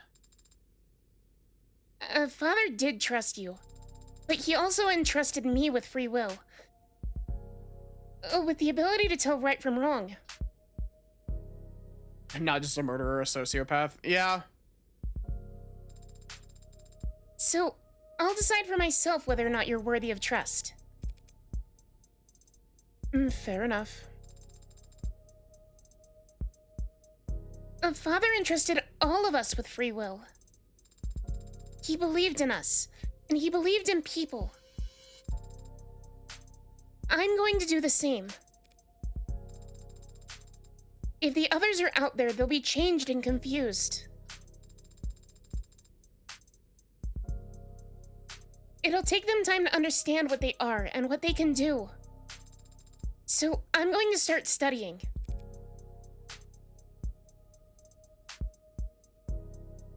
This game is fundamentally, what if I wrote Dexter but as a lawyer instead of a forensic specialist?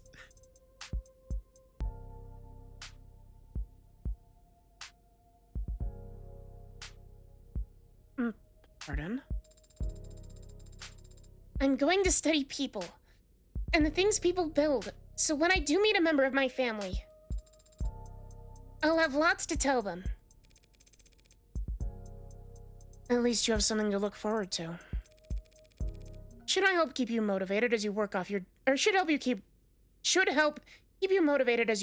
debt. Yeah. Debt? Yeah, unless you have cash in one of your 89 coat pockets. You know lawyers cost money, right? Technically, you were defending yourself. Technically, you hired me in a verbal contract. Isn't there some kind of exit clause?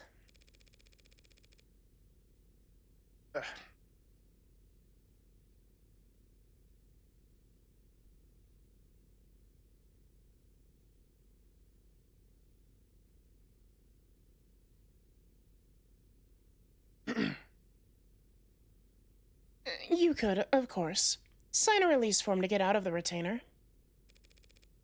If you are a human being. That is... But...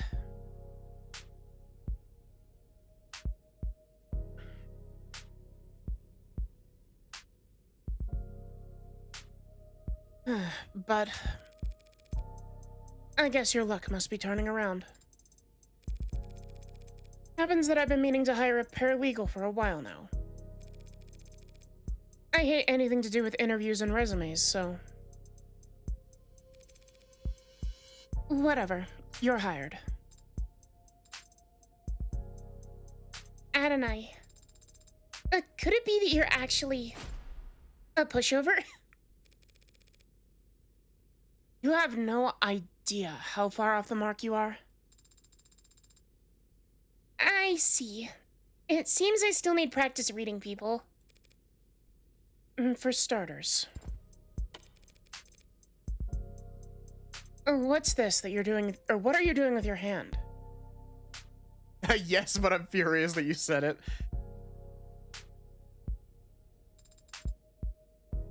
Oh, we should shake on it. Our new relationship. Yeah, sure.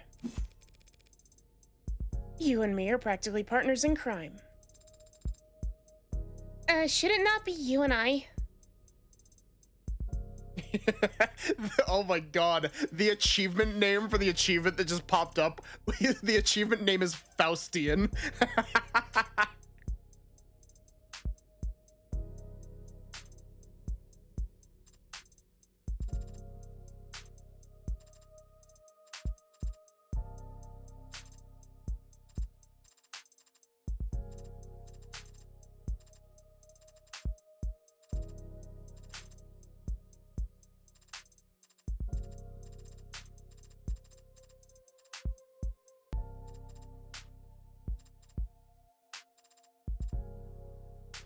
Shoutouts to Matto. I've played 2 of Matto's games on stream before as well, actually. Poor Sarah, case 5 will make her fight for entirely the wrong things. Oh, 100%. I'm really excited for the next game that Matto's making, actually.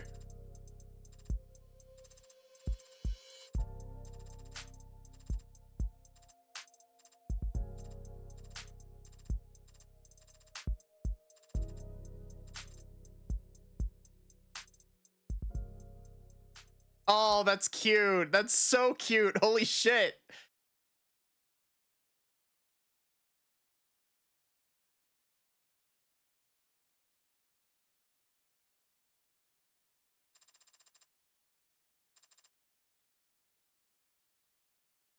Red, it's me. I know, man. What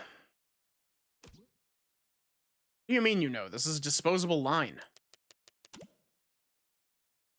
You're the only guy I know who'd bother. Okay, well, I'm gonna be glad I did. I'll be put a bow on everything that happened in Uptown.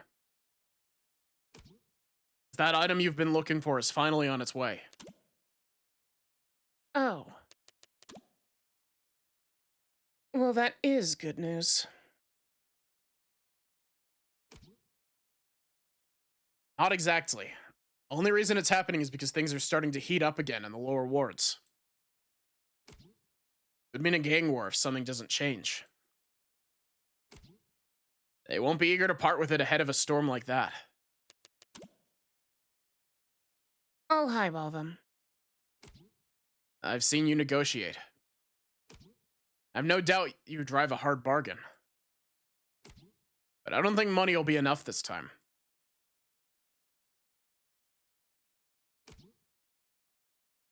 You don't still have that old Calvert, do you? The 6-shooter?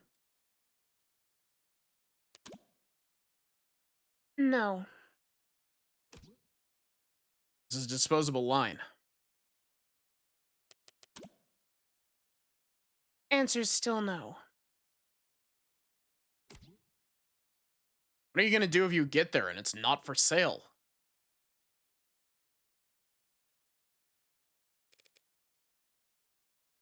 I'll ask nicely.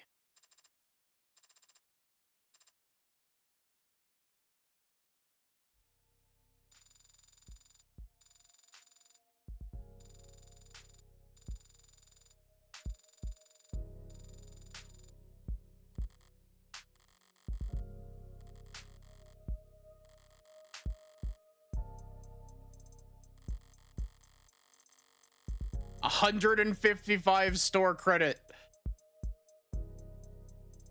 And what are you gonna do? More murder.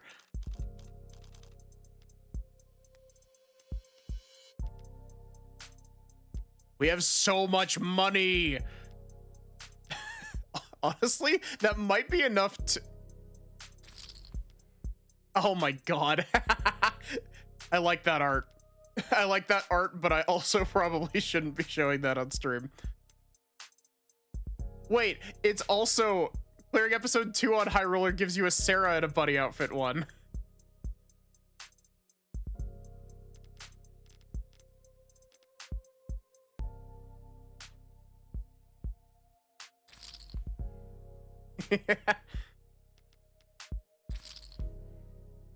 Both of the fidget tubbies. Grab some phone cases.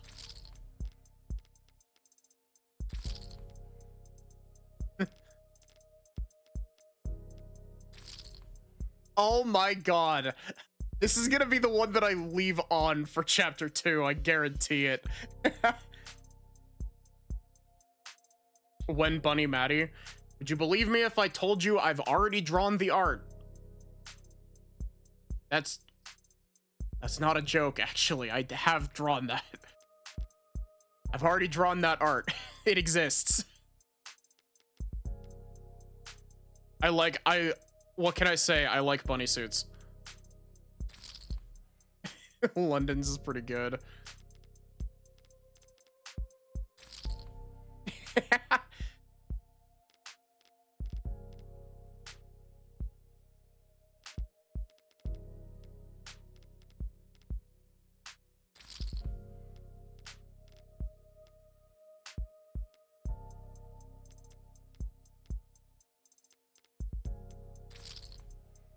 The Sato one is pretty good as well.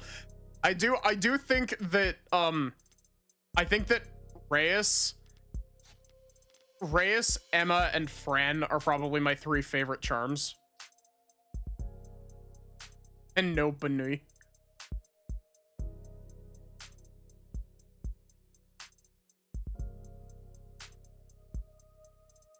How would Emma react if she saw Morgan with an Emma charm on her phone? Would she acknowledge it? She'd probably acknowledge it in like a not intentionally but like teasing way. We don't know who this is yet, but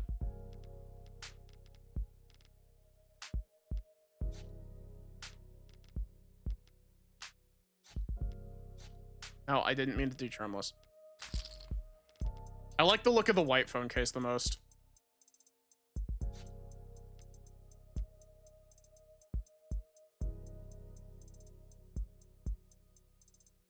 Celebrating your first win, that's charming. I do really like the bunny outfit though. Good charm.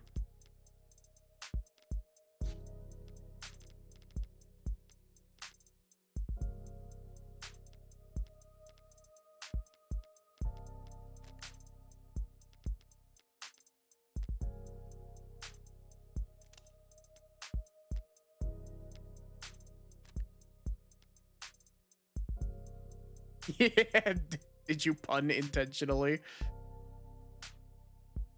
Okay, so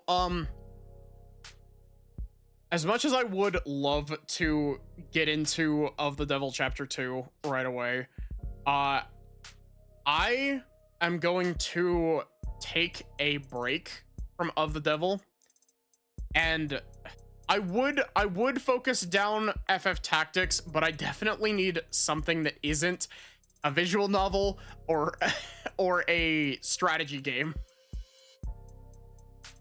I need something a bit more like, you know, active. And so I'll do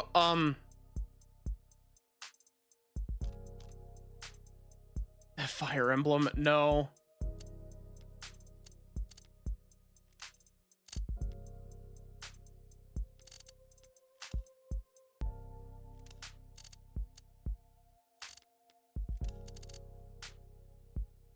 The fuck is this? Oh, this is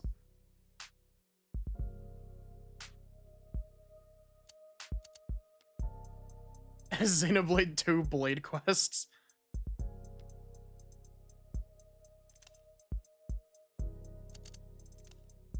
I really like this expression here. I'm really surprised that we didn't get to cross-examine Dawes.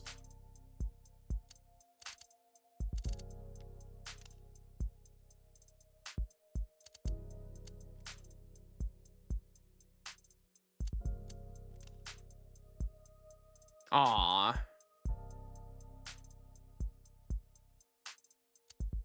Man, they really did make David look like a wet dog of a man, didn't they?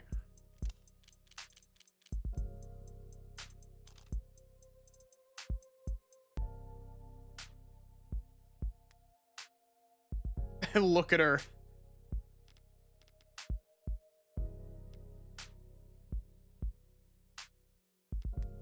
Precious boy wife material.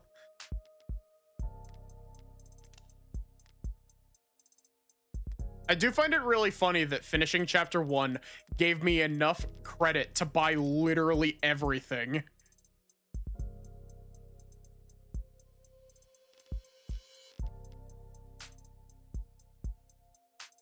So I'm picking a platformer or an action game.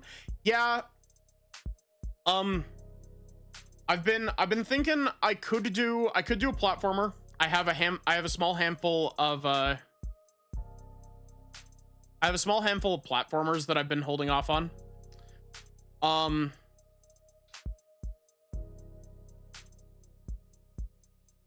Not Bowie.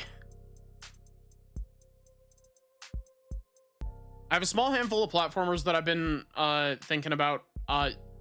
Not Xenoblade X, Mega Man X. I nearly just said Xenoblade X like on autopilot there.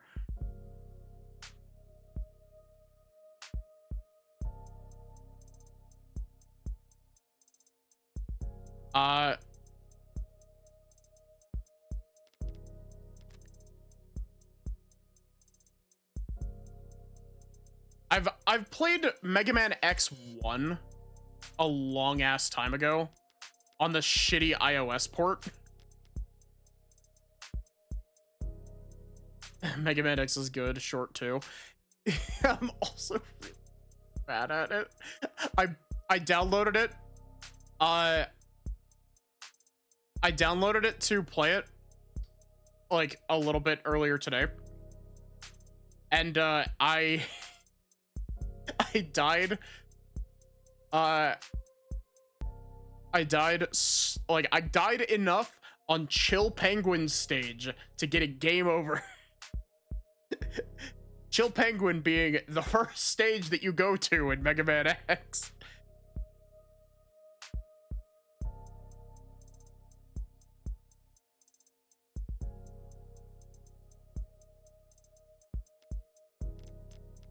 I am very bad at Mega Man. I'm very bad at Mega Man, and yet I would like to play Mega Man 0 and ZX at some point as well.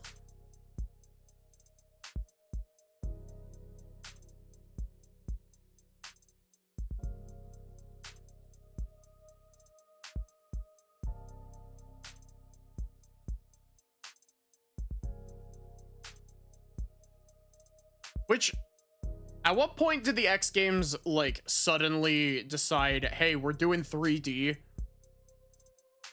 Was that X5? Or was that X6?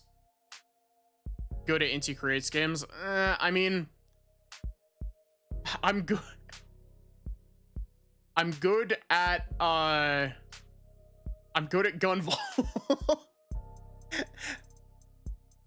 I'm not sure how good I would be at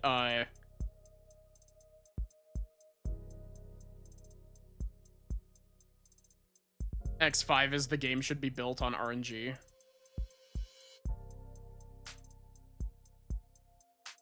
X6 is the level design should break your kneecaps. Is X6 the one that you have to like fire the weird, like you have to go back to a stage in order to get one specific capsule where you have to like fire a thing around like an elbow turn to get into the spot to like burn something down or something? I might be crossing wires, but there's one specific clip that I have in my brain of one of the later X Games. This game should be 3D. Ignore how this doesn't work. I could play Blaster Master Zero 2. Blaster Master Zero 2 is really good. I really enjoyed streaming Zero 1 when I played it.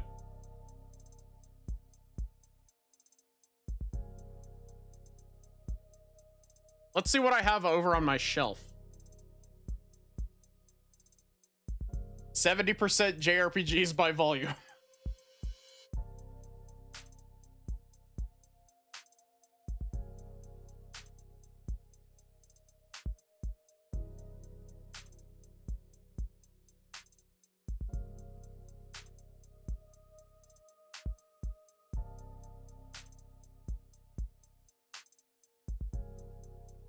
Man, when I said I was partially joking when I said 70% JRPG by volume, but as I'm going down the list on my top shelf, my top shelf is Final Fantasy Tactics. Here, let me just move my microphone so you're not hearing me talk from all across the room. It's FF Tactics, FF16, Spider-Man Miles Morales, Demon Souls, Ghost of Tsushima, Yakuza Like a Dragon, Metaphor ReFantazio, SMT5 Vengeance, Unicorn Overlord, P5 or P3R, Persona 5, Persona 5R, Persona 5 Strikers. All of my Atlas games are right next to each other on this top shelf. SMT3, 13 Sentinels, Devil May Cry Collection, Monster Hunter World, Code Vein, Final Fantasy 15. I don't know why that one's not next to 16 and Tactics, but Horizon Zero Dawn, the Somnium Files 1 and 2, Yakuza 3 through 6.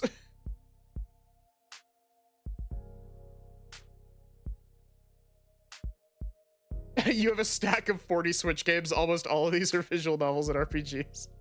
If we go, okay, this is gonna be a bit funky because I have to like actually get closer to read the spines on the Switch games.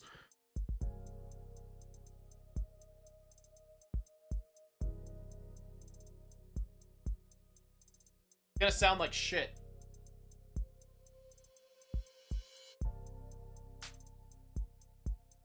Yeah, going down to the next shelf. In terms of physical current gen games, I have Final Fantasy X and X-2, Kingdom Hearts, the entire series, Nier Automata and Nier Replicant, Neo: The World Ends With You.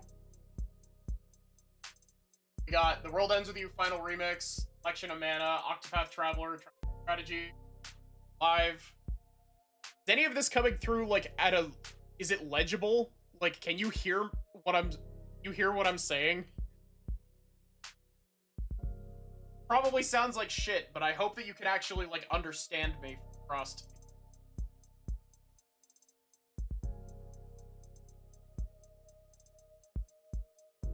Smash Bros.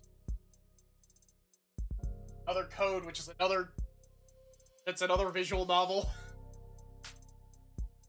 Pikmin, Ring Fit Adventure, Marvel Crossing. I have a physical copy of Rain Code, but it's the physical copy that's missing like 3/4 of the content. That's also another visual novel. Splatoon, Houses, Dante, 1, 2, 5. Pokemon Mystery Dungeon, Mario and Luigi Brothership, and all of the Pokemon, all of the Mario, all of the Zelda.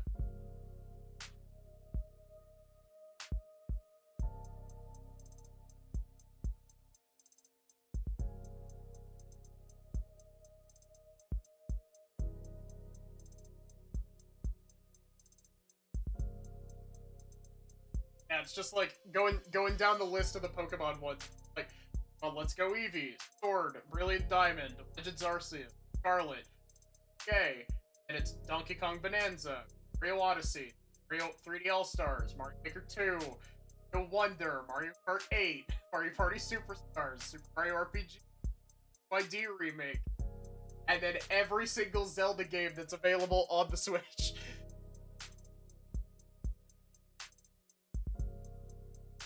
And then the physicals of every Xenoblade game. Journey Collection. Red Prime Remastered. Oh, and tucked away here in the corner is Layton's Mystery Journey.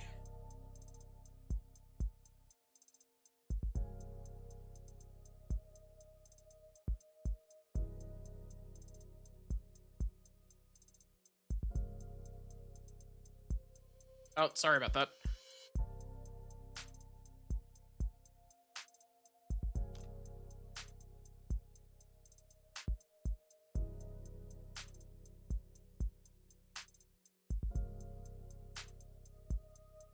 was Tui Remix worth playing? I enjoyed Final Remix. It's definitely different from the experience you'll get playing the DS. The closest you could get to the experience playing the DS on the Switch version is playing it docked in 2-player mode.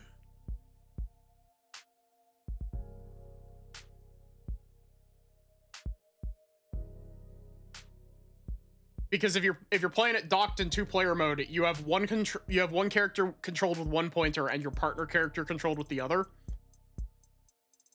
And so it lets you kind of get back the controlling 2 characters simultaneously. It's definitely not the same, but it's way more fun doing it like that than it is playing single player like that.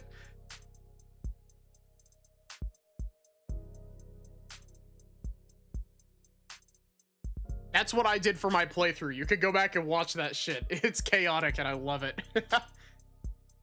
The one thing that I really regret about when I streamed The World Ends With You is I streamed The World Ends With You while I was sick.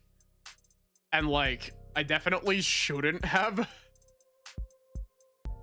Because I love that game's story to death.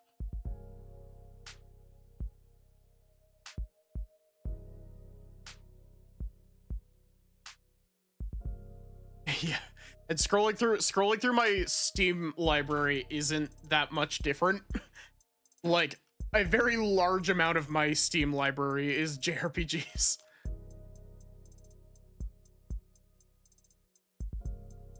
Let's see. I'm reading them out like as I go down.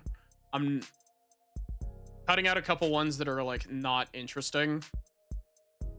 But it's like, I have 1,000 Times Resist, which is another visual novel. I have both I, the Somnium Files games on my Steam account, as well as physicals.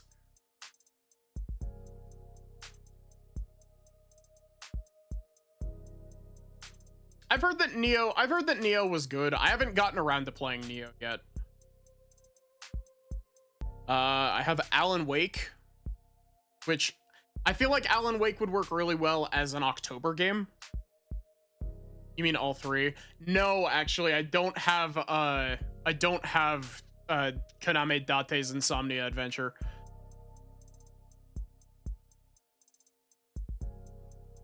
Armored Core 6, Atlas, Awaria, Axiom Verge. I have the standalone version of Gunvolt 3 along with the trilogy pack of Azure Striker Gunvolt, so Baba Is You, Balatro, Baldur's Gate 1, 2, and 3. Batman Arkham games minus Origins and Blackgate and VR.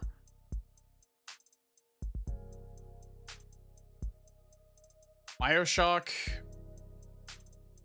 Blasphemous. Every time I'm scrolling through, I'm just like, Blasphemous seems like it would be neat to play. That is also a brutally difficult game from what I've heard. Bloodstained, Blue Fire, which is like a 3D platformer Metroidvania. Bravely Default 2.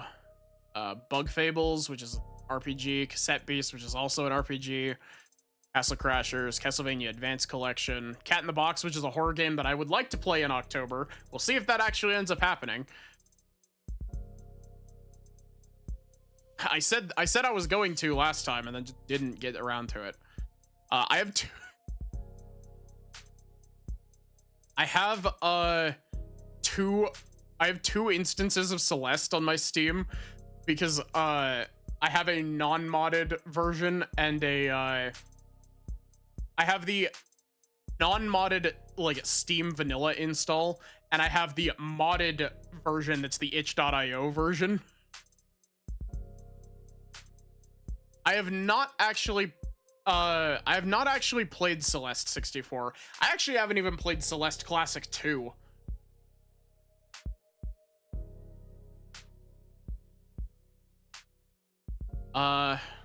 Chained Echoes, which is an RPG, Chrono Cross, Flare Obscure, Code Vein. Code Vein seems like it could be fun to do at some point, but like Code Vein is a game that I'm really scared that if I play Code Vein again, I'm going to not enjoy it as much as I did on my first playthrough.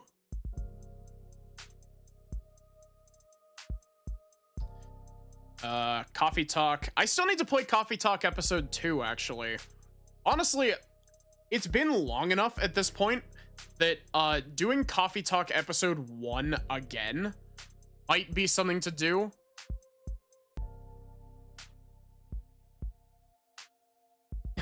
Depends on the build. The game's a decent Souls style game. Yeah. Content warning, control, Keeper. I have the Insane trilogy, but I've never played a Crash Bandicoot game.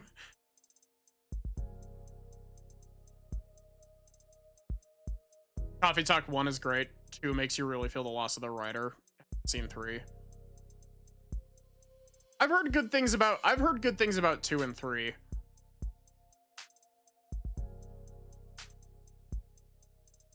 I have not played a single Crash Bandicoot game. I have a game on my Steam library called Crow Kart because I went through a phase of like browsing Kickstarter shit, and there's a Kickstarter game that's supposed to be like a Metroidvania that's kind of similar to like Hollow Knight called Crowsworn that I backed like years ago. 3 doesn't come out until May. What the hell am I thinking? I was like, wait a minute. I genuinely don't even know what I'm thinking of. I thought that it was like Coffee Talk 1 and 2, and then there was another one, and then Coffee Talk Tokyo.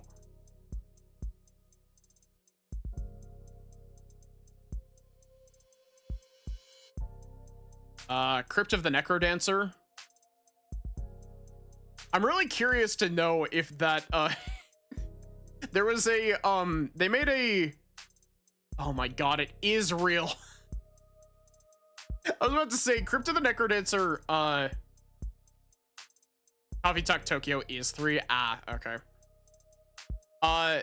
Crypt of the Necrodancer added a thing for April Fool's Day where it's a riff on a famous Binding of Isaac mod where you play as a car. I don't know if I said that. I have a copy of Binding of Isaac on here as well. Curse Crackers, which is one of the RPGs that, or not, it's not an RPG. Not everything has to be an RPG, Maddie. Curse Crackers is a platformer that seems really neat. I was gifted a copy by, I think, Zoe, if I'm not crossing wires. Somebody gifted me a copy of it, and I don't remember who gifted me a copy of it, and I feel kind of bad for forgetting that.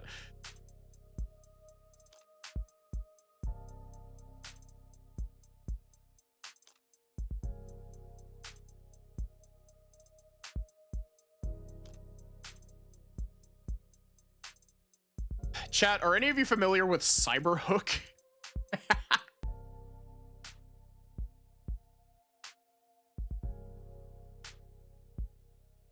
Cyberhook is a goofy game. It's one of those like movement speedrunning games.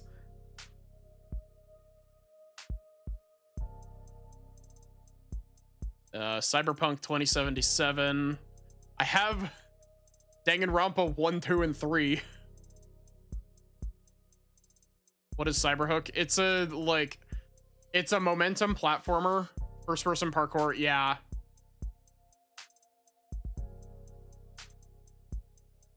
It's a game that's all about like time trials grinding, basically. Dark Deity, that's like a Fire Emblem like.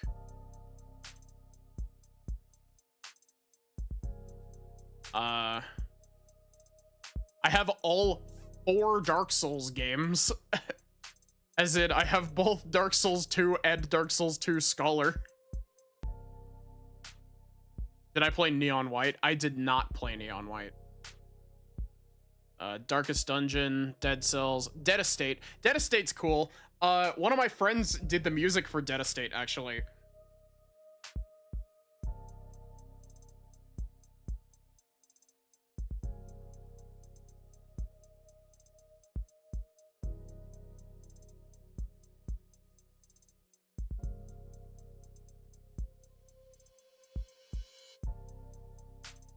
Deadlock, Deep Rock Galactic, Disco Elysium. I'm not doing that right now. I'm still burnt out from Bladescape, and I'm pretty sure the next thing I'm gonna do is Warhammer 40k, Rogue Trader.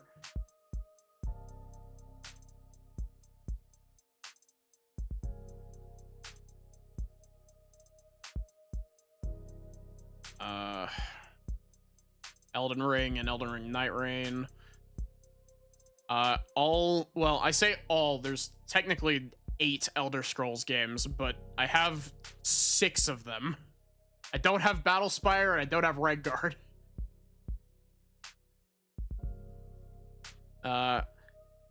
Ender Lilies and Ender Magnolia. I played Ender Magnolia at the start of this year, actually, or at the end of last year. Ender Magnolia was really good. Ender Lilies is one that I could do for a replay. It's been forever since I played Ender Lilies. Literal, like, 3rd or 4th game I ever streamed.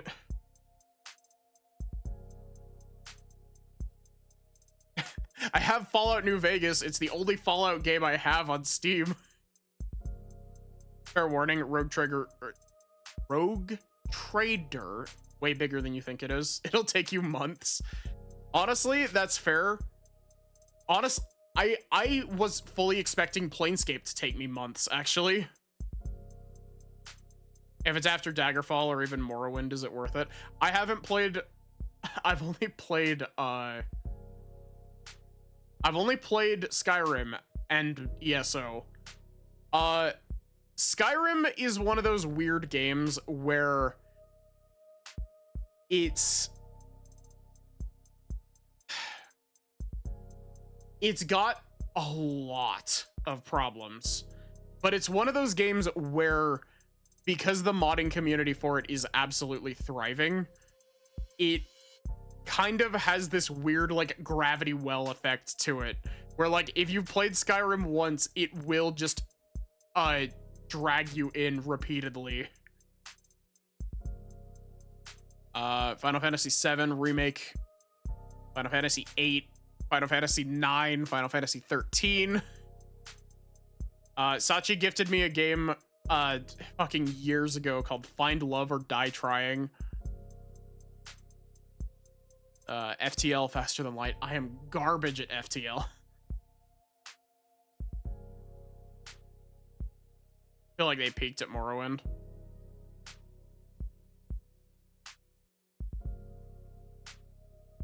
Yeah. Gmod, golf with your friends. I did recently reinstall Guilty Gear Strive, which was fun. I haven't played it in like a week though. I played it and I was like, yeah, let's fuck around with some of the new characters that I haven't tried.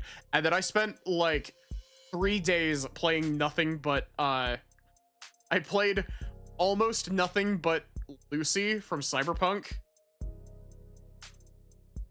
And at the very, very tail end of it, I played a little bit of Elfelt.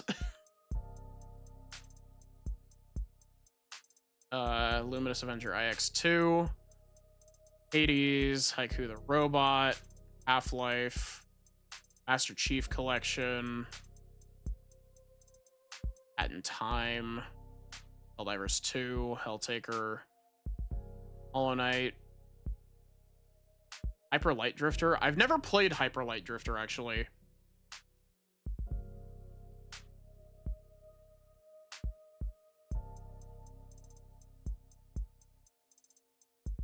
I got a copy of Icewind Dale Enhanced Edition.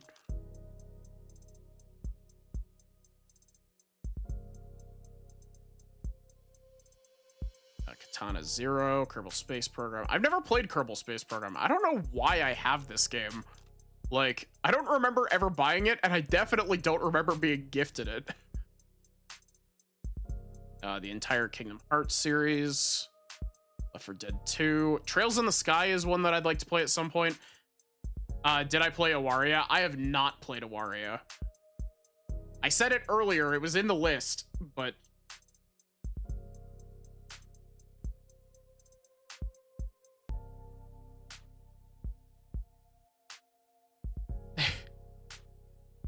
I kind of joked about it a little bit ago.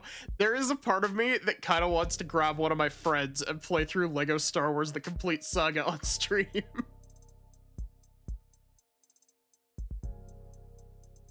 I feel like that would be really fun.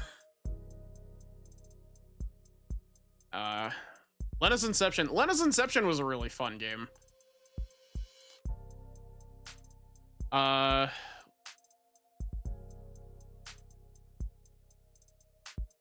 Liza P. I beat Liza P literally a month ago.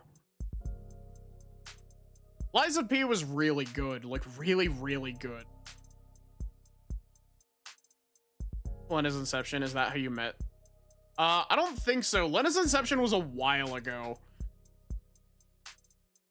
Though it very well might have been if you're like... I don't remember because most of... The thing that I attribute to being when you joined Stream Ender, the thing that, like, the game that I attribute to that is Xenoblade 1. But if you were already following when I was playing Xenoblade 1, then it very well might have been.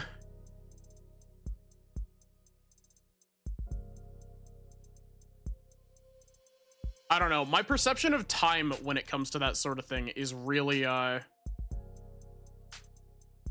skewed. What game were you playing that got you to join? That's a good... Honestly, like, for a lot of the new guard chat members, or in my brain, the newer guard chat members, my brain automatically attributes it to Xenoblade 1. Mostly because when I was streaming the tail end of Xenoblade 1, that's like when I was streaming that, that's when I finally managed to kind of rock myself out of the dreaded 5 to 8 average viewer hole that a lot of streamers get caught in.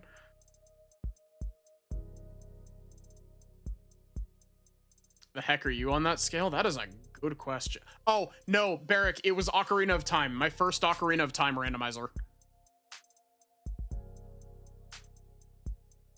Totally Mystery Dungeon, because Maddie was voice acting it and you were flabbergasted. I know for a fact, Barrick, that it was my first Ocarina of Time rando on stream for you, because you came in with Clay.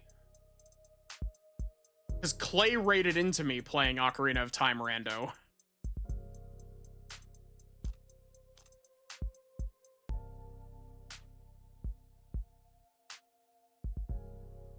Let's see. I got Little Goody Two Shoes. I don't even know what genre this game is. What does its store page tell me? Adventure, horror, RPG, LGBTQ, dating sim, 2D. Lovely. It was Lena's Inception. I liked Lena's Inception. It was neat. Following since August 2024.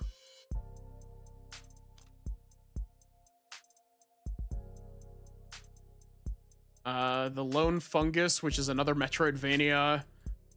I got Loop Hero. Loop Hero isn't like... Loop Hero is a neat thing. Like, it's not super engaging, though.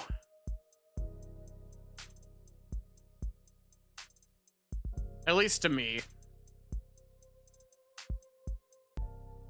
I don't think Loop Hero would make for a great stream unless I had something else going on. I gotta duct tape some Subway Surfers down the sidebar above me.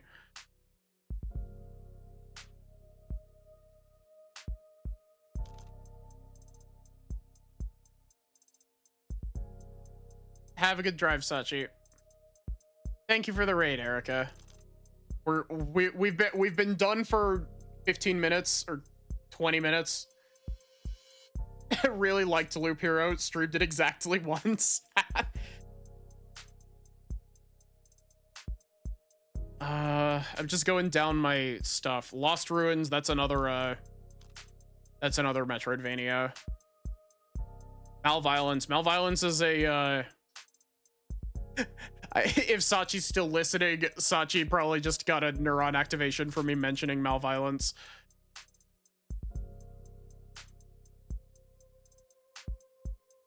That's the game that I mentioned earlier with of the devil credited Matto in the credits when I mentioned it earlier. Matto is the person who made the Violence series, which is Malviolence, Proto-Violence, and the new one that's coming out soon-ish called Interviolence. Malviolence has ridiculous puzzles. Yeah.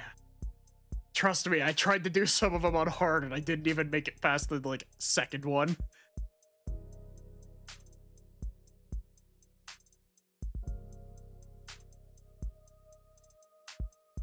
Yeah, like, Malviolence is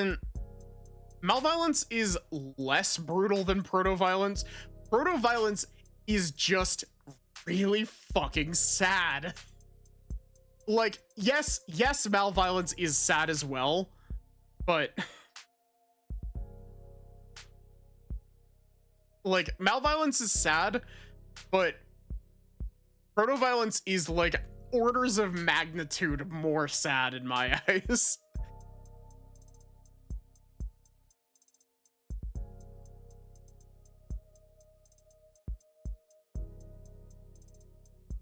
Let's see. Max Payne 1 and 2. Can you tell that I bought the Remedy Humble Bundle when it was going on? You expect Interviolence to be even worse. I'm really excited for Interviolence. Let's see. Both Battle Network Legacy Collections, both Classic Legacy Collections, both X Legacy Collections, the Zero ZX Legacy Collection. I think I'm literally just missing Mega Man 11.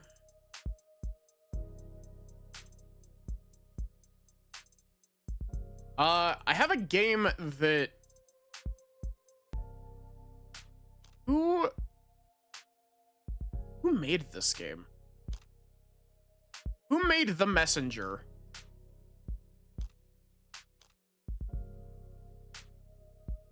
Same team as Sea of Stars. Okay. I have a copy of The Messenger. I've never played it, but...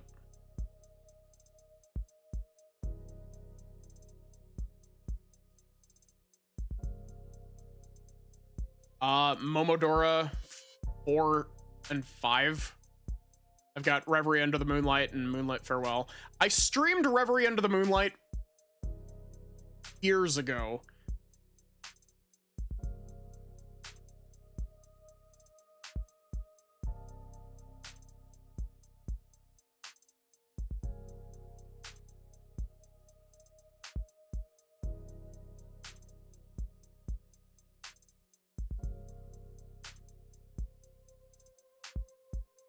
Sorry. I get these... I get these really bad moments from time to time. First time I've ever had one happen during stream, though. I get these really bad moments from time to time where I get this really, like, bad paranoia-inducing bout of deja vu. And, like, I don't know why, but it just, like, it hits me like a freight train whenever it happens. It's just like, oh my god, what?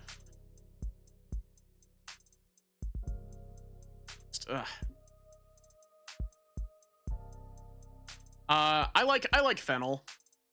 Yeah, I've got Momodora Reverie Under the Moonlight, which I haven't played in a long time.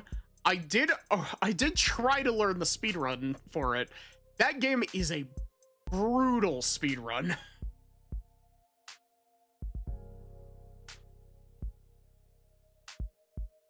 I haven't played Moonlit Farewell yet. I've heard good things about it. I also have one that's made, it's also made by the like same guy, called Minoria, where you play as a nun. That's also a Metroidvania. Minoria is pretty good. It's definitely not as good as Momodora, but Monster Hunter Rise, Wilds World, Monster Prom 1 through 4, The Murder of Sonic the Hedgehog.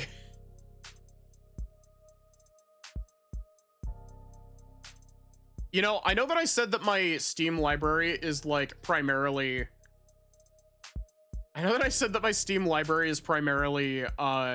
JRPGs, but I'm realizing more and more that it's actually mostly Metroidvanias.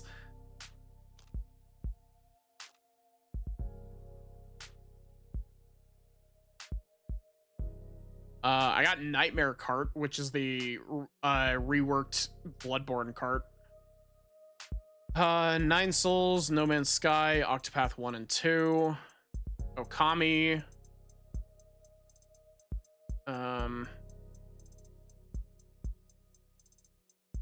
What is this game?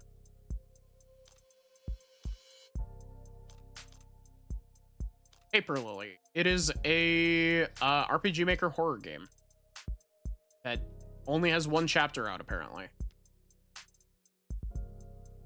Funlith is doing an animated series. Yeah. Have a good one, Bird. I don't plan on going for too much longer. Let's see. Peak. Pizza Tower. A stupid visual made by a YouTuber that I don't even like anymore. But I wish I could just scrub for my account. Planescape, Portal 1 and 2. I haven't actually ever played Portal 2. I did stream Portal 1, who knows how long ago. Proto-Violence, Pseudo-Regalia, Quantum Break. Again, the Remedy bundle. Rabbit and Steel, Rain World. I keep forgetting that I have Resi 2 Remake.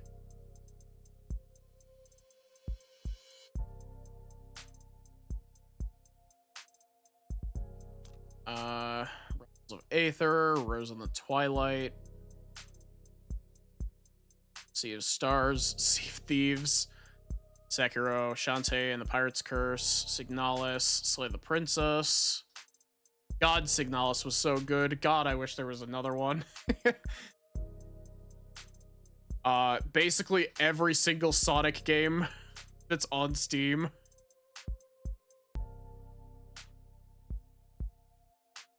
I do not have a copy of In Stars in Time. Did I play Sorry We're Closed? No, I think Sin did, though.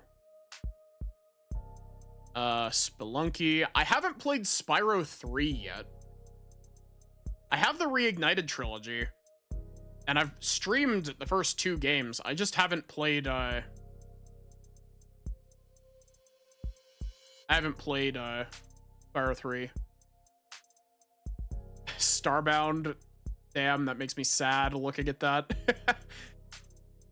Stardew Valley, Stories from Seoul, Streets of Kamurocho. I forgot about this. It's Streets of Rage, but it's Yakuza. That was an April Fool's Day thing as well, I think, actually. Tavern Talk. I actually backed this game on Kickstarter. This was part of the, whole thing that I was talking about with, like, me backing random-ass games on Kickstarter. Only the first level of Streets of Rage. And all 3 characters are just Axel.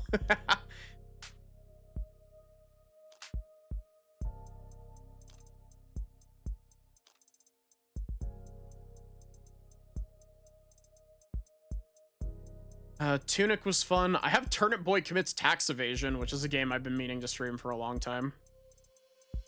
It's very much, they just threw it out there. Yeah, it was that and like a handful of other ones as well.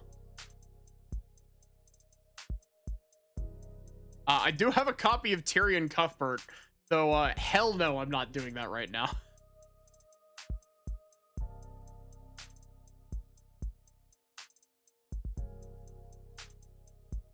Valhalla, my beloved.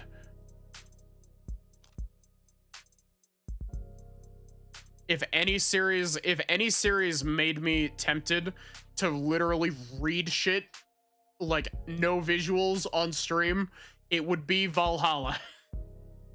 It's time to mix drinks and change lives. And inspire Maddie to make her own bartending game that she works on from time to time.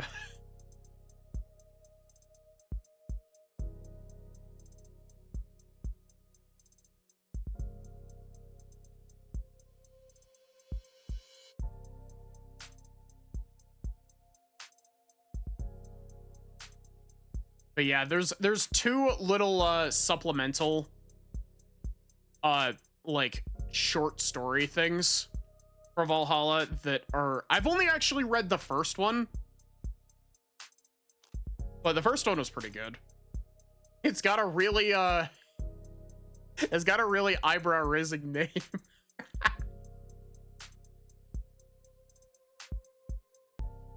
Yeah. Thank you, Wizard. Actual name, by the way, the thing that Wizard just put in there. Actual name of the Valhalla, like, short little novelization thing. It's unironically really good. Like, it's very short. It's like, what, like 20 pages, if that. But it's like a really, it's really good, and it's very sweet. Yeah, it's not at all NSFW. It's a nice little bit of a character study for Anna specifically. But yeah, I have a copy of Viewfinder. Ando gifted this to me.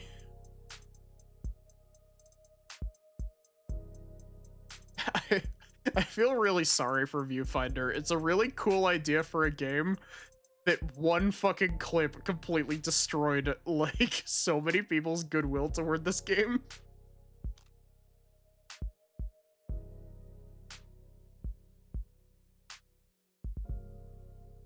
I got a copy of Wargroove. Wargroove is fun. It's like,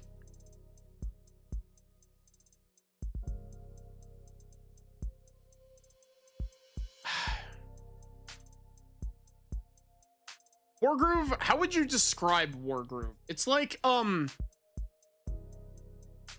Fantasy Advance Wars.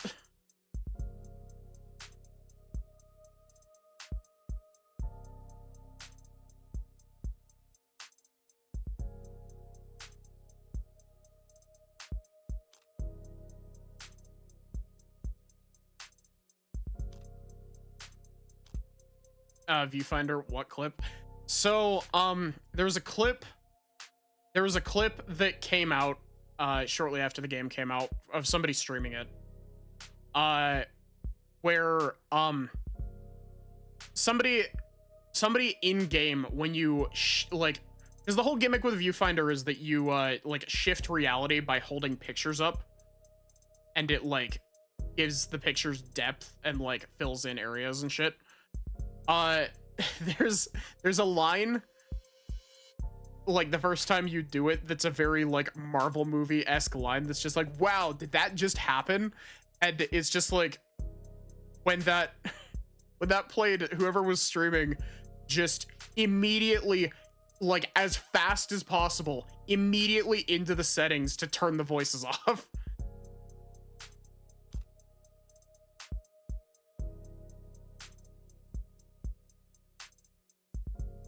Warhammer 40k, Rogue Trader, Vermintide 2.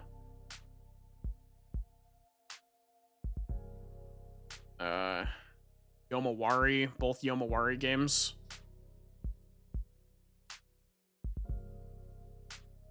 Oh my god, I haven't thought about Yomi Hustle in who knows how long. Yomi Hustle fucks. That's such a fun game. It's such a fun game. It's such a damn shame that it's getting, like, no more updates.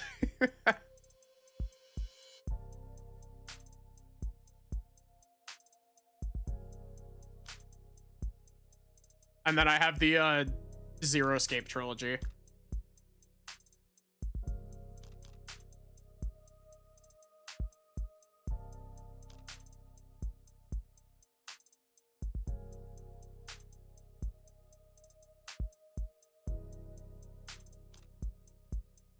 But yeah, that's my admittedly cut down just so I wasn't listing a whole bunch of shit that I'm like, on. But that's like almost all of my Steam library.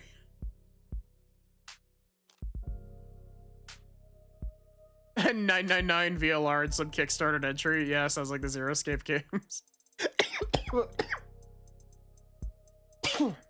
One of my favorite clips of me playing Celeste is one of my favorite clips. If you scroll back in my clips, you'll be able to find a thing that's called something along the lines of Zero Time Dilemma is a thought experiment. And if you if you watch that clip, it's like the exact quote is something along the lines of Zero Time Dilemma is a thought experiment. The thought we're experimenting on is what if Zero Escape was bad?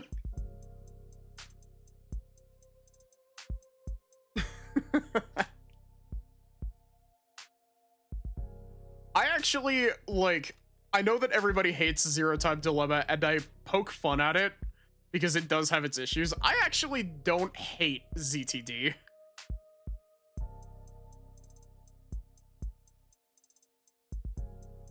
.999 and VLR, especially VLR, I love VR.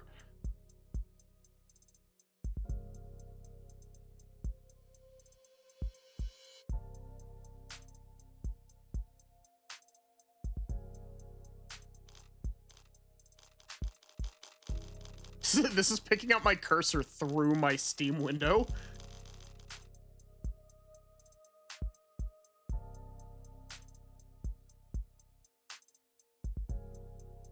Your hate for ZTD also comes from timing. I don't know. I feel like ZTD has a lot of problems. And like, I'm not excusing a lot of its problems. But like, I don't know. I feel like ZTD has a lot of heart in it. Went through VLR during a hurricane, wondering what the finale would be, and got told it was canceled due to poor VLR sales. And it gets kick-started. And finally, it'll answer the questions VLR left open. I mean, it does answer some questions. Like, the problem isn't necessarily that it doesn't answer any questions. The problem is that it answers like 70 to 80% of the questions and then creates 160% more questions. Like, the problem is that ZTD makes more questions than it answers. And it's the last game.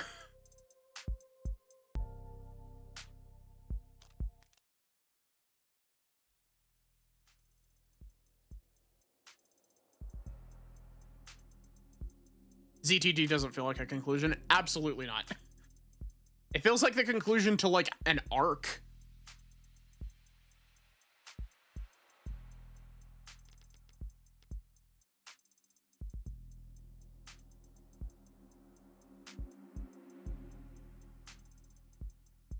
Yeah, sorry that I rambled for another 40 minutes.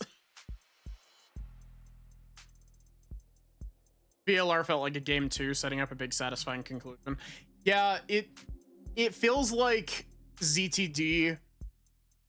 It feels like ZTD bit off way more than it can chew.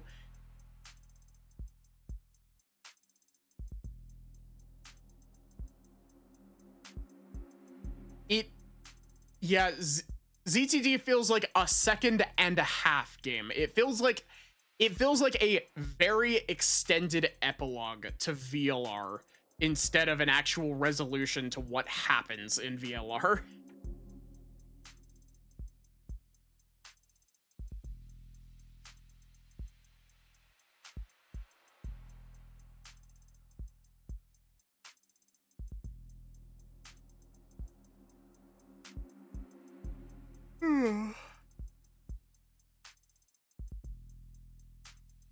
Eepy.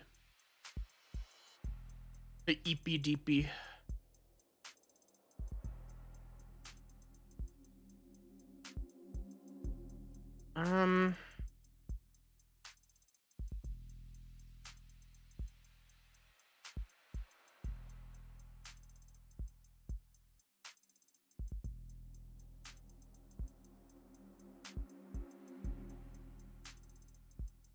The Somnium Files is really good.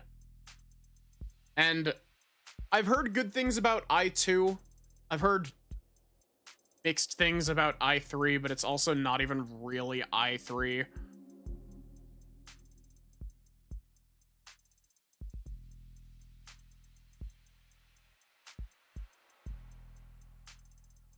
I'm really curious as to I'm really curious about 100 Line, but like 100 Line is one of those games where like I definitely would like to wait for a discount on it. Welcome in, Enyo. How are you? No spoilers for I2. I do want to stream it at some point. 100 Line is massively hit or miss depending on the player.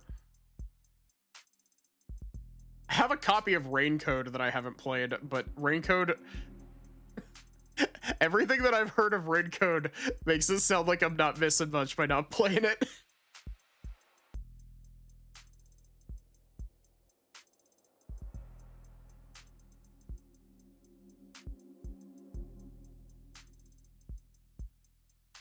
Okay, see ya, Ender. I'm gonna raid into the Turt.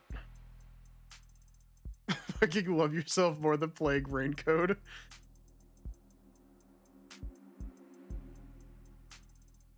Raincode, aka Danganronpa 4, with all of the bad things that entails. But yeah, here is your raid message. Thank you all so much for watching. I hope that you enjoyed. I should be back tomorrow with something. Danganronpa has a cast that interacts. Raincode doesn't even have cast interaction. Oh no.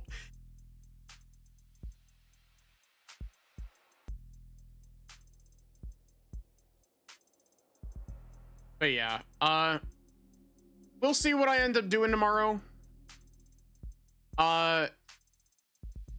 Honestly, admittedly, there's a non-zero chance that it will be FF Tactics. Just knowing the way that my brain works, well, the way that my brain pretends to work.